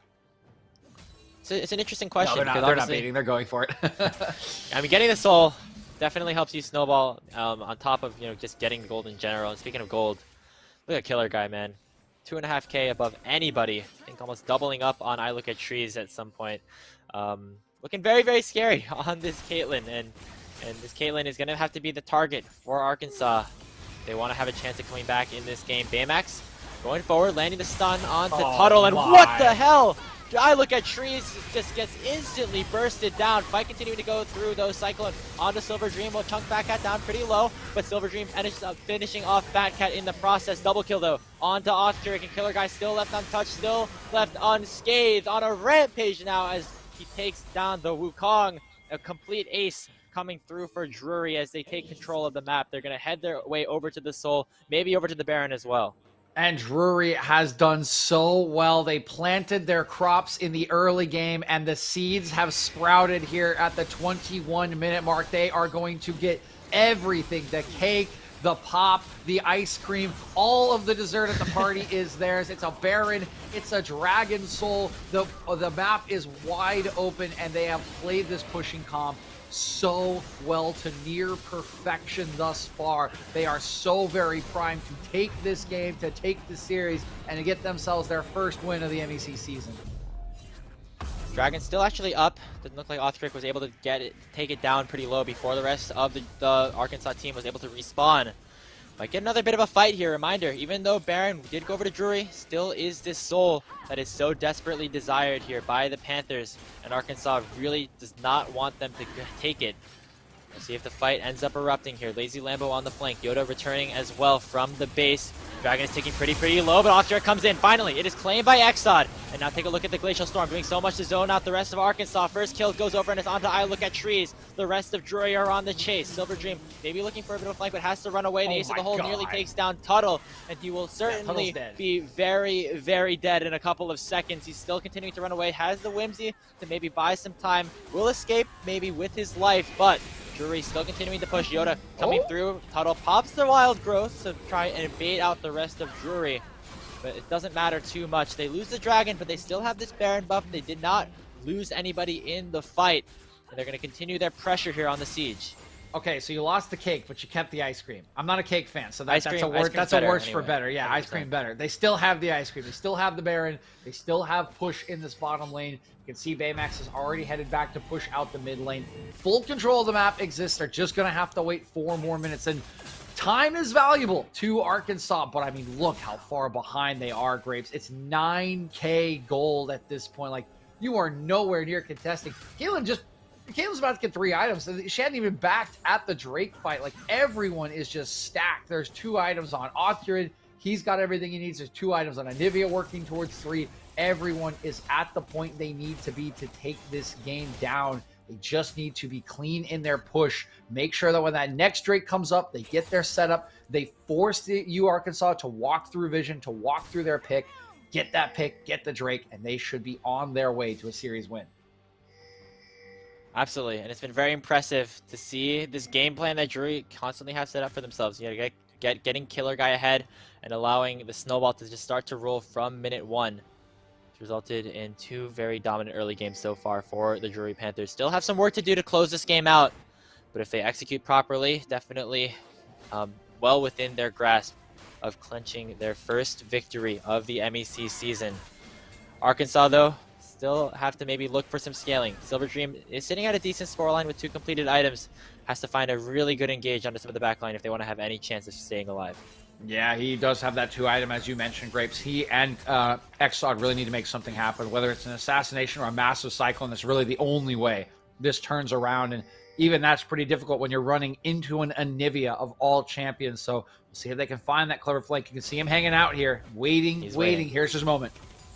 Baron buff has despawned, but Charm is landing onto Baymax. Silver Dream is going to get caught out, rooted up, stunned up, and finally will issue the Cyclone. This is the commit that Arkansas is going to look for, and they pick up 2 straight kills, but Baymax and Killer Guy are still alive. They will take down the Renekton as well.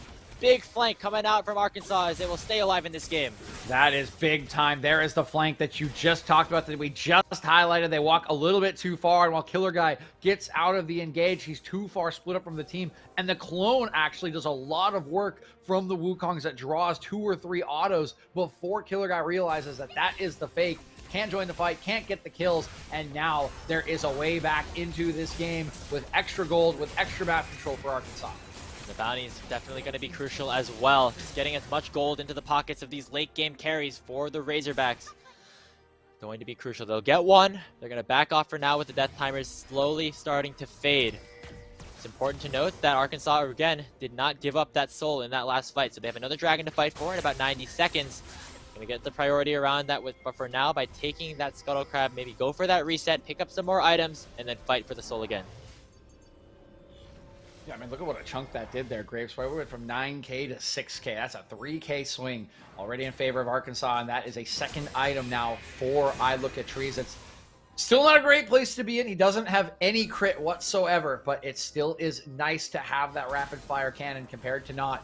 Big question now is, can they hold off on this next Drake? It's up in 58 seconds. They are not on a good timer in terms of vision. They've already had to expend theirs in the last play, and there's plenty of wards on Drury's composition to control this quadrant of the jungle that leads up to the Drake. Still some time until that objective ends up spawning.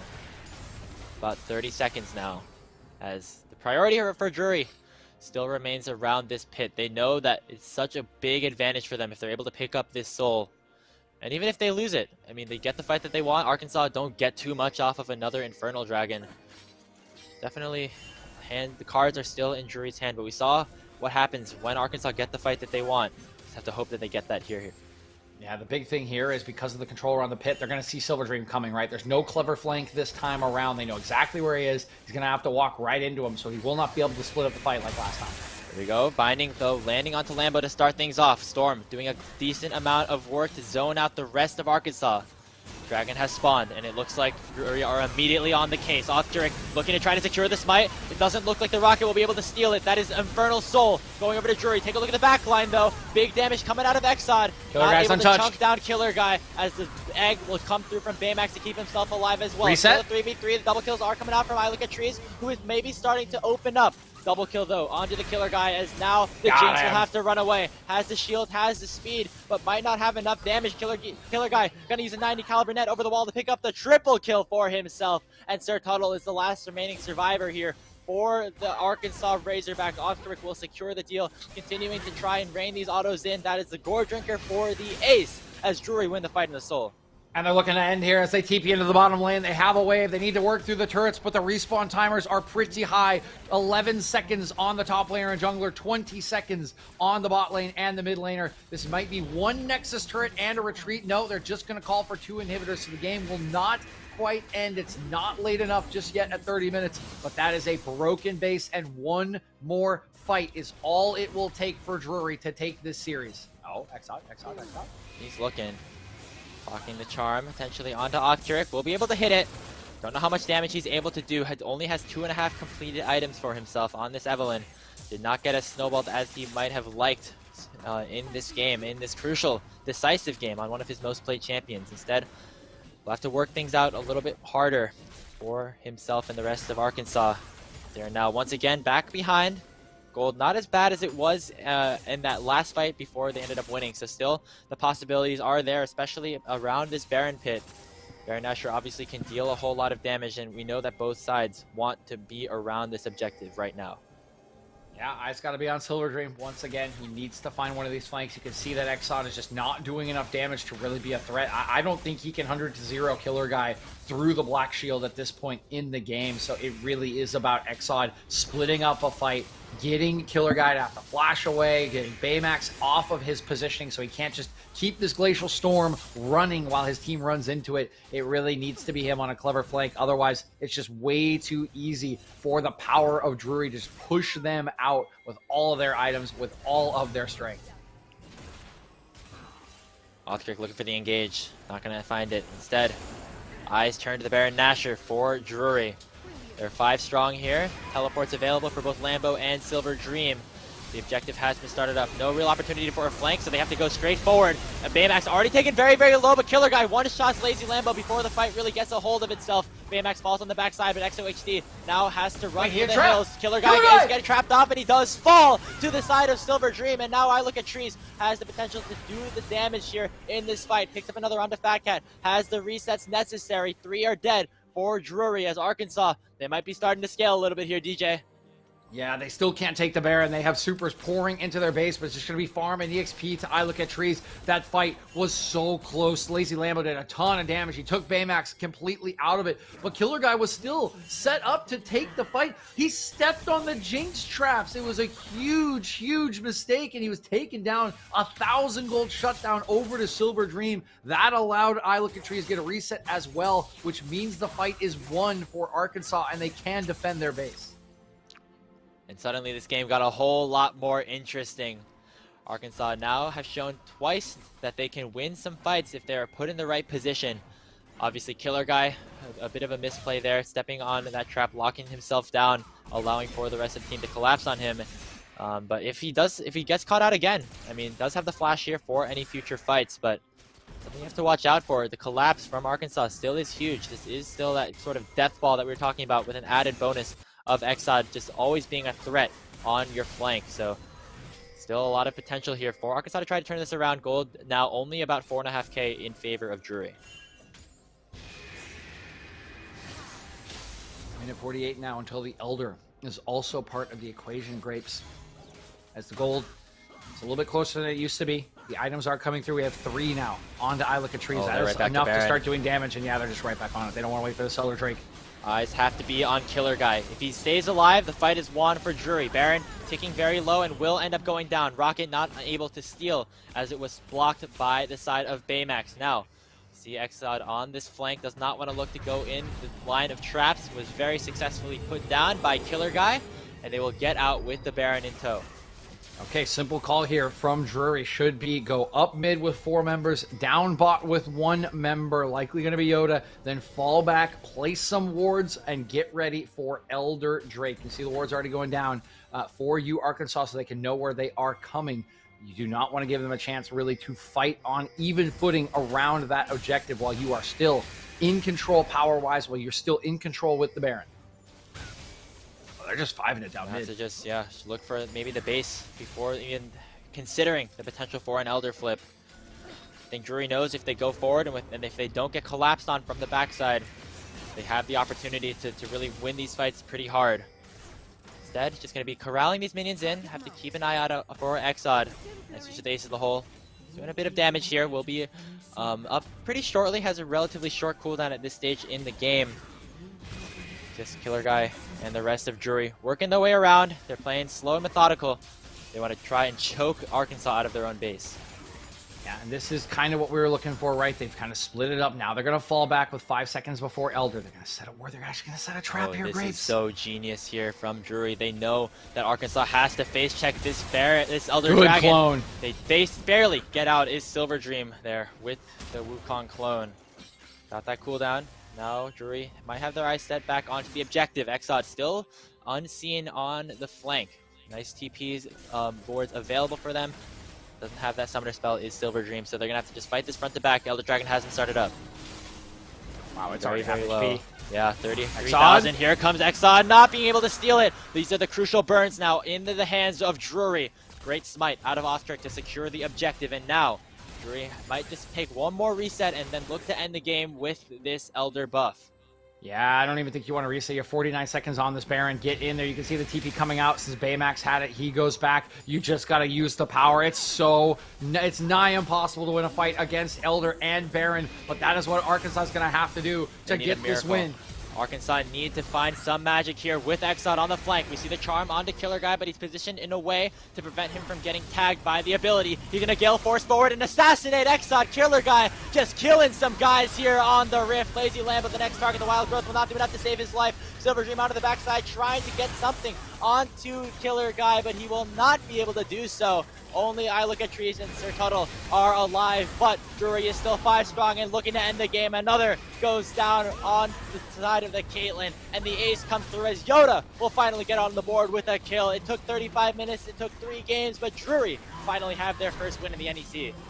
And round of applause to Drury for this series. A hard-fought series. We said it coming in, Grapes. We thought it was going to go down to the wire. We thought it was going to be super close, and it was our first 3-game series of the weekend for good reason, but it is Drury with an flawless, well, okay, I will say nigh flawlessly. There were a couple mistakes there at the end that extended the game.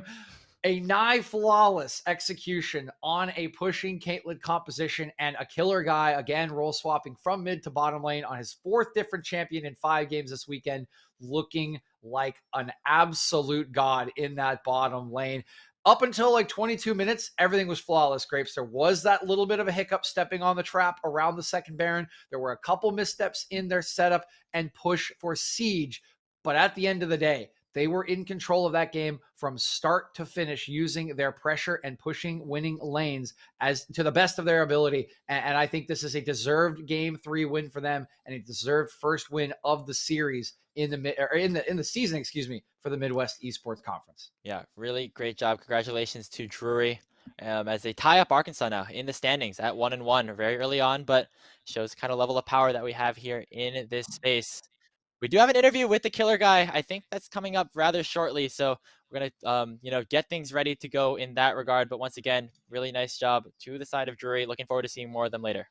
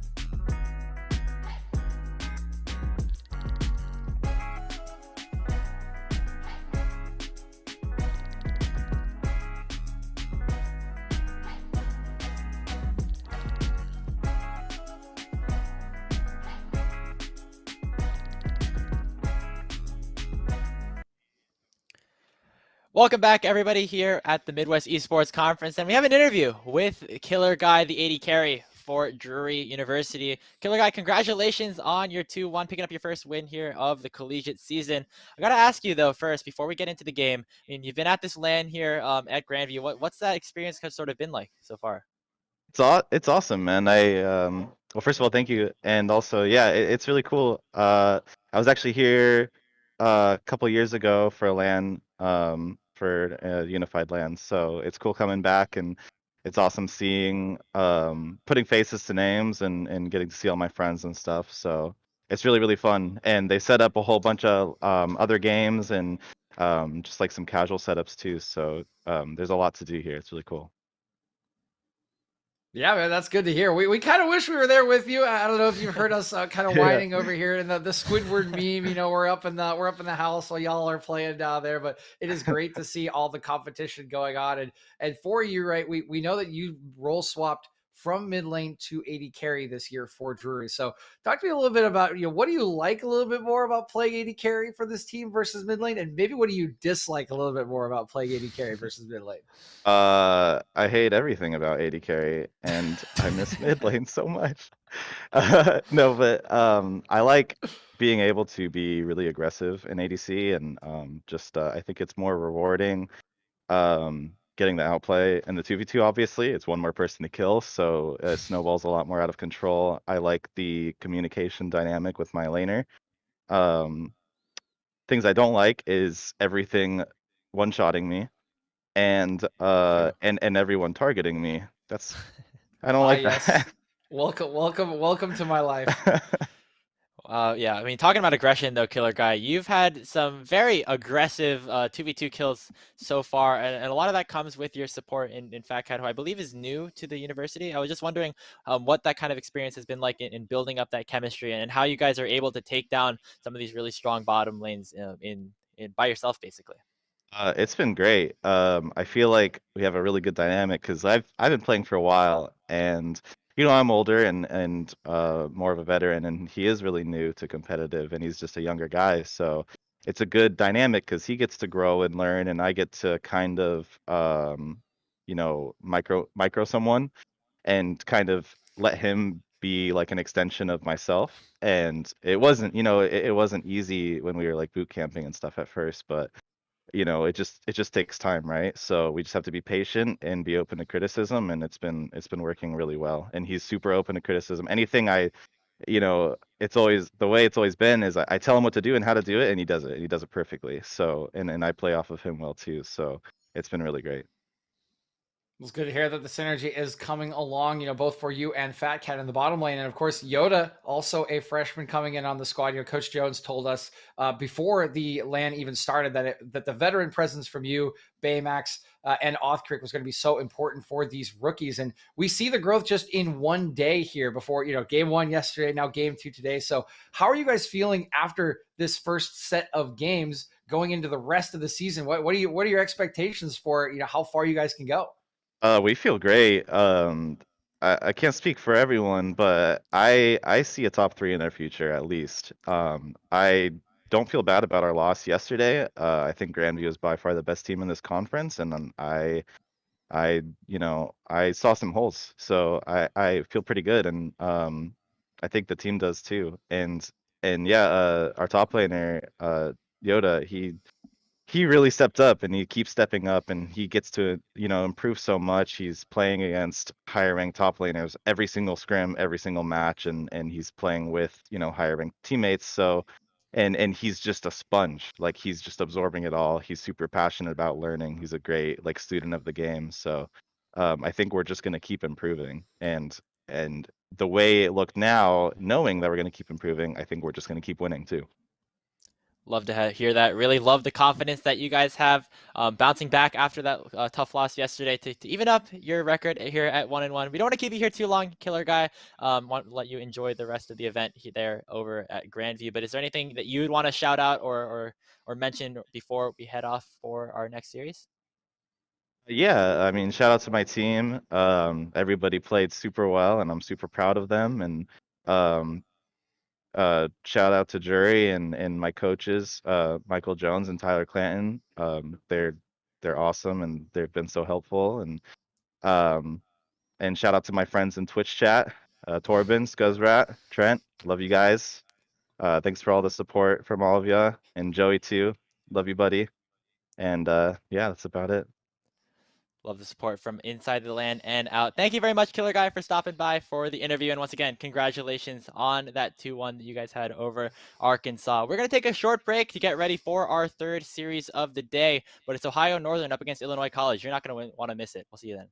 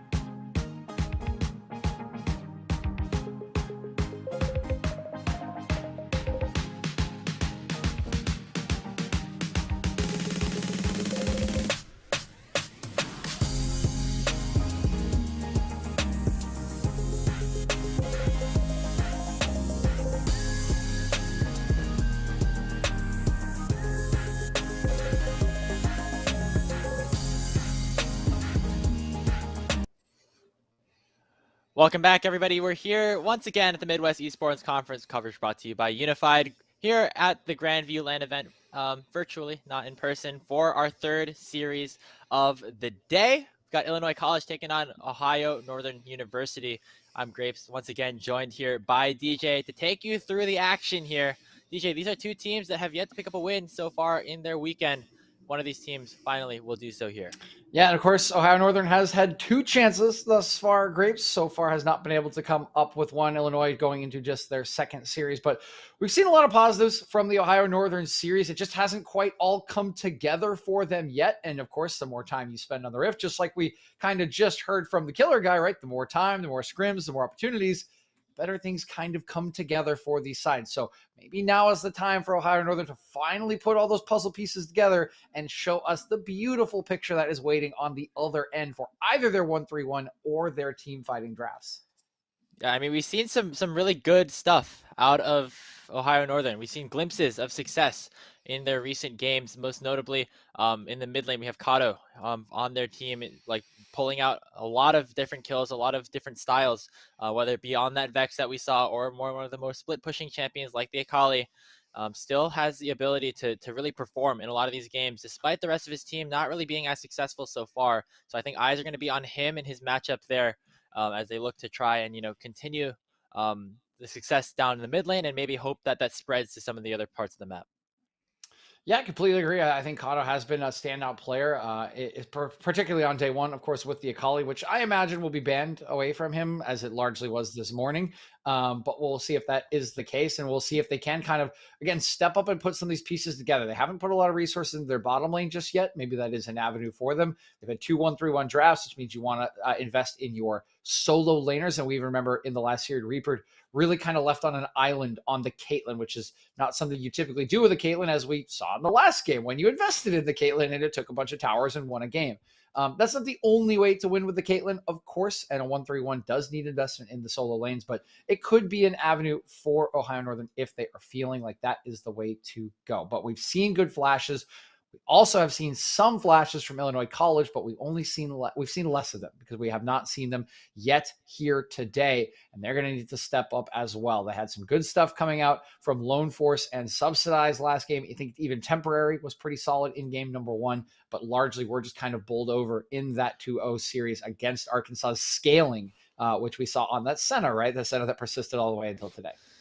Yeah, a lot of interesting things to look at there for the side of Illinois College, specifically, as you said, their bot lane had some moments, but at the end of the day, the scaling of the center eventually just took over, and I'm excited to see how either of these teams are looking to adapt because, as we said before, both of them still have not picked up a win this weekend, as they are just both, looking to try and, get that first dub on the board. Always important, I think, just to maybe start the momentum shift a little bit more for them as we prepare for this draft. Looking really forward to seeing one of these teams maybe start to step up on top. Yeah, and it really is important, Grapes. And I can speak a little bit from experience on that. I've been through, particularly my freshman year, and then a little bit later down the line, multiple 5-4 game losing streaks. And in soccer, it sticks a little bit harder each individual game because they are longer and there's longer breaks in between them. But when you do get that win, right, after a couple of losses, in particular at the start of the season, it starts your train of belief, right? It starts to kind of reinforce the ideas that you've been practicing, saying, this is what we're good at, this is how we can play, and this is how we can win. And once you realize that this is how we can win, it makes it a lot easier to do it over and over again, to continue to push those limits on what you can do. So always a big confidence boost at the start of the season, particularly when you start off in a fashion that you weren't necessarily hoping for. Start off the draft here for game 1 of this best of 3 between ONU and Illinois College. Vex, starting off here off the table, We saw Vex play there by Kato in Game 2 of their series earlier today against Purdue. This time it's just going to be a band away on the other side here. Hecarim being hovered and potentially locked in, as well as that next one off the board. Yep, I see pretty early on recognizing that this is Kuza's most favored champion in this jungle role. Of course, a support player, but has been looking pretty good, particularly when on this Hecarim. So they will take it away from him, try to make that jungle matchup for home gear a little bit easier. And the Vex ban away was something temporary. Looked solid on yesterday, so why not take it away, right? We've only seen the film of him on that champion and one other. So take that one away. Don't give him the comfort, and the Corki will join in that fashion. Just safe wave clear and meta mid laners already off the table for temporary. Kind of glad we don't see Corki. I feel like it's such a dumb champion. I feel like at this stage in the game, just like having all those rockets, one-shotting everybody with just like the press of an R button. Not very. Did we not see a 25 stack Syndra earlier? Okay, I guess so, but I mean, still, it just feels like there's not a lot of I guess not a lot of counterplay either way. But having Corki off the board, it's probably a comforting sign for ONU as they decided to take it away from the likes of temporary. We're seeing continued focus towards the solo lanes though. Akali, next one off the board. We'll see what ONU decide to do here. Okay, so this is the Mundo takeaway. Usopp played this in game number 1 yesterday. It was okay, but we were, I think, with what we heard about Usopp and his playstyle, we were a little more excited to see him bust out the Aurelia in game number 2. It was a little uninspired against the Wukong that we literally just saw in the series for Arkansas Silver Dreams. Very proficient on that champion. So they will take it away either way just to remove a comfort pick. And there's the Zeri. Somebody following Grapes' advice in this series. They do not want Reaper on it this time around. Yeah, and it made sense. I think Zeri kind of got through the draft in a lot of the games. In that last series, I guess neither team really wanted to prioritize that super heavily. Of course, being a new champion, obviously you want to make sure that your players are as comfortable as they can possibly be in these sort of do or die games. But for ONU, gonna pick up that Diana for Kuz, champion that was banned away from them in both of their games, I believe, against Purdue. Yeah, this has been pretty much banned away, I think, in every game we've played so far. Yeah. I think this has been a first or second ban, so it goes all the way through Phase 1 bans. It will be picked up, and it will be Kuz who gets to pilot it. So pretty exciting that we finally get to see the AP on the table, and it will open some draft options for Ohio Northern, which is interesting for a team that has been trying to play 1-3-1. Grapes, there's a lot of good bruiser melee champions that are AD-based for 1-3-1. On the other end, though, Icy will go towards that Jhin, very safe, solid bottom laner, although we haven't really seen any bans away, so there are some counters that can be taken into this, and Home Gear is hovering that Jhin Zhao, just a pretty standard as it gets here, all reliable, as I would say, for junglers at this point. Yeah, and there's basically had their pick of the litter other than that Hecarim, so Homeguard are going to prefer that Jhin Zhao. Kuz, of course, still has some other options on the table. That Viego comes to mind immediately as sort of the pick that we often see against... Oh, wait, never mind. Diana's already locked in. What am I even saying? I'm back in like Diana mid-meta, I guess, or something like that. But either way, Caitlyn going to be picked up to match alongside against, that Jhin that Subsidized has picked up. We'll see if ONU decide to finish their bot lane off here, or we'll try to pivot somewhere else. Not surprised to see the Caitlyn. It's kind of an annoying lane for the Jhin, right? You do actually get outrange, which is a little bit rare, as we see the Tryndamere going to get locked in for Kato. This was banned from him earlier today, and this offers a lot of skirmishing options with this Diana, or we could actually see it end up in the top lane, and then maybe that feeds into the split pushing narrative that we've been pushing the whole time. Yeah. Either or, what we'll see as the hover of the Aurelia is locked in, so we'll see Usopp once again likely get himself onto a very high mobility, high agency AD champion. Yeah, and I'm expecting that Aurelia to be going up to the top lane, as we said, towards Usopp, and the Tryndamere to be going mid towards Kato, which leaves a bit of a differentiation in terms of where Illinois College and Ohio Northern can go in the ban phase. Already started off with that Wukong takeaway. Want to make sure that some of the counters here, hard counters here against the Aurelia, are taken off the board. Yeah, which means they do probably think that this is a mid laner for Kato. I mean, again, he did play it, so not necessarily surprised that they think this is a mid, and now the hovers on the other end of things actually going to ban the Lux away from the from Illinois College. Make sure that they can't just take that on or 4 to take it away from the Caitlyn. Would be a pretty powerful pushing lane alongside the Jhin. Although again, Caitlyn, pretty nice matchup into Jhin. He doesn't outrange her. It does get a little annoying to try to trade with your 4 shot when you are on this this champion against the Caitlyn. One more hover of a Renekton. After we saw it pretty successful in the last series, it will get locked in. So, yep, double hard counter into the Aurelia taken away, and they are really banking on this Tryndamere being a mid laner. Yeah, definitely so. You could just send the Tryndamere top and just have open reign over which mid laners to pick after that. But I think it's pretty safe to say that Kato will be playing this Trynd. I feel like aggression. Probably want a different matchup here into this Aurelia. It's just like either a gut feeling. Also, we've seen Kato play it before. But still a lot of options available in the support pool as well. As we'll see what Illinois College decide to lock in here with this 4th pick. Victor would be a pretty standard matchup here in the mid lane. Going to be picked up here for temporary. He's going to try to continue some of that AP scaling. Yep, the fact that Victor's still available, a little shocking at the R4 slot, but yeah, if he's there, why not take him? So picked up for temporary. Be a quick answer in the Camille, so we'll have a very volatile skill-based matchup in the top lane. This should be fun. Aggression versus Usopp, they will both have tons of agency on these two champions, and junglers are probably going to be drawn like moths to this one. Yeah, definitely so. Camille and Aurelia, also an interesting matchup.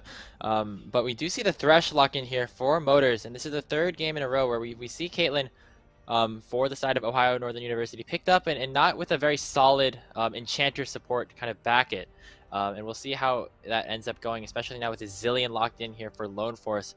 Seems like they're that confident in their ability to survive this laning phase that they're just willing to pick this high scaling support matchup down in the bottom lane against the Caitlyn like this. Yeah, this is actually, so, I mean, it works a little bit better, but it's fascinating that this is actually the same bot lane that was picked against GVU yesterday for Drury that got absolutely stomped by the Lucian Nami. Now, again, Lucian Nami, a lot easier to dominate a lane than it is on Caitlyn Thresh, for example. You are very reliant on that Thresh hitting a hook to actually do anything here outside of push, which you should still have in this lane, right? Thresh is semi-ranged. He can kind of trade back. The wave clear on the double bombs is not as good as the wave clear on the Piltover Peacemaker, so there should be some push for ONU. But I'm with you, Grapes, in that the Thresh-Caitlyn combo, not usually the one that we see. So just comfort being the answer for Reaper and Motors. And again, they left Reaper on a bit of an island the last 2 times they picked this Caitlyn. And if you look at their top side, these are lanes that want resources. These are lanes that want attention. So we might just see it once again. Yeah, I mean, wouldn't be surprising. Obviously, Reaper and Motors didn't do super well in that last game, to say the least, against the Poner in those various matchups. So we'll see if they end up getting more attention there from Kuz, or if they're just going to double down on this top side focus. And once again, DJ, another 1-3-1 setup here for ONU. They have the 2 players that can go into the side lanes in aggression and Kato. So it'll be an interesting strategy here. Obviously, Usopp can try to match one of these solo laners in the side lane. Victor, not as common to see in that sense. So it might just be a bit more of a fighting style here for Illinois College as they want to try to take this first game of the series. Yeah, no, Victor will very much struggle into either of these champions in the side lane. I mean, you try to put your gravity well down, and there's a hook shot, there's a dash, there's invincibility. Like it's not easy for Victor to keep these 2 off him. Aurelia has a little bit of an easier time, but yes, IC is not going to want to get dragged into a 1-3-1 game. They are very much going to want to team fight. They have all the tools to do so. Long range damage on the Jhin. Consistent damage on the Victor with some good engage options in Holmgeier and Usopp, and of course, who can forget the Zillion revive that makes it a 6v5. So ONU will try to do what they have failed to do for 2 straight series. Play an early game out where you can open up the map early, get an early top or bottom turret, and then let either Aggression or Kato go thrive in that side lane. That is what we want to see from them. On the side of IC, we want to see some proactive plays from Holmgeier to shut down one of these solo lanes if you possibly can, right? That really limits your 1-3-1 options, because now if someone's weak, oh, okay, I'm just going to send my weaker member or even my stronger member out. They can't really impress upon me, and we can just take a 4v5, a 5v4, because we have a Zillion. So that's really the option you want to see from IC. So we're looking at Holmgeier to make these kind of early game plays. I would imagine probably around the top lane where it is a little more volatile, and we're going to have to probably wait for Kuz to hit that level 6 mark before he really can impact it, unfortunately.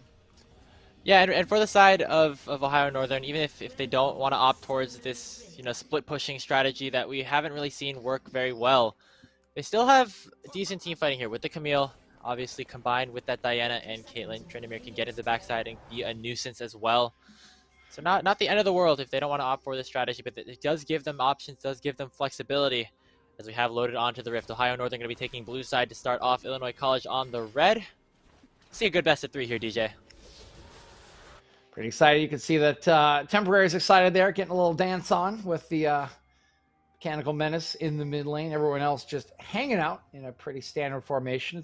Motors has gone back. I think he, I'm not sure what he forgot there because he didn't switch to a sweeper. So not like you can place a ward, head back, and then still get your stuff. Maybe he forgot some items. I don't know. Yeah, I didn't entirely see what he ended up going for there, but doesn't matter too much. Still, we'll be back into the area in time in order to play the laning phase and play the early game standard enough, so to speak. Both junglers will be starting on their bot sides to start this game off, so might see some interaction here as we get towards the top side at about 3 minutes. Obviously, Jinzhao having the early priority in terms of the 1v1 potential against Kuz until maybe a little bit later on into the game, so maybe expect some priority here for IC to start things off. Priority should be the name of the game in a couple of these lanes. Temporary. The level 1, obviously not going very well for him as he disrespects Kado's ability to just jump on him with the E, but if he does get that level 1, 2, 3 mark, right, he should be able to hold off this Tryndamere in the laning phase with the range, and meanwhile, this top lane, this could just go either way. I mean, both these champions have so much agency, even at level 1, level 2, and it can just kind of flip on its head depending on how the plays go. Yeah, and this is the sort of matchup that Aggression picked into Usopp. Always something to keep in mind is maybe it's a little bit of added comfort here for this top laner here for Ohio Northern. Usopp, though, still looking to go aggressive, landing that flawless duet and getting the full stacks. Aggression does not have the ability to really escape just yet, and just a nice trade up there in the top lane. And get that tactical sweep down, nullify some of the damage coming through. You can see he actually went for a Doran shield, did Aggression, knowing that Usopp would want to jump on him early and often. He also has the TP Ignite compared to the TP Flash. See if that makes a big difference. Temporary is struggling with some of the aggression coming out from Kado in the early stages. Yeah, and this is what we've seen out of Kado, just successful laning phase, doing well in the terms of the mid game, getting himself these kills to stay ahead in this game. Usopp, though, is pretty low mana. Aggression going to try to go forward, but Holmgeier is here as well. No flash, remember, on this Camille, so gonna make her a pretty vulnerable target. Does not look like IC are going to be able to finish the job, but they're going to continue to stack this wave in. Meanwhile, bot side, Reaper doing the damage here onto Lone Force, who has the Ignite ticking onto him. Deadly Flourish will not end up connecting to some advantageous trades for ONU on the bot side. Yeah, almost the first gank there. And honestly, I think Holmgeier kind of showed himself just a little too quickly. Aggression was going into his hookshot animation as soon as he saw the Xin Zhao show up. Oh, hook into on the trap. Wow, it's all so perfect. Not enough damage to take down Subsidized, but that's exactly how you wanted that interaction to go if you were ONU. This Caitlyn looking to look a little bit more successful than they were able to do so against Purdue with Motors and Reaper here in the bottom lane. Cuz now looking here on the Temporary, not gonna be able to find anything just yet. Yeah, I mean, welcome to a Zillion lane, right? This is what happens when you pick that champion early on. Meanwhile, it's hard to do anything here. I mean, the Diana does not have a lot of hard crowd control until that Moonfall becomes unlocked. So Temporary can just place down the Gravity Well and say, okay, yeah, you can't walk up here. And now Holmgeier is going to come up as well to just push this wave in, maybe get a reset for his mid as well. So just some trading of objectives so far. No kills going over. Slight gold advantage into the favor of Ohio Northern, though. Yeah, we got to respect the fact that a gank is happening, but yeah, you were saying there, little CC on the Diana. I think the word we're looking for is any CC on the Diana pre-level 6, so it is very hard to make that gank land pre-6, which is why we were saying Cuz would just be hard clearing these camps. He is already level 5, so we're not that far away. And actually has a very significant CSD over Holmgeier. I don't know exactly how that happened, if you ended up going for an invade and stealing away some camps, but yeah, very accelerated. Diana here is Kuz looking to continue probably got to punished for that attempted gank in topside, right? It just let him walk in, let Kuz walk into his camps, take a few of them away, walk back to his own. The timers have been good, and it is quite the lead. It's actually 4 camps to 11 for Kuz. Like that is a gap. Yeah, I mean, you don't see a CS difference like this that early in the game most of the time, unless something has gone horribly wrong, and that's I think where a lot of the gold lead is right now for the side of Ohio Northern. If you want to take a look at that gold really quick. Also CCS differences in favor of Reaper in the bottom lane here for ONU. So seeing this bot side still get the priority. Usopp has a bit of a CS lead over the side of aggression, as he's just going to continue to pressure his lane out as well. And you see aggression actually a little bit behind in CS. He's been playing the matchup, about as well as he can. Again, took that Doran shield, make sure he survives these early levels. Hasn't really gotten to any full engagements, was able to dodge out on the gank attempt. So he should be just fine, but is the one member is a little bit behind. And now, as I say that, he gets stunned up. Usopp has a lot of damage here, but here comes Cuz as well. Ignite popped onto aggression. Cuz going to flash forward, unlock the level 6. There's the Moonfall, and that's the first blood going over to the Camille. I mean, just great timer for Cuz, man. He's just been everywhere on this map, apparently, because he's been inside the jungle, taking away camps. Now he gets the top lane timer, and this is what we talked about. This is a volatile top lane. Cuz is the first one who's able to impact, and now Homeguard is trying to turn it around, but it looks like he will not get that third auto for the knockup. Yeah, and the TP coming in from Usopp as well, just to get him back into lane, but nice chunk of momentum into the hands of ONU. Looking very, very strong to start this game off. And look at the mid lane again. Kato has hit level 6, does have the Undying Rage. Ghosts already burned from both of these mid laners, and Kato will get the better end of the trade, getting that kill and getting out safely with that ultimate still in progress. Yeah, Temporary tried to match him with the Ghost for Ghost, but it just doesn't matter. Kato's had his number every single time he has spun so far this game, and Temporary now summonerless out of the lane, and it's going to get worse and worse with the level 6 now in, because again, we mentioned this in the side lane, it was going to be difficult, but the same thing applies for the mid lane. If you don't have jungle support, it's so hard to keep a Tryndamere off of you with just a gravity well. This could just be on repeat for Kato. Yeah, and other than the top lane where Usopp, while falling on that gank, still has a solid CS lead. So all ONU across the map right now. Look at the CS difference on Cuz right now. That's really, really insane. Up about 2 levels. Homeguard is kind of sitting around, not really able to find anything in terms of successful ganks or even clearing his camps. I mean, he's not even level 6. Like, he's level 5. 73 to 28. That's insane. Bad. They're going to try to go for some desperation here onto aggression. Not able to even find the kill. Beautiful hook shot away. Take a look at this XP. Cuz way ahead. Way, way, way, way ahead. I mean, the bottom laners are almost where Homeguard is. Like, Reaper is almost level 6. He is very near. I mean, Subsidize is closing in on him as he takes level 6. Yeah, Nakato continuing to try and look for these plays on a Temporary. Nice roam up by Lone Force to prevent this Tryndamere from continuing to go aggressive. Still does not have the Undying Rage back off of cooldown yet, so can't commit for anything too crazy until that cooldown is back up. So maybe a little bit of a breather here for the side of ONU. They picked up that dragon as well. Let's have to be a little bit more patient here. Now, eyes back over to this top lane. Usopp tried to get the wave in, but has no mana, and Cuz is here as well to finish the deal. One more shot with the auto attack, and Cuz still just continues to rain havoc here in the jungle. ONU are complete control. Yeah, they are in complete control, and Cuz is just, I mean, he's just giga-fed now. I mean, 1-0-1, 76 CS in this Diana. Like, the mythic item is coming soon, and no one is going to be able to stop him. This is one of the scariest Dianas I've seen in a long time, and the first time we see it get through draft today, Grapes, we can kind of see why all of a sudden. Diana now, too? Is that oh boy, yeah. Diana and Drury? I don't know. It's looked pretty good so far. I mean, I guess maybe there's a reason why it's been banned. You're gonna need like an auxiliary wall for when Drury's playing, because, or excuse me, for when Lazy's playing. For Lazy Lambo's gonna play, because then you have to have ban Vigard too. So you're gonna need like a pull out like part of your wall, Grapes. Just have to ban like everybody at this point. Every champion is just OP. 160 champs, only 3 bans, well 5 bans, but we'll call it 3 for the first phase. Yeah, a lot of champions doing good work here for Ohio Northern as well. They developed about a 2,500 gold lead at the first 10 minutes of the game. Usopp still maintaining his lead over aggression here. Has just been collapsed on time and time again, and it looks like we might see some of the same. Cuz reaching back up here, Usopp going for another aggressive blade surge, but down in the bottom lane, another aggressive trade. Lone Source in a bit of trouble here, does have that ultimate ticking, and it will actually trade his life with the support. Now, Reaper has to get away from the curtain call. His Homeguard is going to go forward and will finish the kill. Illinois College get 2 crucial kills in the bottom lane to counteract that failed gank up in the top side.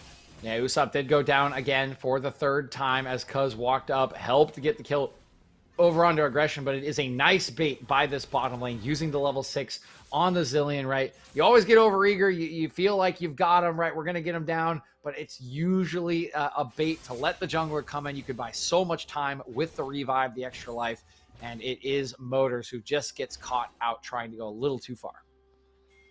Yeah, and it's been a pretty good solid showing here for the bot lane of them OIU so far, but man, I mean, Usopp had a lead in the CS, and now it's right back to even, and 4 more kills to their name within the top side.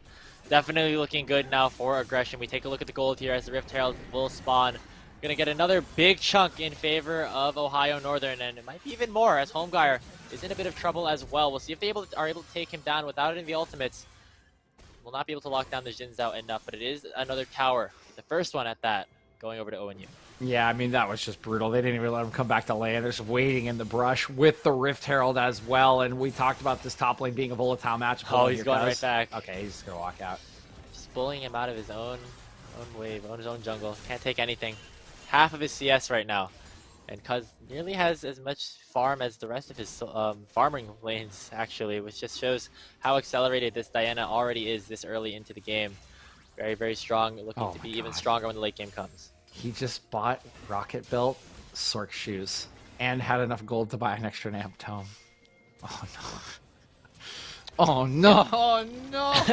Oh no. It's all blue at the top of the charts. It's all blue, and it's a 1.5k gold lead compared to the next person. That's just yeah, that's disgusting. It's a lot of blue up there. Motors, it's like the an only one ocean down at the bottom, but if he gets a kill with the random ignite or something, might pass Usopp in just a little bit as well. Been pretty dominant so far from Ohio Northern. Looking to try and continue their dominance here in this early game. Dragon spawning in about 20 seconds, Cuz hanging around the area. Probably want to capitalize on this objective take with your pushing bot lane. Yeah, it's an ocean that's gonna need to be crossed here by Illinois College in terms of the blue gold with the second Drake coming up. Bot lane getting the right timer. They're pushing in right as this Drake is spotted. You can see aggression has actually wandered down from the long lane, so it will have first priority on this Drake. And I mean, honestly, like, how do you even walk up to this? Not a single member on your team has a mythic item. There's 2 for the top lane members, the top lane of the jungle on Ohio Northern. And I mean, if anyone gets into a Moonfall, they're gonna get one shot. Like, it's just gonna be 100-0. And it looks like Illinois College know that. Not gonna contest this objective. Gonna let Cuz pick that one up as we continue to push forward here in this game, in this series. ONU off to a very good start so far, and Usopp down trapped, basically trying to get this sort of freeze in here. Has been able to maintain a CS lead, but not really anything else in terms of the kills. Yeah, CS lead. I mean, he has been in the long lane, right? And aggression's wandered down just to make sure objectives are taken. So that is why the CS continues to grow. But I mean, the CS lead just it doesn't mean anything at this point. Like, there's so much gold in the back pocket of aggression. He has TP Ignite. He has the Divine Sunder. Like, things are wonderful. I mean, a full turret plate or full turret plating off the top turret. Like, things are wonderful for aggression and for Cuz. And because he's completely unafraid of the face of he two. might be caught out, but who's caught out with Thu, really? Temporary force to flash away. Cuz actually will be taken down. Shut down. Going over to Homeguard is a very big influx of gold going over to Illinois College. So Cuz maybe flew a little bit too close to the sun there. Will end up falling, but still Illinois College a little bit behind. Getting that shutdown will be nice though. Homeguard will be able to pick up that first mythic item of the game for his team. As we just continue to try and find hope for IC to get back into this one. I'm not sure if you meant it there, Grapes, but that was a pretty good Diana the Heretic reference there as a TP comes in here. You're right. Okay, anyway, TP coming in. Flawless duet here onto Reaper, and Usopp is finally been unleashed here with the TP, getting the double kill onto the bot lane of ONU. Suddenly, DJ, kills are tied up at 5. Not saying that Ohio Northern is out of this game or back behind, but Illinois College, they're making the plays that they need to try and get back in. Yeah, signs of life here from Illinois College. They got a deep ward. In comes Usopp, knowing that his lane is absolutely busted. He's going to go impact the bottom lane, the only place where they have had any success. And 1-0-3 now is subsidized, quietly doing pretty well on this Jhin. Got himself a mythic item, really the only point of power they have. And of course, with the Zillion, that can always mean a lot if you get into 5v5s. The question is just how much longer can they try to hold out as aggression Cuz continue to get bigger and bigger with another Drake coming up in 3 minutes. That is sole point if Ohio Northern can take it down.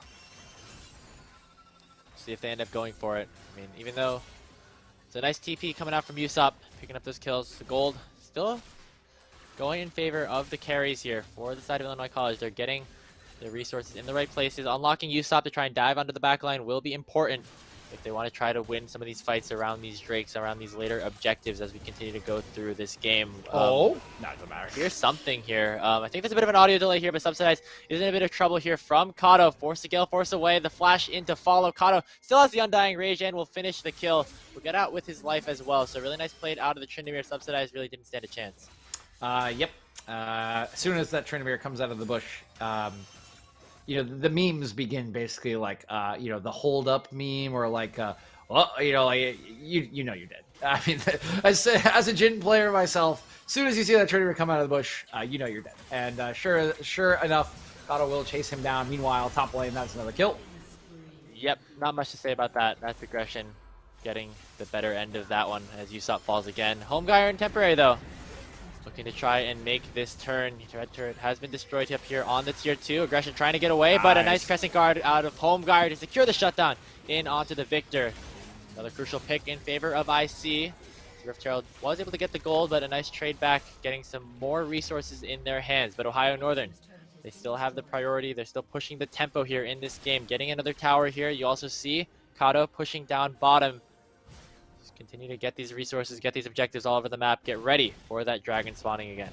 Yeah, and getting that onto Temporary is really, really nice. He is another one who's been quietly just fine in this game, right? The laning phase is a little bit rough. He's down 20 CS, but he's a Victor. He'll continue to scale up, and any gold in his back pocket is useful, especially when he kind of had to stop off. You can see for that Seeker's Arm Guard just to deal with a little bit of the AD from Kato, speaking of whom. Oh man, he's very, very scary here on this Tryndamere. Has the Ghost available potentially for this fight as well. The Dragon will be spawning in about 50 seconds. Players going for their resets, looking to make their way back in. Crucial fight here, could be unlocked, but Usopp is in a whole lot of trouble once again. That's not a fair fight. 2v1. Again, Usopp will fall. That make it death number 6 for the top laner of Illinois College. It's been all Cuz in this game. It's been all the top side of ONU. I mean, Cuz is just like got a target on Usopp's back, man. Like this poor dude, like he's not allowed to lane. Like he's jumping on him in top lane, now he's jumping on him in bottom lane. Just like, nope. 6 deaths. I think Cuz is involved in at least 5 of them, if not all of them. So a bit of a target on Usopp's back, but they do continue to open up these side lanes, so it is worthwhile investment for Cuz and company as this entire map much belongs to them, with aggression still pushing on the top side as the Drake does come up. Seeing Ohio Northern finally have a good shot and pulling away with the victory here. Home Guard though going to go aggressive to start off this fight. Locking down one member would be huge, and that is the support for ONU falling. Dragon has spawned. Temporary starting it up with the Death Ray. Remember that this is sole point for Ohio Northern. If they're able to pick this one up, Kato looking for a potential flank, does have the Undying Rage. Ohio Northern going to try to fight this 4v5. They pull away from the Dragon, and now Usopp might be caught a bit onto the flank, but aggression is now stuck between a lot of members of Illinois, using the Hextech Ultimatum to just pop the revive off of Usopp. That's Chrono Shift already off of cooldown. Move all is up. Something. Can he try to find a crucial ultimate? He's going to try to dash in onto Lone Force. Remember, doesn't have that ulti just yet, but now Cuz is stuck, misses the ult, doesn't find a single target. Kato now looking to try and rein in the auto attacks, picks up 1 kill. Now looking for 2 onto the Jin, will find it. Can he make it 3 under the turret with the spin, make it the win? Triple for the Tryndamere, will fall to the final tower shot, but on the backside, Cuz wins the 1v1 in the jungle duel. Temporary now looking to try and find a kill onto the enemy jungler, but the Diana is strong. Onto the gravity well, he will be stunned up, but the shielding is too much from the Guardian and from the Lantern. Temporary forced to flash away, and Ohio Northern get the better end of the fight. They get 4, almost 5 kills for themselves as Cuz still remains alive. Yeah, I mean, that's just the wallets talking, and pretty well played at the beginning of the fight by aggression, getting so much attention, pulling out the Zillion ultimate and walking away to safety before re-entering later with a little bit more health.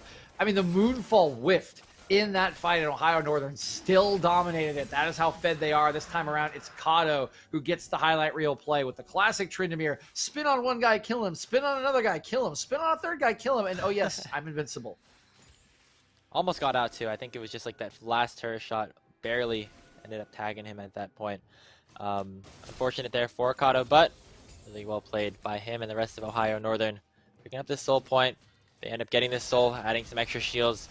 never going to hurt, especially against a team with a Jhin who really prefers to have more squishy competition to try and go up against. So an interesting point to watch out for here as we hit the 20-minute mark of this game. Baron has spawned. Neither side really looking to take it just yet, but we do see continued priority around this top side now for Ohio Northern. Yeah, I mean, all the turrets are down, right? There's 4 gone here with the tier 2 in the top lane already gone, which means this jungle, it does not belong to Illinois College. It very much belongs to Ohio Northern. They're clearing out the vision, establishing their own, and oh boy, temporary. The 1-3-1 has begun, DJ. Aggression Yes. and Kato finally are unlocked, and they're strong enough to really match anybody in these sides, as the rest of the 3 members here of Ohio Northern will start up this Baron very, very early on, 21 minutes in, but they have the damage to do it. They have a very fed Caitlyn, a very fed Diana as well. They'll surely be able to take it down unless Holmgeier has something to say about it. Walking in here, curtain call has opened up. They don't want to risk the 50-50. They're way too far ahead for that risk to be able to be taken. They're going to get away. Looks like Illinois are going to stave off the Baron for the time being. Yeah, I mean, I buy this call, right? Now the cooldown's gone. Aggression's still just working on this turret in the bottom lane, and now there's 2 people in bottom lane. You can just go start this one up again if you really wanted to. Clear ward. Dark Passage. What would be the worst thing? And Yeah, here we they go. go. Back onto the objective. They go. Usopp does have the teleport and is the only one really sticking into that bot lane for now. But I think Illinois College is a bit suspicious, and that control ward will confirm it.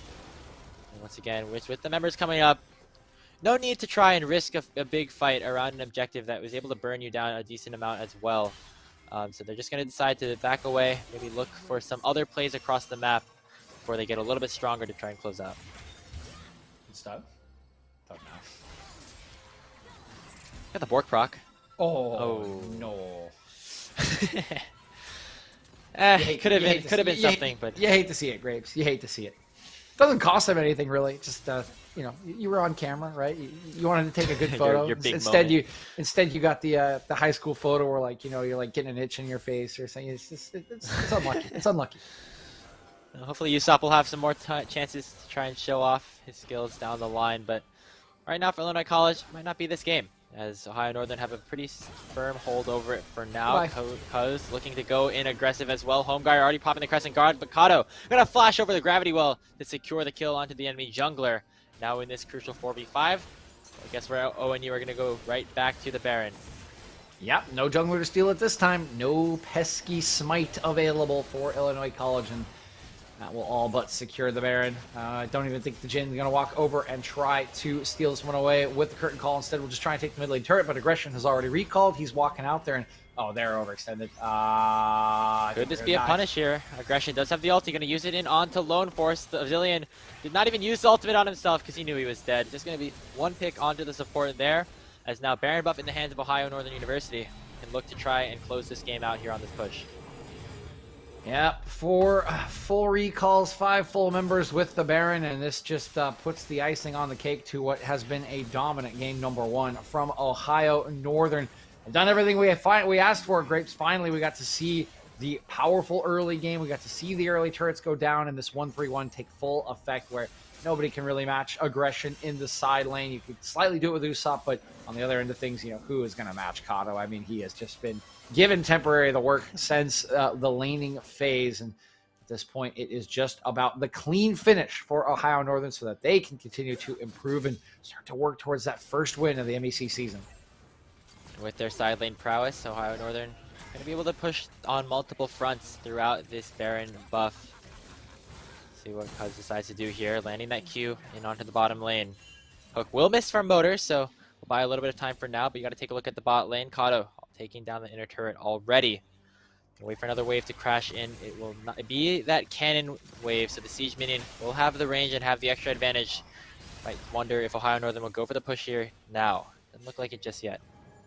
Yeah, they're just waiting for the waves to sync up here. You can see Kato doing work on the bottom lane. Aggression about to push a wave in the top lane, and there's another one marching down mid as this cannon minion holds it up. So this turret will go down.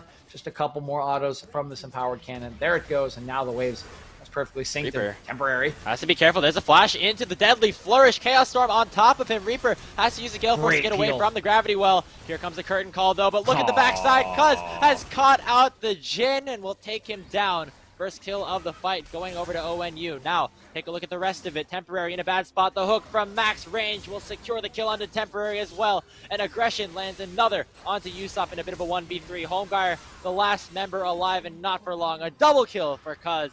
And Ohio Northern are going to push down and take their first win of this best of 3. Yeah, I like the attempt from Illinois College. Right as the turret goes down, they know they need to send a Hail Mary if they want a chance in the game. But look at the peel from Motor. He keeps Reaper alive through it all. And then the one thing you hate more than anything else is a Jin, while you're in your curtain call, somebody jumping on you and interrupting you. Solo kill for Cuz to set up the rest of the fight. And that is just a clean game 1 win for Ohio Northern. Now up 1-0 in this series, and we saw really good things out of Ohio Northern. Finally, they're able to use some of their power that they got from Kato in the mid lane to a successful mid-late game and eventually the end of the game. And for them, very, very solid feeling. They want to continue that momentum to push into this potential sweep that they have on the market. But for Illinois College, still have the potential to come back. We saw a couple of good things throughout in terms of especially Usopp in the top lane. While he did overextend a couple of times, was able to pick up a lot of early CS leads. Got to wonder if maybe focusing more towards that top side could do a little bit more good for IC as we look to try and change their momentum here in the second game. Yeah, a lot of potential places to look for. Of course, that top lane was the one that largely bled out in the early game this time around. But I mean, they got pushed in and pretty much all 3 lanes, right? The Tryndamere into the Victor was a little bit too much. He gave up the Caitlyn on the other end. That lane was constantly pushed, which helped Cuz do what he did in the early game, which literally like double, tripled the early game CS of his counterpart in Homeguire. So I think the big thing for IC in the next draft is draft at least one winning lane. Like, you got to give some support to Homeguire, because by the time you looked up at about the 6-7 minute mark, you were already really, really worried about how strong Cuz was. And turns out that he knows how to spread a lead. Yeah, definitely does. And that's kind of the name of the game there in the jungle. Cuz just popped off on that Diana, was able to impact a lot of the lanes, was able to end up closing out that game. And we'll see if Illinois College will be able to come back, or if it just will be Ohio Northern cleaning up this 2-0. But before we take it to a short break, I want to thank a couple of our sponsors here at the Midwest Esports Conference who have been supporting us all weekend long. Once again, thank you to all of them for all of their continued support. Atlantic, Tepalti, Gangster, and of course, our sponsor, Skulls. If you're looking to upgrade your gamer gear, you can look no further than Skulls. Start your 2022 off right with official Unified Esports merchandise brought to you by Skulls. Hoodies, joggers, jerseys, armbands, and a lot more are coming soon. You have the skill, now get the swag. Skulls.com/collections/unified has everything you need. Gear up, game on. Skulls. We'll see you for game 2.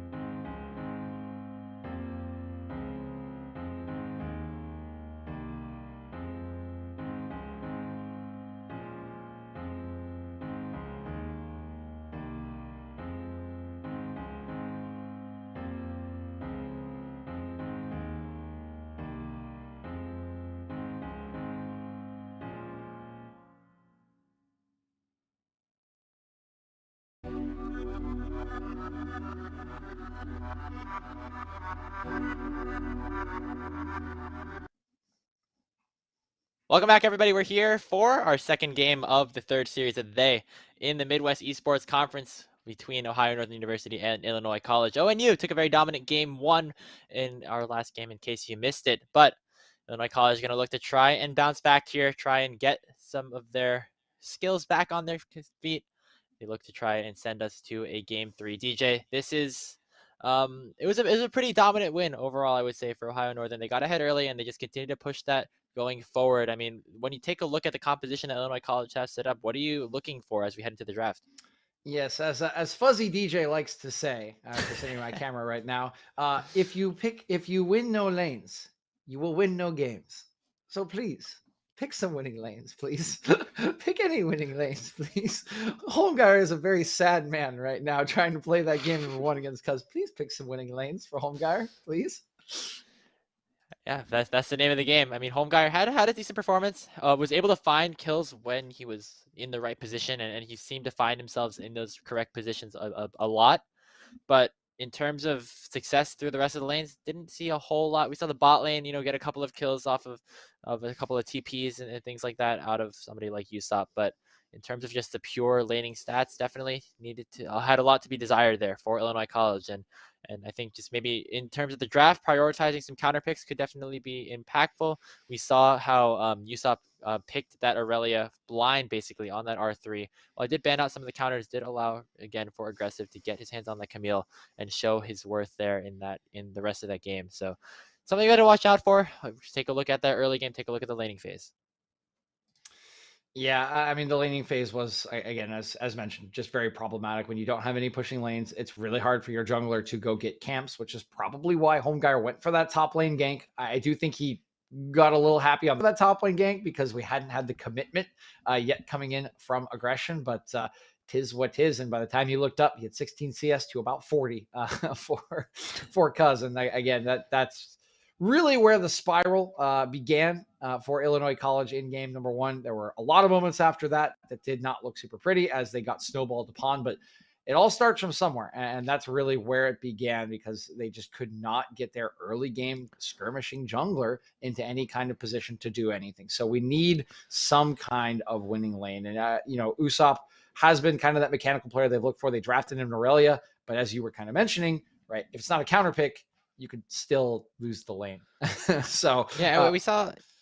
Go ahead. No, that's it. Sorry, that's all I had. So anyway, talking about that top lane matchup, Usopp on that Aurelia had a decent amount of early CS leads, but just I think wasn't really aware at the sort of ability for the side of ONU to kind of punish that. We saw that's how Cuz got a large priority of his kills up in the early game. He's kind of punishing Usopp in that laning phase, and it was a good on aggression for kind of keeping the waves in the correct spots, not falling behind too much, and allowing his to come up and snowball that lead up to the top side, which is where we saw the game start to break open here for ONU. So focus will be up there as we head into the draft 4. Game 2 sides have swapped, so I see we'll be on the blue side. We'll get that first pick to start things off. Interesting that they want to go to the blue side. When you want to pick winning lanes, it usually behooves you to be on red's side. For counter picks, you can get what you're getting on blue side obviously is the power pick. So I'm interested to see what the IC power pick is, which should hopefully net them at least one winning lane, right, compared to the counter picks that will come through from ONU. But either way, it can be just a little bit of both, right? Each side offers something a little different, and I see thinking that maybe they need to shake it up and go for at least one rock in the map. We'll just see where that rock is for them.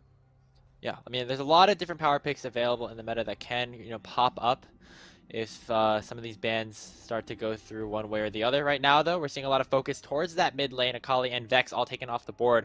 2 champions that we've seen pretty frequently on either the ban table or in-game so far today, and that's that Tryndamere takeaway from Kato. They don't want this sort of side lane approach that the ONU mid laner has gone for. So 3 of the 4 champions I think that Kato has played so far this tournament have already been taken away. Yeah, are we going to get we might get a 3rd Kato ban here for the 4th one. That would be very interesting if they triple banned Kato to start this game. That's a lot of respect drawn by Kato. They're actually going to ban the 2nd mid laner away. 4 mid lane bans. I mean, technically Tryndamere could be a top lane ban too, but it's probably mid lane ban. So 4 mid lane bans here. We are 2 away, and Victor still is on the table and doesn't have a lot of counters right now. I would think we see that taken away.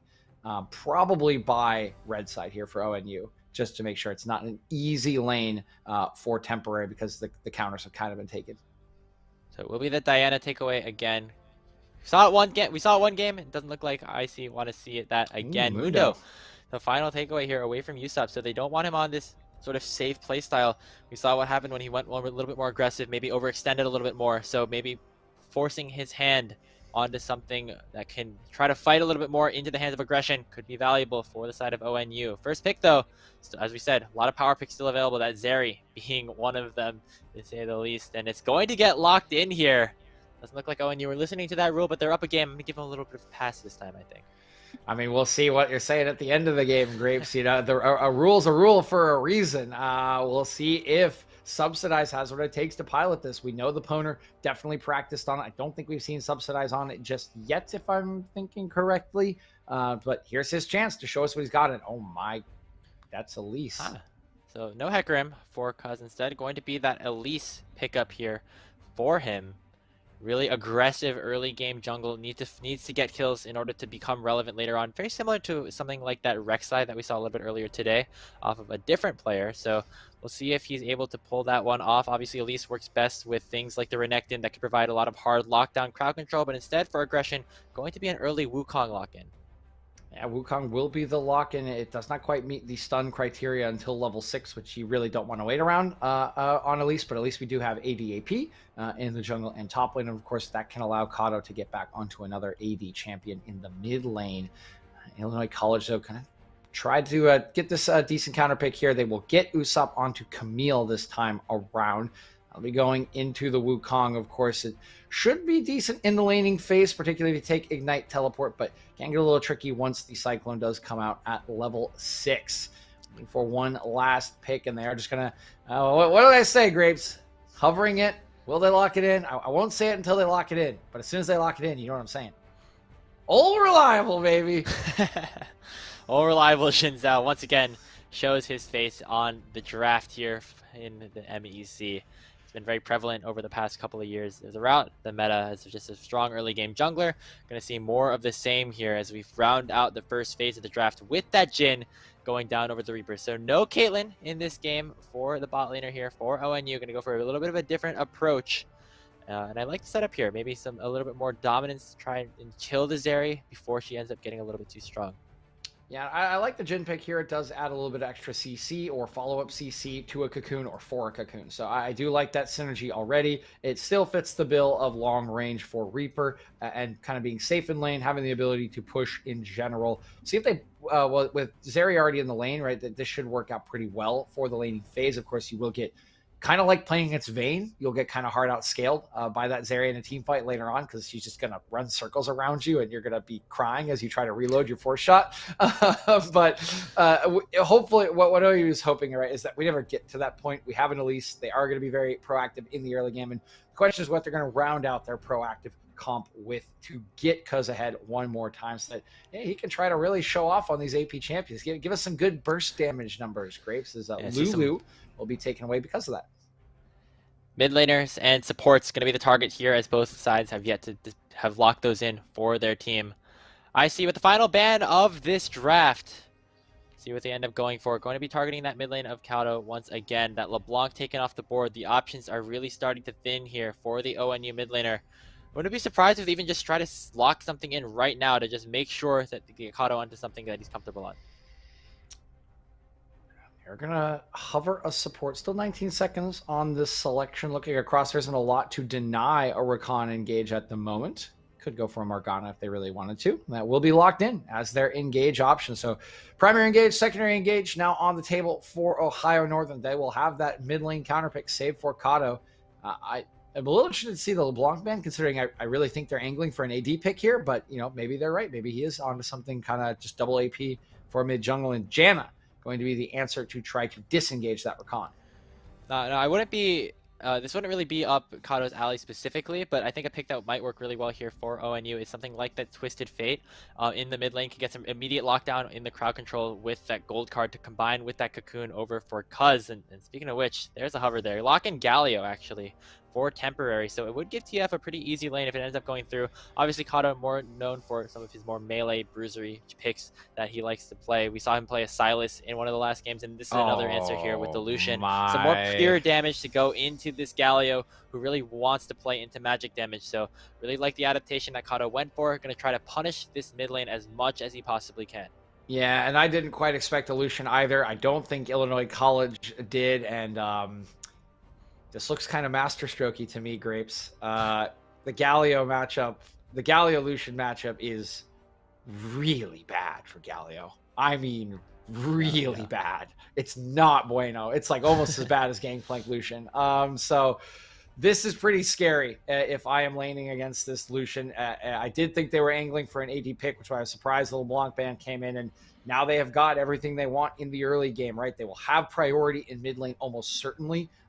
Top lane, they probably won't have prio, but you can try to gank that. And if you do gank top lane, get aggression ahead, then you will have prio on that lane. And bottom lane, you also should have prio. I mean, Zeri is a little bit longer range than people think she is, but her wave clear will be weaker than Jhin in the early game. The bouncing grenade does do a lot of work, and his force shot, of course, can clear minions away pretty quickly. So they have sort of a winning lane for IC once again for Holmgeier, but I am concerned about his ability to track this, at least in the early game. I'm concerned about his ability to find camps, and I am really concerned about this mid lane matchup for Kato versus Temporary. It looks very, very favorable for ONU.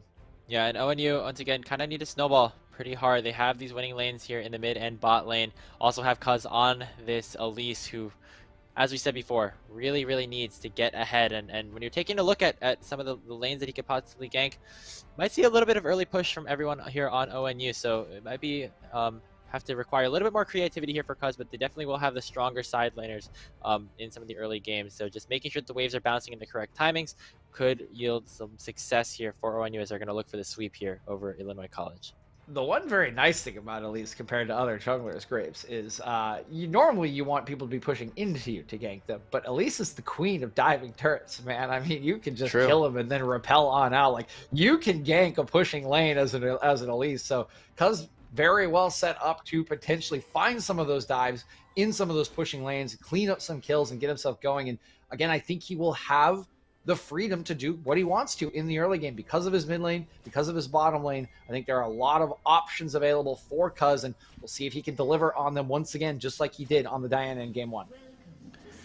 We're back onto the Rift here for game 2. We'll see if Cuz and the rest of Ohio Northern can close out this series in a clean fashion, 2-0 over Illinois College, or we'll be going to our second game 3 of the day in a row, so to speak. So Illinois College is going to try to take us there, but Ohio Northern, if things went well like they did in game 1, I mean, they're probably not going to see a lot of that.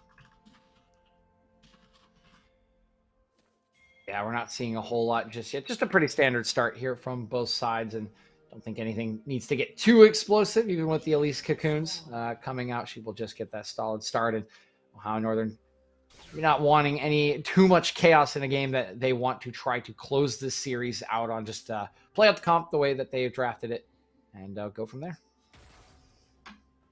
Once again, the junglers will be starting on the same side of the map, both towards their bottom side. Cuz and Holmgeier, both pathing top lane. They know that Usopp doesn't have that flash, and it's going to be a pretty volatile matchup with the double bruiser in their lane. So I think that's the closest matchup that we would see in terms of the laning phase. Obviously, Illinois College wants to try and push their advantage there, but already, though, we're seeing the early push here for Kato in this mid lane. Wouldn't be surprised to see even more of that as time goes on.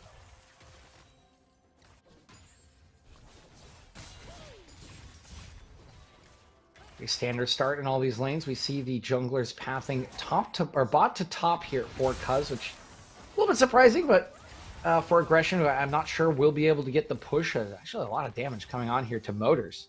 Yeah, Subsidize already procking that lethal tempo very, very early on in the lane. So a solid start for this Zeri alongside Janna. Lone Force with a nice Howling Gale to sort of knock up some of the members of Ohio Northern down in the bottom lane to get the early trade. But level 2 will be hit basically simultaneously by Reaper and Motors. So not really the concern for a sort of advantage in that matter.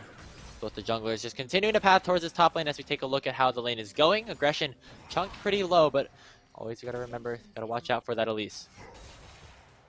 Yeah, we do take a look at this Elise working through those top side camps to see what the decision is from Cuz. Usually once you get the first clear done, you want to go try to gank a lane.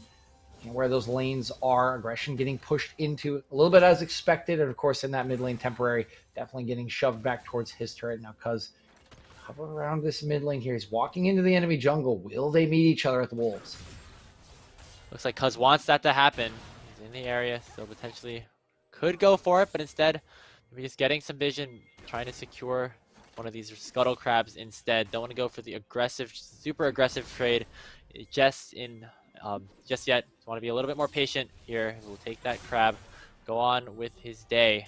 His home guard is going to find that one already gone as he walks up to the river. You can see him pinging out. They don't know exactly where he is. Now they will spot him as he just walks back across the lane. Meanwhile, bottom lane, just a little bit of trading. And we are trying to chase him out at the moment, but there is, I mean, you can see everyone just kind of hovering right now over nothing. I mean, the Scuttle Crab's already gone. They're just like fighting for positioning at that top side of the map. It looks like a whole lot of smoke and mirrors. Not much happening there, but bit of an engage here into the mid lane already. Homeguard gonna get locked up by the Cocoon, and Cuz looking to finish the deal, looking to try to find forward first blood. Might just do so onto Homeguard. There's the flash, and Cuz sinks his teeth into the eyes of Illinois College. First blood going over to ONU. Yeah, there's that early game power in the Elise. They think they could get onto Kato's Lucian as he dashes away a little bit early, but he still has the flash, gets away, provides a little help with the damage, and first blood over to the Spider Queen. Elise going to make this lane even harder for Temporary as he will have to TP on back. Kato get his reset, will get some of that extra damage from the assist gold, and great start for Ohio Northern. Yeah, that's it. Targeting that mid lane and targeting the punish from Homeguard there in that sort of engage. Obviously, Galio has a lot of good gank setup, but up against this Lucian still does not really have a lot in terms of the damage department. So once Cuz showed up to the area as well, was all said and done, Ohio Northern have themselves a kill on the board. Some more trading here in the top side as Usopp looking to go aggressive onto Aggression. Still has that Ignite and still looking to rein the autos in. Ignite has finally been issued, but doesn't look like Usopp wants to go forward. We'll just continue to try to keep the wave in the state. Yeah, with a Ignite down now, there's actually a lot of freedom for Aggression to just kind of, you know, sustain back up with his Q procs, and there's a lot less all-in potential for Usopp, so Aggression going to be feeling pretty fine in this lane. He's down a little bit of CS, but you expect that until the level 6 mark, and getting towards level 5, there's not much longer until he is just fully online on this Wukong. We've seen really solid Wukong performances earlier on, especially in the hands of some of the other players that we've had in some of these games this weekend. But Aggression, definitely going to be able to do that as well. But doesn't look like he's at that silver dream tier just yet. Still has to scale up a little bit more, but Ohio Northern have themselves a 1K gold lead. They're looking good so far in the early game, picking up that first kill, getting leads across the map, and we might see another trade down here in the bottom lane. Nice dodge away from that grand entrance of Subsidized. So Motors hasn't really been able to find anything too strong just yet, but still just getting the CS lead. Taking a look mid lane, Kato forced to walk away. Big wave crashing into the tower there. Yeah, and that's just where it becomes difficult now. Cuz on the other end. Cocoon will be pretty easy to hit as he does land the stun. We'll get another proc in. We'll jump out with the repel, and Cuz getting that kill by himself onto Usopp. Ah, there's the classic Elise play that we have not seen in quite some time. We talked about it. Doesn't really matter where it is. You can just go into the turret. As long as you get the kill, you can always repel on out. Nicely done by Cuz, and he continues the early game blitz that he needs to have. Yeah, and Cuz, this is what we wanted out of this Elise. Making plays across the map, taking advantage of the stronger lane matchups that they have in a lot of these areas, and taking a look at it, the lanes have been working well for Ohio Northern. Kato and Aggression significantly ahead of their lane opponents at the moment. Just getting, you know, additional waves and might even get another kill here is Kato popping the culling, forcing that Justice Punch away. Yeah, you haven't seen it burst open just yet, but now the level 6s are in. I mean, it just gets harder and harder for Temporary, and now it gets hard for Usopp. This is what we were forewarning, right? This Ohio Northern early game has been pretty perfect for them. Cuz has 2 kills. He already has penetration on the Sword Shoe, so he can do damage, and now his lanes are fully enabled. The level 6s are out. Kato's going to be able to chunk out and push out Temporary pretty much at will when his culling is up, and Aggression has access to the Cyclone for gank setup. They are looking really good on this top side, and we're going to need to see some playmaking from Temporary on Scalio pretty soon. Might see some of that here, but only on the side of the jungler. Homeguard is here. Exhaust already used onto Reaper, who doesn't have a whole lot of mana. Both summoners are available, though. Going to get knocked up with the 3-talent strike. Conqueror popped. Reaper knows he's dead and decides not to use those sums. First kill of the game. Going over to IC. Homeguard making his first impact on the map. Yeah, nice recognition. I think good communication probably between Holmgeier and Subsidize as he comes out of base after the play in mid lane. They're calling him and saying, hey, they are trying to shove this wave in. Reaper has a lot of farm on him. He's only level 5. He's low on mana. We can take advantage of this. The timing works out perfectly. And Reaper, as you mentioned, he realizes, yeah, we got caught over pushing. Not even going to use my summoner spells. Just going to take these with me to the grave and come back with my items. Absolutely. I mean, seeing the Zeri get on the board, it's definitely a bit scary for anybody who's been watching all these games. And Aggression now going to go for just that as he looks for the Cyclone in onto Usopp, who has no flash. Solo kill up top for the Wukong, picking up that first kill of the game for him.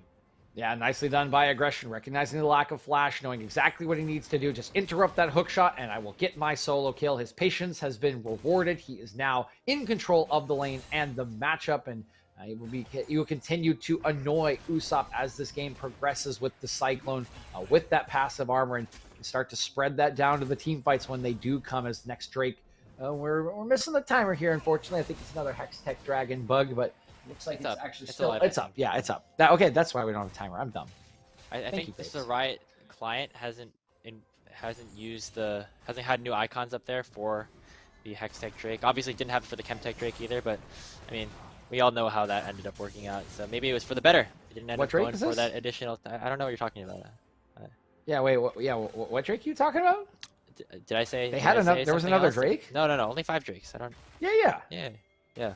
What were we saying? What are you thinking? Grapes? I don't know. It's been a long day. I guess something must have slipped my mind. But in the top side, Cuz getting under attack here from the side of Usopp, does pop the ultimatum to buy some time.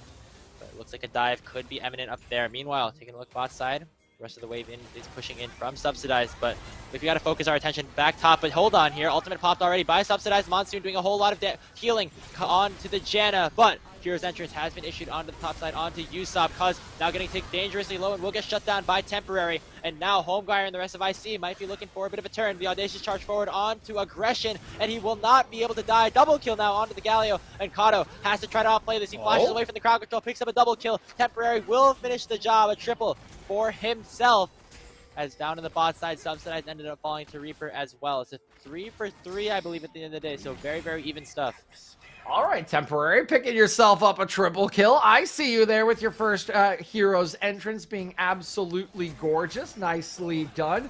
I think that dive in the top lane just a little too broadcast, Grapes. You know, they initially use the repel. They wait up there. It just gives time for Homeguire and Temporary to get themselves into position, and they do repel the dive. They get the 3 kills, but still a pretty decent trade back after they were beset upon by Ohio Northern. They get 2 kills back. They are onto Kato, which is very nice, and they even get this kill onto Subsidized to slow his progress in the bottom lane. Overall, kind of nets out, and Ohio Northern will keep their 2.5K gold lead intact.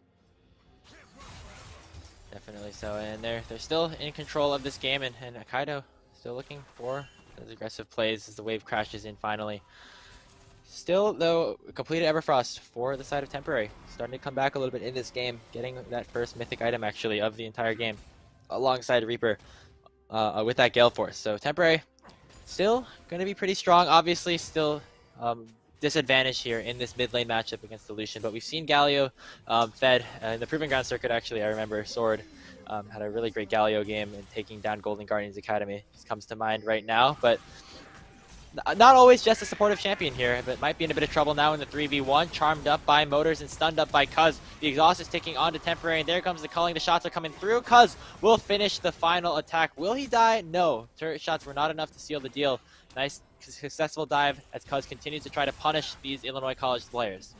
Yeah, it was very close, actually. The Aftershock did a lot of work there for Temporary, but 3 members is enough. They get the kill. They continue to spring Kato here in the mid lane. He is now 30 CS up, 2-1 and 2. He's going to get a ton of plates off of that mid lane turret, and he will actually take it down at the end of the day for the first one of the game. And Gold springing out a little bit more here, nearly 3K, and with it so concentrated onto Cousin Kato, you are feeling really good about where your squad is if you're Ohio Northern.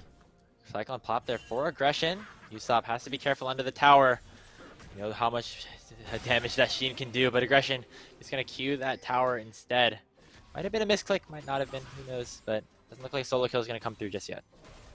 Yeah, you might chase Usopp off this turret, though, and Cuz is actually Oh, here stopped the and back. looking for this dive. Usopp, though, knows he has to try to prevent this wave from going under. Uses the hook shot onto aggression, combined with the ultimatum. He's going to get a trade kill in return. Cuz will finish it off, but a very successful 1-for-1 there from the side of Illinois College. Of course, this bot lane now, a dive could be imminent on the other side. I see. They don't have a wave. For this 4v2, the Galio is here alongside Holmgeier. Gotta watch Kato. The wave still taking a while to crash. The rest of the team could be here any minute. Here comes Kato. They're going to try to collapse here. Temporary has to find a good taunt in order to keep this fight in their favor.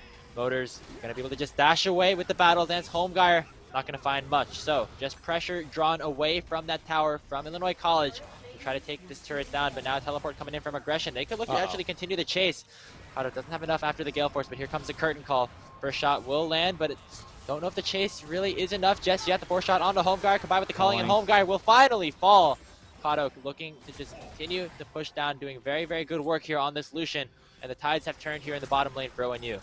Yeah, more plates will go down. 7 seconds. Will they get the last one, Graves? Yes, they will. That's probably going to be it. But they will take the turret as soon as these plates do come off it, losing the bonus resistances and armor. Now they are just opening up the map. You can see Temporary on this Galio. Never going to wave clear as effectively. Only can shove one wave into the mid lane turret. It's now wide open. The full outer line of turrets is gone for Illinois College, and that means access to their jungle for Cuz. And though the proactivity is still coming through for Illinois College, they still find themselves down 6,000 gold by the time the turret plates fall. Not a great spot to be in, obviously, for IC, but you still have the Zeri, you have this Fed Galio on your team as well. This could potentially still hold an impact as some of the items start to come through, but for Ohio Northern, they're in a very good position now. Second item is now starting to be built on some of the main carries. You see that needlessly large rod onto Cuz, probably going for something like that Shadow Flame. Just continue to just rain havoc all over this composition. Yeah, looking very nice on another AP jungler we haven't seen in a long time. 4-1 and 2, Night Harvester in. He will be doing quite a nice bit of chunk damage, and really the scary part here is this Lucian already on a mythic item with the Sheen in inventory. Once that becomes an Essence Reaver, you are looking at some big-time mid-lane damage, and I don't really know if anyone's going to be able to match him in a side lane, right? Camille kind of has to stick with Wukong, and Galio will need to match the Lucian, and that's really not a matchup that you can afford. They're going to have to make some decision about it at some point here, DJ. Rift Herald started up by the side of Illinois College, maybe trying to force one of these 5v5s. Ohio Northern is on the horizon. They do have Cuz and aggression. They have Kato roaming up as we speak, but it looks like Illinois want to go now, be in the 4v5 at the numbers advantage, knocking up Reaper already, who has to use both of his summoners to try and escape. Watch Subsidize has been unlocked here in this fight with the ultimates coming through. Here comes Kato, though, has arrived to the Rift Herald pit. Aggression still looking to go forward, does have the ultimate. Herald is really low at about 2,000 HP. Holmgeier can try to make this 50-50 as he dashes forward with the Audacious Charge combined with the Hero's Entrance. Going to knock up the first kill for Motors. Kato now in a whole lot of trouble, locked up by the ultimatum, and he will fall to the Zeri. Subsidized, picking that one up. Jinzhao falls here, but it looks like Illinois College are still in a decent position here. Watch Subsidized. He has to stay alive for the fight to go down, but he will not. A big burst of damage coming out from Cousin. He's going to flash forward to try to look for more. Taunt will hit onto Temporary, but it will not matter. Reaper does not have enough health to survive. Triple kill now to the Elise, and it might be another here. Usopp going to get one back, but it'll be a one-way ticket to the grave. A double kill for aggression. The delayed ace coming through for Ohio Northern. They're going to win that fight around the Rift Herald. Oh my No! God, it's going to reset. Do you have time? Yeah, you have time. You kind of forgot how much damage Elise can do here, Graves, because that was a big pop on that little spider. This was looking like a good fight for Illinois College. They had Cotto in a weird position where you don't really want to be on Lucian, right? Yes, he's pretty mobile with the dash, but you can't just jump on him and lock him up if he's alone without any support. And they get him down. They get Reaper out of the fight, so the carries are gone. But that one last spider pop subsidized. That removes all of the damage from Illinois College that remains and allows Cuz to just go crazy in the fight, flashing forward for the route onto temporary, picks up 3 kills and really carries the fight, gets the Rift Herald, gets the Shadow Flame. Man, this series, Cuz has just been popping off. And that was a W, actually, onto subsidize there on the kill. I mean, that, like the little bulging spider, normally you don't expect that to do that much damage, but nearly a third of his HP, I think, by that end of the fight. Cuz very, very strong now with 2.5 completed items, as you said, working on those Dark Seal stacks as well. Yeah, these AP junglers, man, I think something just different about Cuz here in this game is going to work to try and take this dragon as well. Dragons have not been a big factor here for Ohio Northern in this game, but they will prevent any sort of rushing of the soul, so to speak, by Illinois College by getting this one. Yeah, and that is usually a nice condition for early game compositions, but they seem fine without it. It has been much more about taking down the turrets, which they've done to great success, and they are working on another here in the bottom lane. Cotto has a lot of protection from his jungler and his top laner and should be able to whittle that turret down, take it down after this wave to really open up the bottom lane. Just those two in the mid. Oh no, temporary, I don't think you could be here, buddy. Oh, in a whole lot of trouble here under the turret. May just try to burst it down before going onto temporary with another wave crashing in, but Illinois College know how to be able to collapse on this and try to save their mid laner for now. If they want to get onto the onto Galio, they're going to have to require the entire team of Illinois College to go in onto them as well. It looks like everybody's hovered around this bot side, DJ. Inner turret, not long for this world. It looks like IC just went in there to try to escort out the Galio, but caught recalling in a bit of an awkward position. He'll be able to use the Justice Punch to get away. Pressure continues to mount, though, as the bottom lane does go down. You can see aggression just completely free in this mid lane as he shoves it in. Really, that top lane, they're sacrificing it to get Usopp some gold. Much better this game than he did in game number 1 on that mythic item. We'll try to get this objective bounty, but aggression's headed back, and looks like Ohio Northern just happy to continue to keep control over this rift with 40 seconds before Baron spawns. Now the real objectives going to become available on the map for Ohio Northern, and this is what they'll be looking for: a pick, a fight into this Baron. That's what they'll likely need to close this game out, because you look at their sieging options, and as opposed to other games we've seen today, they're not stupendous. Jhin, not too good at sieging, right? The only thing you really have is the trigger that is aggression and motor. Try to go in under the turret. Yeah, it's kind of a different approach to sieging. It's not really sieging, it's more kill them all and then take the turrets afterwards, I think is what the Ohio Northern wants to do. I guess siege is kind of the different word. I don't know what that would be. Should we call it YOLO sieging? Yeah, we can roll with that, the YOLO siege. We'll see if it ends up going through here, as more towers are going to try to be taken down here by Ohio Northern. They try to just push their numbers advantages here, have 3 members up topside with that Rift Herald. Will get this inner turret to fall. We've crested the 20-minute mark of this game. Baron obviously still always on the table. I don't know if Ohio Northern want to just take that risk just yet. They have the potential to just continue to push these objectives without it. Yeah, still staying alive there. Doesn't get a second charge. They don't need it to. They've opened up the top lane now. Just this mid lane tier 2 remains for Illinois College. I mean, you can see the map control just in the turret score. 5-0 for Ohio Northern. That means that nothing on the back half of the map here on the Ohio Northern side is visible for Illinois College. They can't get in there. It's really, really difficult. They just have to spend all their resources defending their own jungle, their own territory. And look at how many wards are still in this top side. I mean, there's just 4 of them sitting around blue buff, around the Gromp in that top jungle. Take a look at this gold. It's been a very, very steady lead, growing and growing as we have progressed through this game. See a couple little hits there, here and there, but it's not really too much of a big deal. If you take a look at the gold, it is all Cuz for the 2nd game in a row. Nearly 2,500 above anybody even on his own team. As now the rest of Ohio Northern are headed over to this Baron at about 21.5 minutes. You see some of the resets coming through from players like Subsidize, who aren't going to be able to get there in time. Illinois College is forced into a tough decision. What are they going to do? Actually going to Oh, try and to they pull face the check trap. this here. Homegeyer gets instantly shut down as Kuz and the rest of Ohio Northern just peel off for a second, go right back to the Baron now in the 4v5. I was gonna say, Grapes, you know, they didn't have TP on aggression. That felt like a weird time to start Baron, but that, you know, they got me because they're just baiting. They just started up to draw him in, and now aggression. He's gonna try and make something happen in the bottom lane. Yeah, the Camille Galio combo, always a good thing. Baron will go over at the cost of aggression's life. They're going to just try to get this slight pickup onto the Wukong as a slight sort of solace. It's a nice shutdown going over onto Subsidize, but it's definitely not enough to really make that trade worth it. Still look at the gold, still all the side of ONU. Yeah, they will take 4 Barons in exchange for aggression. It is a little obnoxious because aggression's likely going to be the guy who plays in the 4-1 when they do deploy onto the map here, but nevertheless, they get the prize that they need to really bust this game, to bust this base open. And we see the Camille Galio for only the first time this game, Grapes, they've been unable to find really any opportunities to do so. And as predicted, that Galio matchup, it's just really hard for him to get any sort of timer, any sort of tempo to join his team in the side lanes. We'll see if they can have another magic trick up their sleeves here, DJ. I think, honestly, locking down the Elise, that never sounds like a really great thing to do with like your 2 late game team fighting tools, but might have to start to consider that as an option here with Kuz doing a whole lot of the damage here so far for his team in this game. Dragon goes over as well, going to be another Ocean Drake.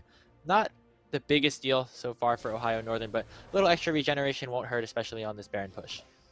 Nope, still 2 Drakes away, of course, from the Soul. Got a minute 39 on this Baron push, and now it will begin in earnest after they spend a little time to make sure they can take the objective. Does trying to start taking some camps, trying to create some vision in the bottom side of this bottom lane. He'll probably group back up with his team as they go towards this mid lane tier 2 turret. Aggression needs to synchronize this wave, so they'll give one up to create the vision line. They'll wait for the second one to push on in, and they will use that to start hitting these turrets. Yeah, and once again, we see Ohio Northern kind of in a cross map situation in this 1-3-1. You know, the team composition is still kind of more favored towards some of these more team fighter picks.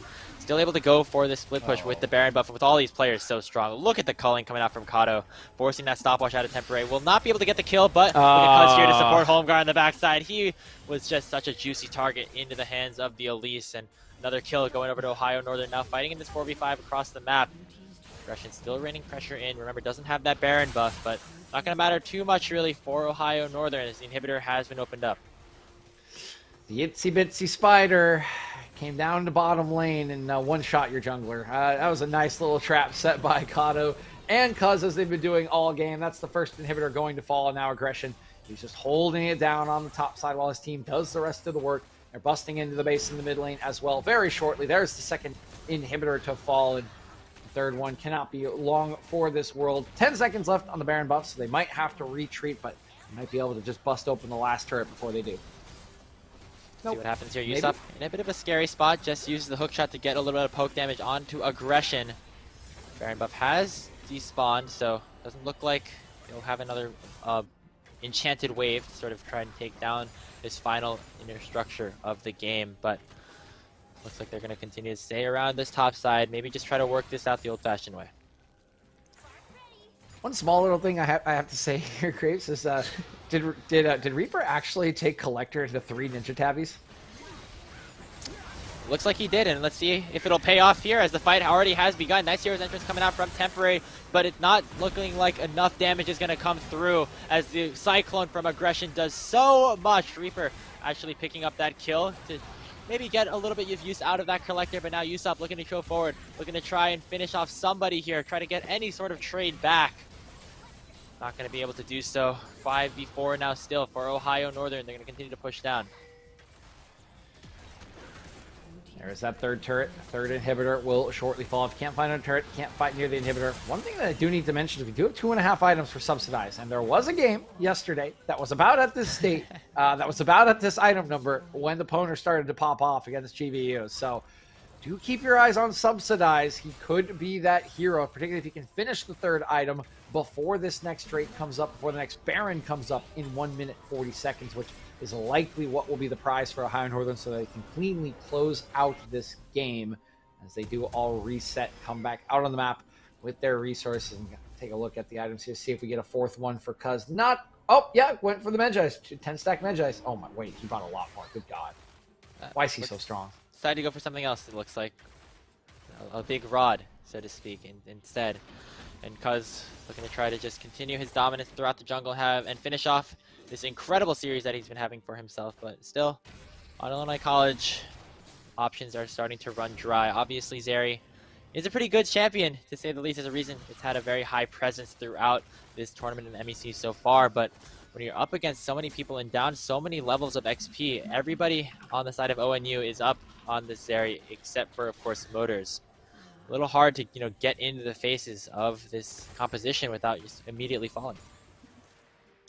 Yeah, it's going to be really, really tricky. If we're looking at the triggers right, we got to have some sort of Camille Galio to start it off. Find a member to pick off, see if you can land on a couple of people, and then keep your Zeri safe so she can start to stack it up. There's the engage. Big combo coming out from Homeguard. Combined with the hero's entrance will only knock off one. Cuz in a bad spot. Will Mike get taken down? He will. Kill going over to Subsidize, but it's a 1-for-1 as the other jungler has fallen. Big Monsoon to try and do some healing, but it doesn't look like it's enough. The damage is still coming out from Kato. A double kill for Reaper as well, as Subsidize and Lone Force are still trying to do something inside their own fountain. Subsidize dashes forward. Can he get the kill onto the Jhin? Barely. Will be unable to do so as the curtain call has been opened up. Subsidize still trying to save this game. Zeri is broken, but maybe not broken enough. Finally will fall to the hands of aggression as the exposed Nexus will signal the end of this series. A beautiful one at that for Ohio Northern as they complete the 2-0 sweep.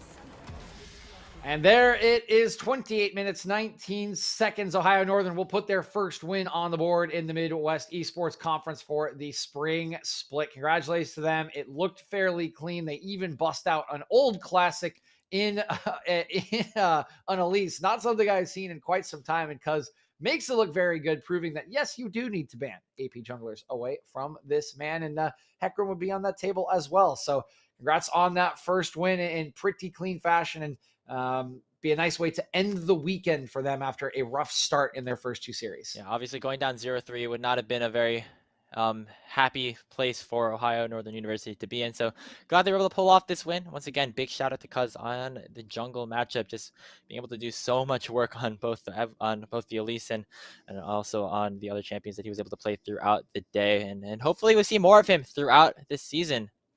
Looking to just continue to get more and more respect for this Ohio Northern composition.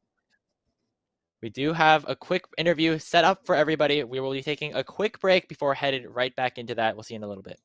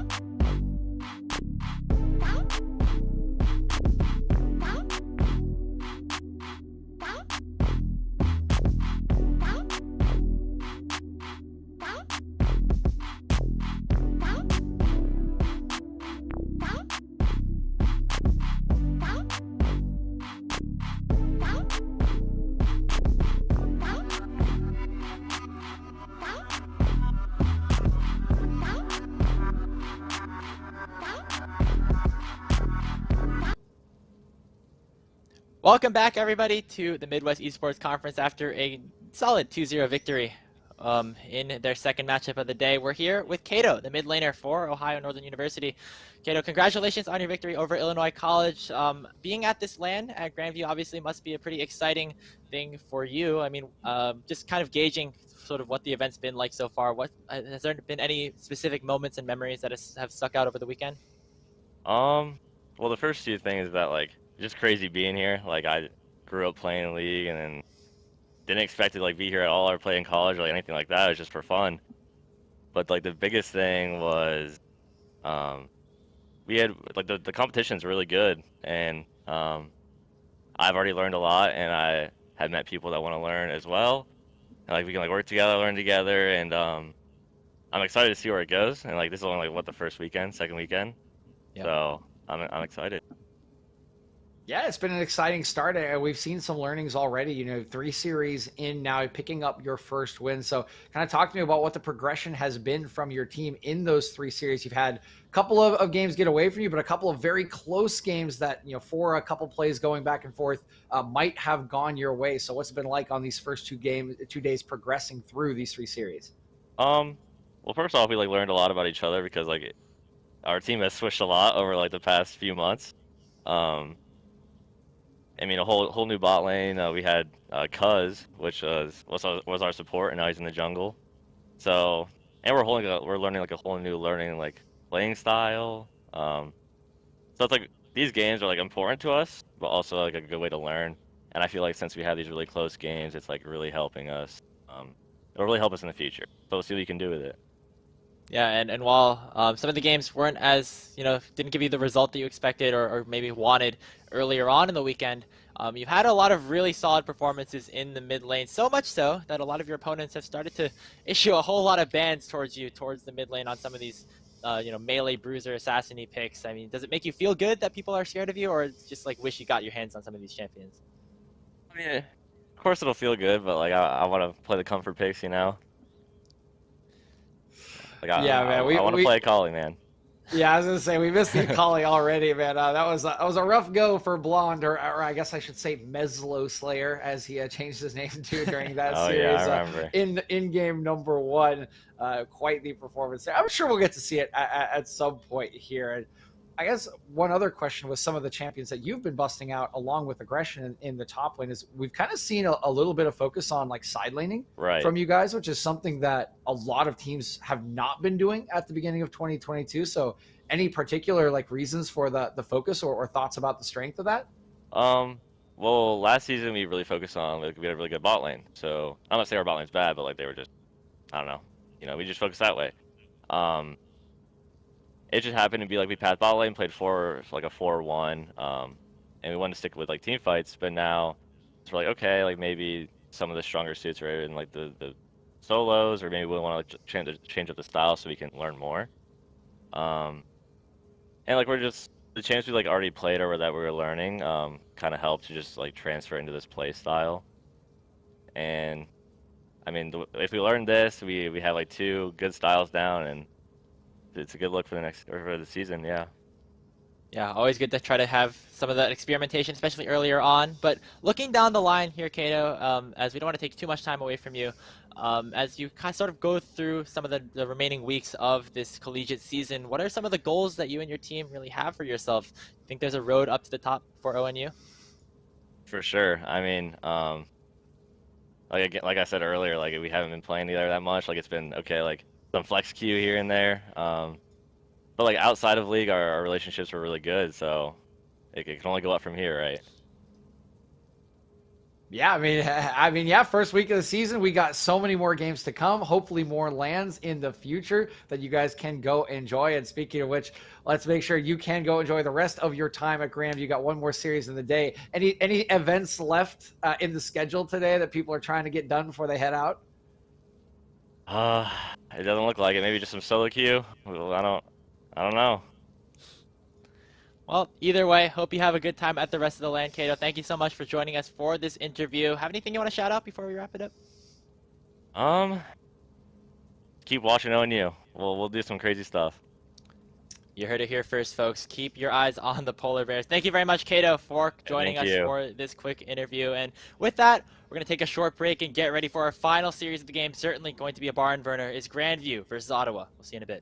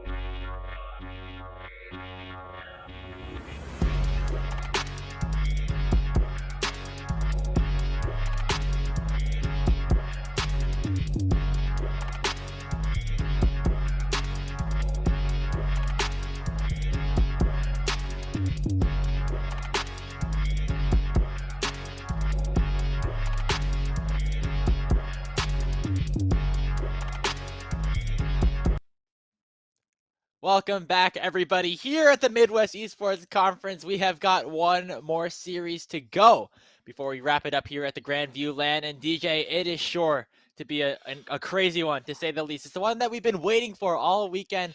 Teams, with the tension's been building, everything's been going. It's Grandview University up against Ottawa University. DJ, these are the two teams that we've touted as some of the best that we have here in the region. And for Grandview, the hosts, of course, here to try to defend their title up against a new contender. Yeah, I was gonna go zipped up on this vest, but it's getting a little too hot and spicy in here, right? We got the vest on. I got the wristbands on for the last game of the day, the last game of the weekend. And I am so excited for this series between Ottawa and Grandview, and in particular, and I think everyone is. I mean, we were just talking about it, right? The amount of banter that has been going on between these two teams, the two coaches leading up to the series, has been immense. Of course, one of the players, Blonde, even changed his name to Meslo Slayer in one of the games before getting absolutely schooled by Coda, and then was called out on Twitter for changing his name to Meslo Slayer. Somebody mentioning, I think he's still stuck in Diamond or something like that, while Meslo's in Masters. So there's a lot going on. There's a lot riding on this game, a lot of egos, a lot of pride, a record, of course, and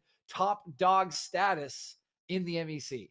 I think literally, if you go on Twitter at any point in the past couple of days, if you scroll a little, at least in on my Twitter, I don't know about everybody else's, but if you scroll a little bit, you'll eventually run into either somebody on Grandview trash talking Ottawa or the other way around. These guys have been going at each other. Obviously, pretty good relationships, I think, between all the players and coaches. Everyone really mutually respects each other, but they know that this matchup is very important for them to try to establish dominance early on here in the MEC.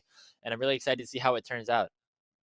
I am so excited to see how it does go as well. And of course, as we do get ready here, we're talking about the mid laners. They know each other super well. They are ready to duke it out. So, of course, will be the bottom laners, two of the best that we have here in Young up against Aaron. Aaron sort of seen as the kind of oldest, baddest man in the bottom lane, and Young, the young upstart, looking to take his spot as the king of that bottom lane. What it is so important here in 2022 as well. There are just so many great storylines in these two lanes alone. That's not even talking about the rest of the map that we still have to get through.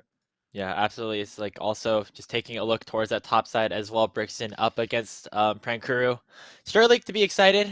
I'm not sure if we're going to see another Warwick come through for Brixton. I had a conversation with Collimer a little bit earlier before the tournament began, and he was really not expecting that Warwick to come through. So we'll see what Dreyer and the rest of the team decides to opt for here in the draft. But also going towards that jungle, it is Cold Throw and Coda going to be duking it out. Two players that have been really, really good in the games that we've seen so far, especially Coda around those objectives. We saw how they were able to play around those super well and utilize that to kind of net them some of these late game victories. And when we come to think about it between these two teams, in terms of what we've seen from both of them so far, it's kind of another difference in play styles.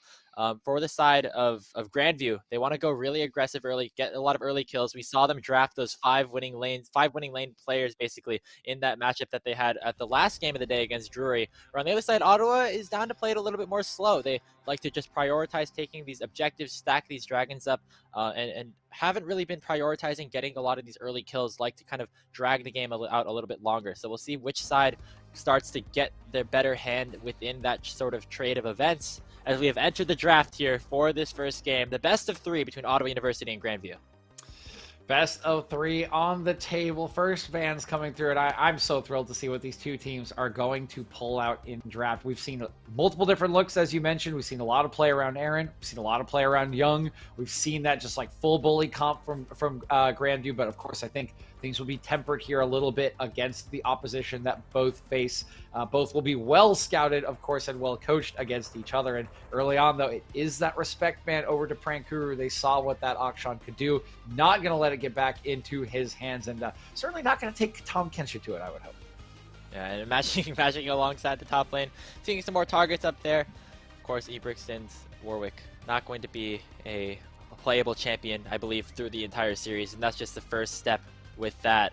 Headed to the second phase of bans, second ban for each of these teams. Ottawa going to be on that blue side, taking away that Thresh from Pluto.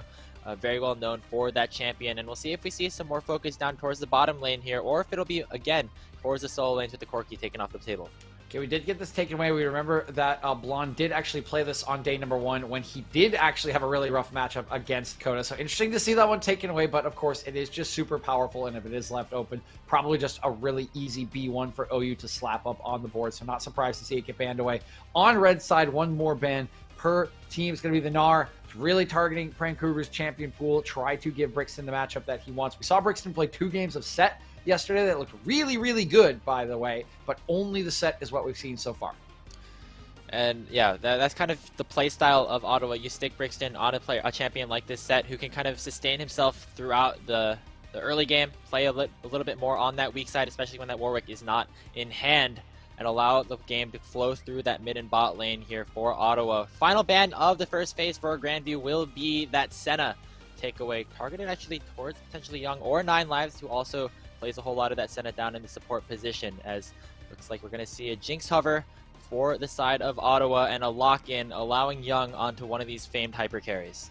Yeah, I mean, welcome to Challenger ELO Drafting 101 in 2022. If the Jinx is up on B1, you take Jinx on B1, so slap it on. Young going to get himself a very comfortable, very powerful pick, and here comes the counter to it. The Caitlyn is up. This could easily be locked in. It's a slightly different play style, a little less team fighting, a little more pushing and early game control, but it is super powerful nonetheless, and it will be locked in the hands of none other than Aaron.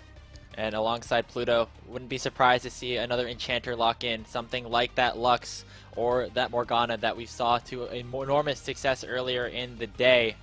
Talia, not what I would necessarily expect, but obviously the players here on Grandview have pretty wide champion pools. Instead, back to all reliable potentially here, DJ, that Jin Zhao gonna go through for Cold Throw. Woo! All reliable, baby. I am never gonna get off this train. This is like Aatrox was for top laners, right? It's just Renekton was for top laners. A lot of reliables for top laners, by the way. We'll get into that later.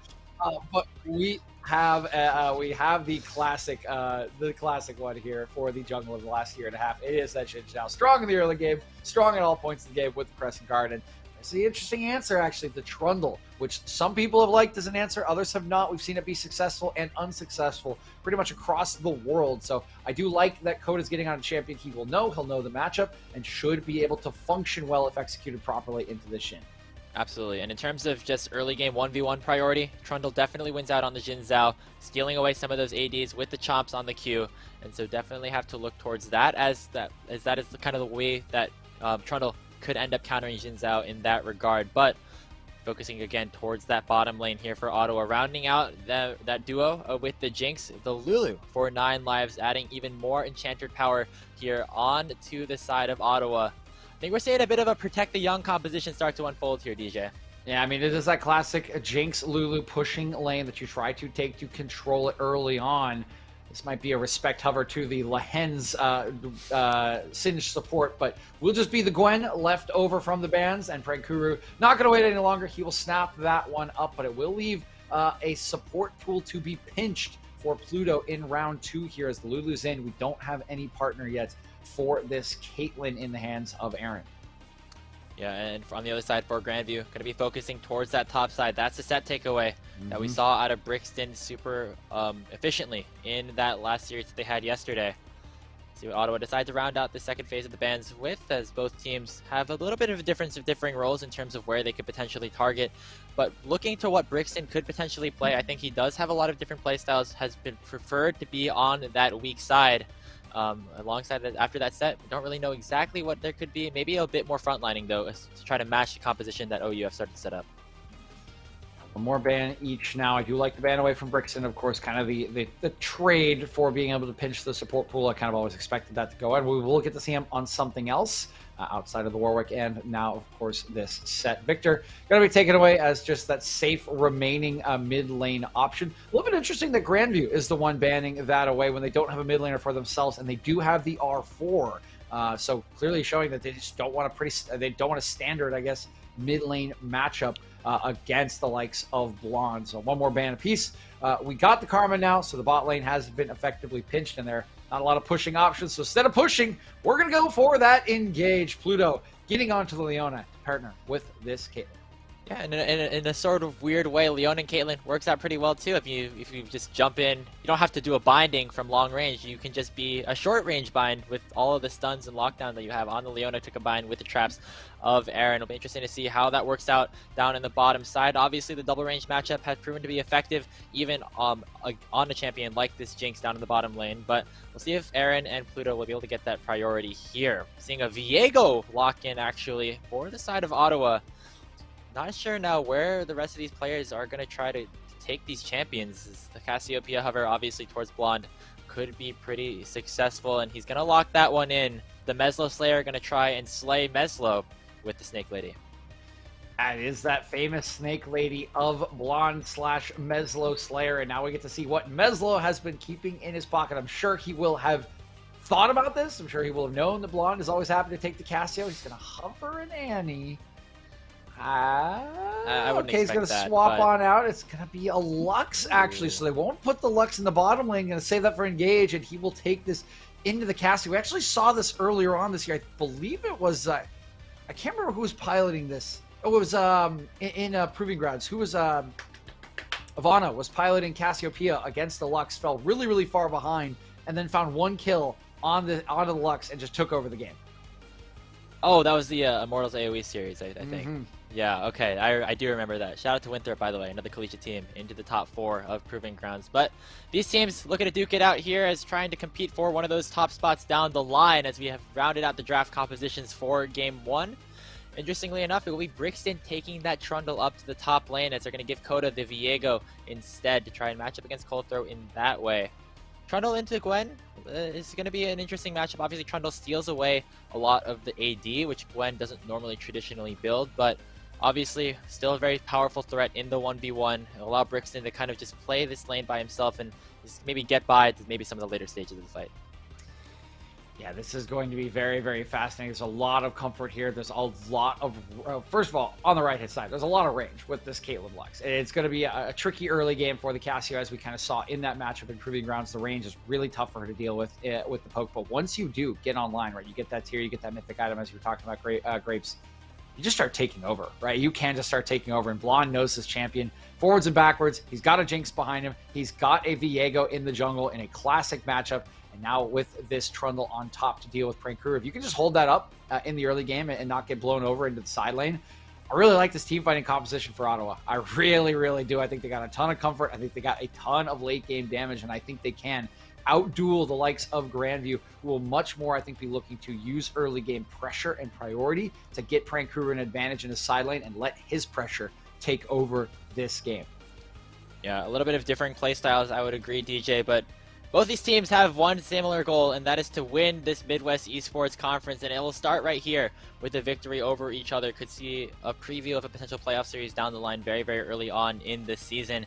And for a team like Ottawa, I mean, they're a newcomer here to the amateurs, to the collegiate space, so to speak, up against Grandview, who has been at the top of this conference for a while. And when you talk to somebody like Colomer, who has been a very successful coach in the collegiate scene in the past, you know that when he picks a team like Ottawa to try and go back into coaching, you know he has very high expectations. You know he wants to try to win, and he believes that these set of players can do that up against a team that has been traditionally strong like Grandview. So we'll see if that ends up paying off. Obviously, the team has only had a couple of weeks to start to try to get together and work things out, but a lot of promising stuff, man, about Ottawa. I'm excited.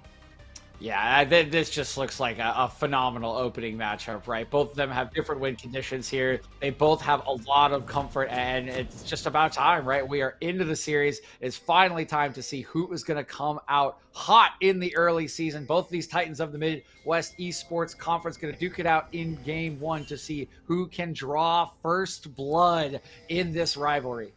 Here we go. Ottawa on your blue side. Your hosts, the Grandview Vikings, on the red. For the last best of 3 here this weekend at the Grandview Land. Once again, thank you to everybody who's been tuning in and been hanging out over in Des Moines. You're having a good time. Standard 5 point for the side of Ottawa. On the other side, Grandview trying for a bit of a 5-stack down bottom, just getting some extra priority there in the bottom side of the lane. You see this a lot out of these Caitlyn lanes, just trying to get that early vision and prevent that early priority from going over. But Ottawa actually going for a bit of an early invade on the red buff. We might see some action here, DJ. 3 members here hanging around. Oh, here they come. There's 2 and 3. Oh my goodness, there we go. They started on a little bit here. Frank Drew just chunked the half HP. No, you can't do this to us. Oh man, the rest of the team starting to gather around here. That red buff spawning in about 10 seconds. I would not expect Otto to really commit for this, as they are at a bit of a numbers disadvantage for the moment. But here comes Coda and Brixton back over to the objective as it ends up spawning here. This is a very tense situation here, DJ. Yeah, they're still just hanging around. I don't know how much longer they can. They're trying to be a threat. He's still here. He's actually on his he's on his Raptors. Like, what is going on here? Just using they're just kind of like bullying this out. I mean, he's just gonna get an extra camp out of this, no? I mean, I'm pretty sure that's just, yeah, the Raptors potentially stolen away at least part of it over to Coda. It's a good start for him in this laning phase. So take a look top. That's the power of Trundle level 1. Also has the exhaust in that lane for some extra combat power, but down to the bottom side, Young already forced to pop that cleanse. Pluto showing immense priority here with the Zenith Blade as this bot lane for Grandview gets the early advantage. Yeah, didn't even have the Q yet. No ability to stun. Still gets the cleanse out of Young, as I think Young's just trying to shove this hard as he can, get level 2, and then get back in control of the lane. Aaron and Pluto fighting back as hard as they can, but it looks like it will get in as Young ticks that level. Seeing Colthrow potentially path towards this bottom side, what you traditionally see with that Caitlyn on your team. As he's going to go for that standard red-blue Gromp to hit level 3 as fast as possible. In the top side again, Brixton doing a whole lot of damage here to Prankuru, already popping the Ghost here. So we're seeing some early Summoner spells be expended on opposite sides. Doesn't mean a whole lot of kills are going to go over just yet, but means some explosive fights down the line. Yeah, very nicely done by Brixton, right? Showing us only the second champion he has this weekend, and nice ward from Prankuru will keep himself alive at the potential gank, knowing he's in danger with where this wave is. And look at he's just kind of yeeting on out of here. Meanwhile, bot lane. Gank in the bot side, Pluto going in. Young doesn't have that cleanse and no longer has the flash. Colt, they're going to dash in with the audacious charge and pick up first blood for Grandview. And there it is, getting down to that bottom lane, that heralded bottom lane we were talking about. We've talked about it being the focus for these kind of teams in early 2022, and it is Grandview that strikes first. Colthrow loops on around. They find the critical kill onto the cleanseless Young, and a nice start on this bottom side for the reigning champions of the NEC. Really good stuff. Great pathing by Colthrow as well to get into position at the right time. Brixton has to probably escape here, as Prankuru did use a teleport to pick up a Dark Seal and get back into the lane. Likely will just be a trade of those Summoner spells, as the reset will come through for the Trundle. Has that lethal tempo as well, so the dueling power still will be there. We go for the recall. Get that teleport back in. Has a couple of extra attack damage there with the longsword as well. Right now, Grandview strike first here in this game 1. Still a very tense situation. Anybody can still take this game. Has not blown wide open just yet. Colthrow will have the advantage here in the jungle matchup for now. Colthrow just with that extra first blood, hasn't lost out on any camps just yet. We've yet to see Coda really make a play outside of that Raptor a bid early on. Got spotted out on that clever ward from Prankuru, who still somehow has a CS lead despite this wave just being kind of like frozen right in front of him by Brixton, who still has that exhaust and still will have the advantage in this 1v1, considering the Ghost and not the Ignite was taken by Prankuru. And the Ghost still on cooldown as well for the top laner of Grandview.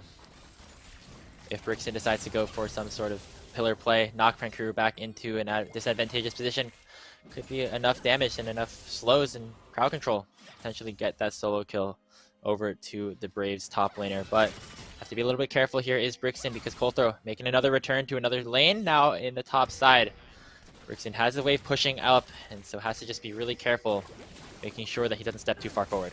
I'm not sure if he was spotted at all, but the pings are out. I mean, Brixton knows he's here. There is a control ward in that bush, so I don't think he saw him on vision. He just suspects it. Very nicely done. Good read by Brixton. He will not get ganked, and I think Colthrow will just at least be here to allow this to shove in and get control of the lane back over to Prankuru after a long freeze from Brixton.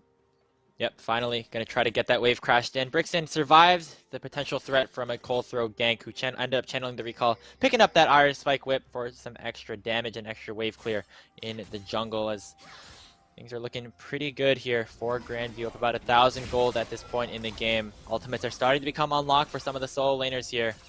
That's when you got to start wondering when a lot of the fights might start to erupt even more. Yeah, Brixton hitting that level 6. We'll shove this in. Nice little Pillar for the road here, so he'll likely be heading for his first base with quite some gold in his back pocket. Be feeling really nice about that early laning phase. So finding, no, nothing much. Yeah, I don't think Meslo has too much damage just yet. Only has an Amp Tome to his name on top of that Doran's Ring, so probably wouldn't have that one-shot potential until he gets a little bit farther ahead, potentially. Still gold rather even here. First Dragon going to be struck first here by the side of Grandview. Coldthrow going to pick up that Hex Tech. And now another aggressive trade here. Hex Flash forward from Pluto. Will not be able to land the Zenith Blade. Yeah, and I mean, nobody even blinking as that first Drake goes down. Graves just like, everyone just kind of doing their thing, and Lander's just like, okay, yeah, he's taking this Drake, we're totally fine. And Hex Flash for Zenith Blade, okay, doesn't connect. Okay, we're still, everyone's just like laser locked on their matchups right now. I feel like they've been waiting for this for like 2 whole days, and they're finally just in the zone to try to stay on top in this matchup. And it's good to see Grandview get these priorities around the objectives early on in this game. Obviously, that was a big winning point for Coda and the rest of Ottawa throughout their win yesterday. And so not having that win condition, I mean, a different playstyle potentially for the Braves.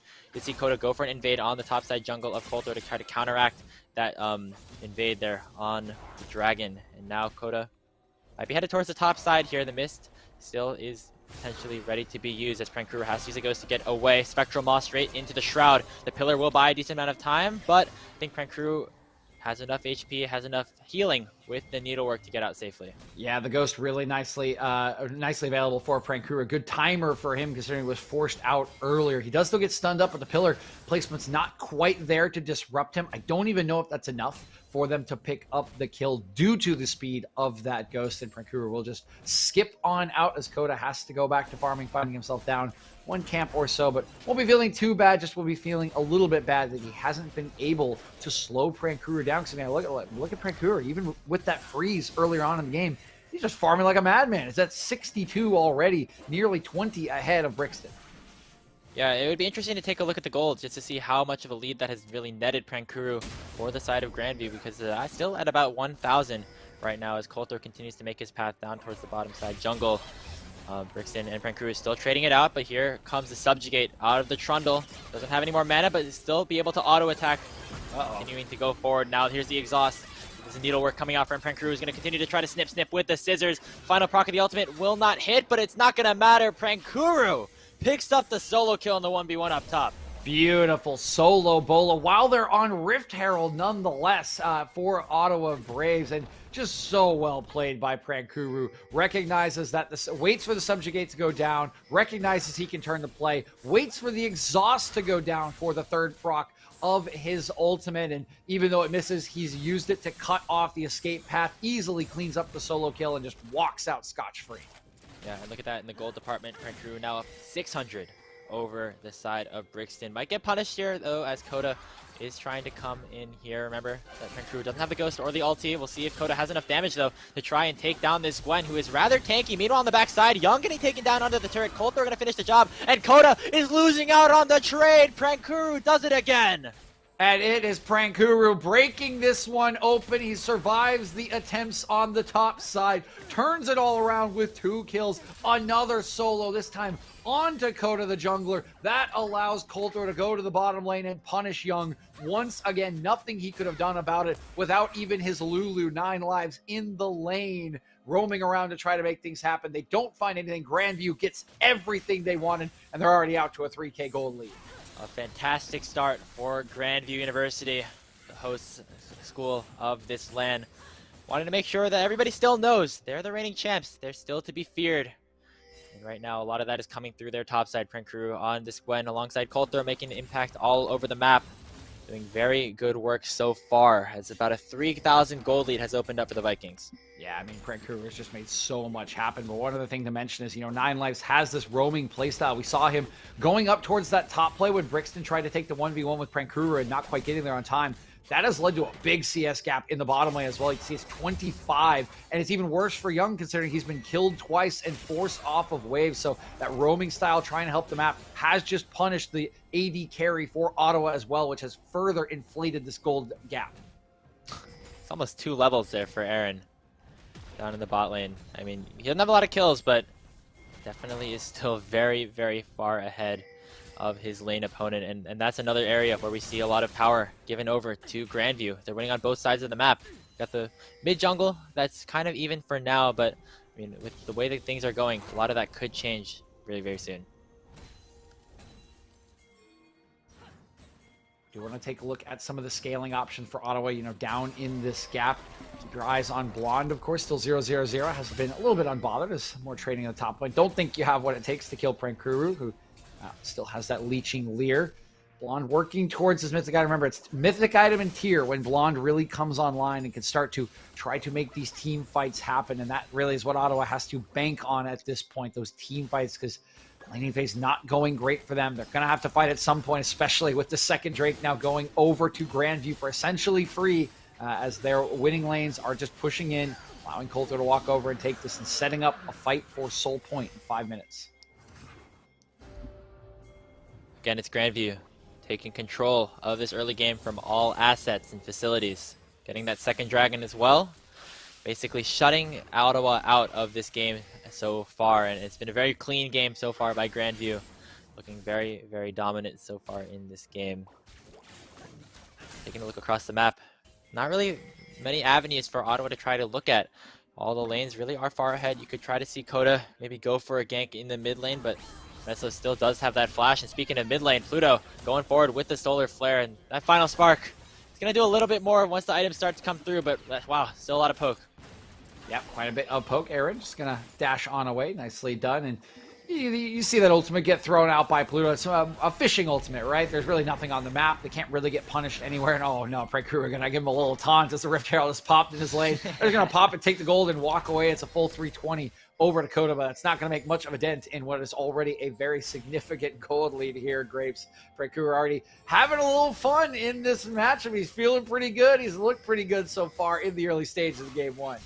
And it'll continue to keep getting better and better for him as we keep going. But Coda now in a bit of trouble here, trying to take his own blue buff. Coulter going to dash forward as well. Heartbreaker out, but the flash to follow. The ignite will finish the job. Pluto gets the kill. And Pluto roaming about the distance of Pluto when you compare him to bottom lane. Shows up at Coda's blue buff. Coda doesn't expect it. He's got to be frustrated, Graves. I mean, every play he has tried has been turned around, and now he's got the enemy support all the way in his bots or his topside jungle. Completely unexpectedly, he's just getting shut out of this game now. Yeah, and it looks like Grandview might be looking for a bit more here as Prankuru pops the ulti onto Brixton, who does not have that flash because he took the exhaust in the 1v1. One more shot from Cold Throw will finish another kill for Grandview. 6-0 as the plates are about to fall. And the Grandview Goon Squad is now fully online. You just got the support and the jungler roaming around freely, getting picks, getting kills, and we've been talking about the team fight scaling, the team fight ability of this Ottawa Braves side. Well, I got bad news to you, Grapes. They're not going to make it to any team fights at this point. They are just getting run ragged around this map by the macro of Grandview. Give props to Pluto and Coulter. They have been making so many things happen with a little bit of help from that power position in Prankuru. Look at that damage coming out from Aaron. He has a serrated Dirk in inventory. I think we might be seeing sort of collector build potentially unlocked here for this Caitlyn. I really like the Caitlyn Lux duo, even though they're not in the bot lane together, just for the sheer amount of pick potential from such long range you can have with the ace in the hole. If one binding ends up hitting, I see these targets really are able to just melt almost instantaneously if they're caught in the wrong spot. Oh yeah, I mean, we're working towards that mythic item. We have it first for Blonde, still waiting for it to come through for Meslo, but he can't be far away on 155 CS here. So probably waiting for his next base timer, and then he will really start to dish out that poke. But a little ironically, right, okay, hold on, I think Brixton's fine here. Yeah, okay, good pillar.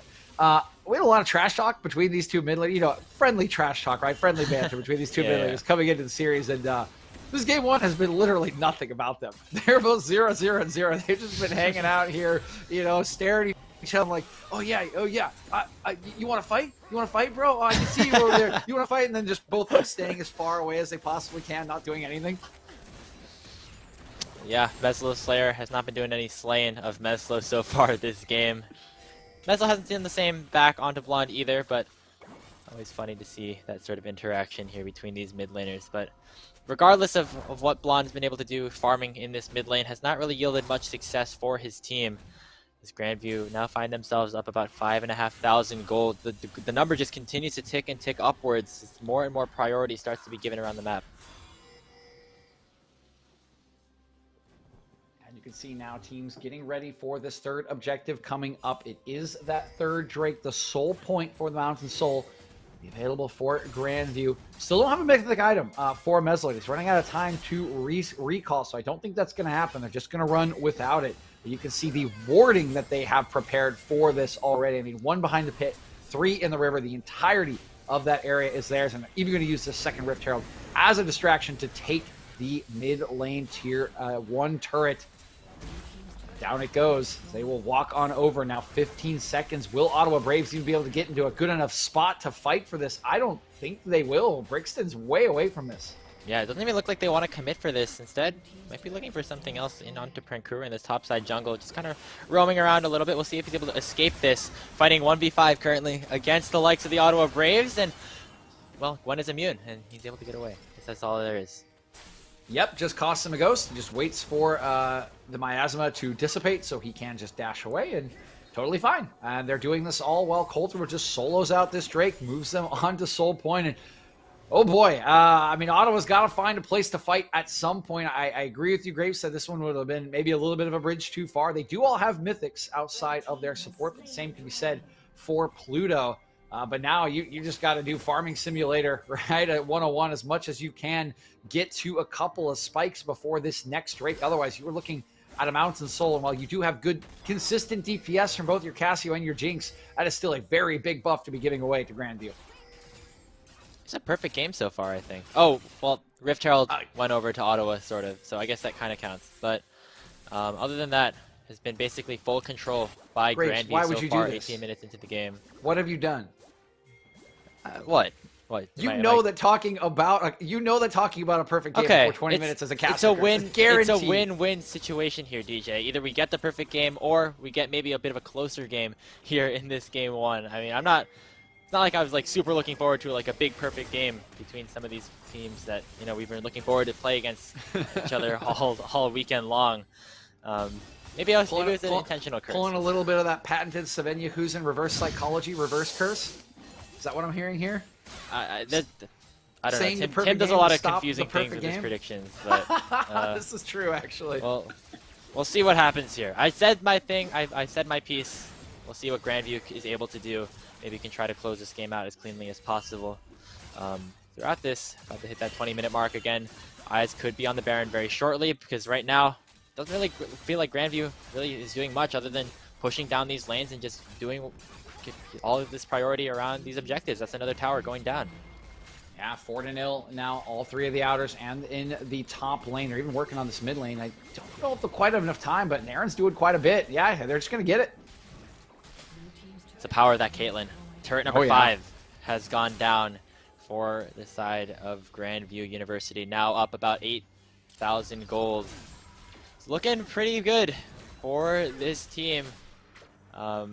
They're just looking to continue to try and go through the steps of what would be a very clean and convincing victory over the Ottawa Braves. Have to take a look at the Dragon timers again. About 2.5 minutes. We're about halfway through that respawn. And the time is ticking. That clock runs out. Ottawa has to make a move.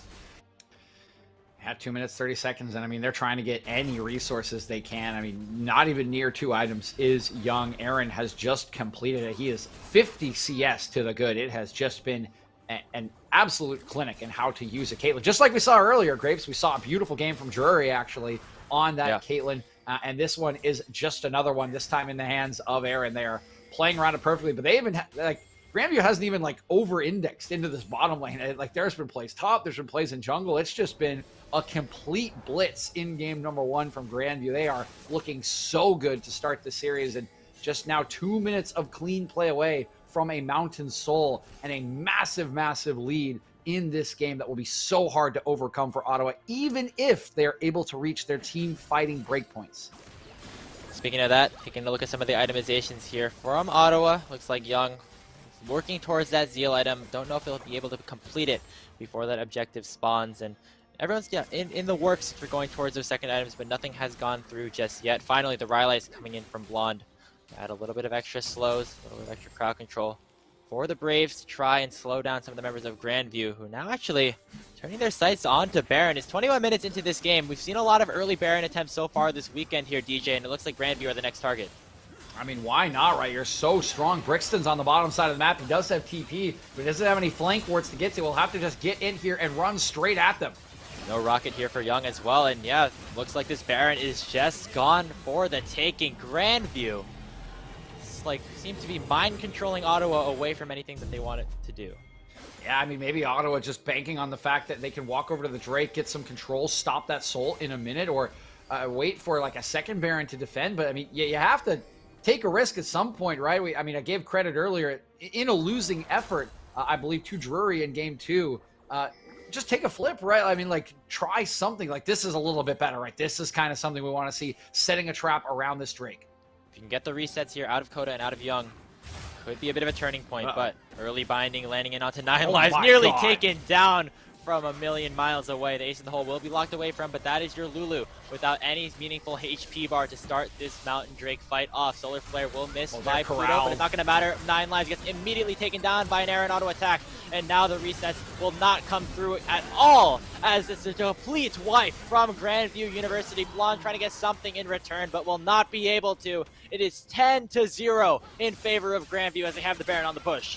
I mean, is this a perfect game? Like, now I'm on board, Grapes. Like, this is an absolute slaughter in the bottom jungle, and beautiful initial play from Aaron, from Meslo with the poke. They just completely corral them. There's nothing they can do. They barely get any damage out. The base is going to break. 2 inhibitors will go down. The Mountain Soul will go over. I mean, we are not far off here. One more just clean engage, and it is all over with perfect game minus the asterisk on the Rift Herald status. Yes. What a statement coming out for Grandview in this game. Have not given up a tower, have not given up a Drake, have not given up a kill. They pick up the Mountain Soul as well. We'll head back to base, pick up some more resets. Maybe look around with a minute left on this Baron power play to maybe make another push.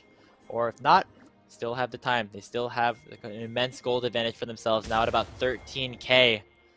It's hard to imagine a situation that Ottawa is able to come back.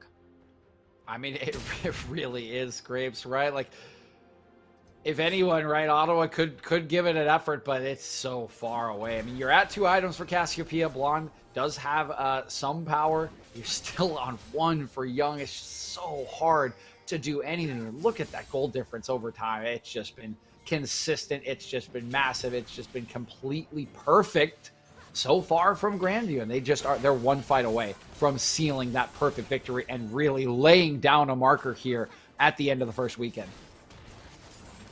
Only 1 more inhibitor turret to go, and that is the one up in the top side. They'll get 1 more wave of Baroned up minions before the buff will expire. It's been a 5k gold lead in terms of the Baron power play for this Grandview lineup.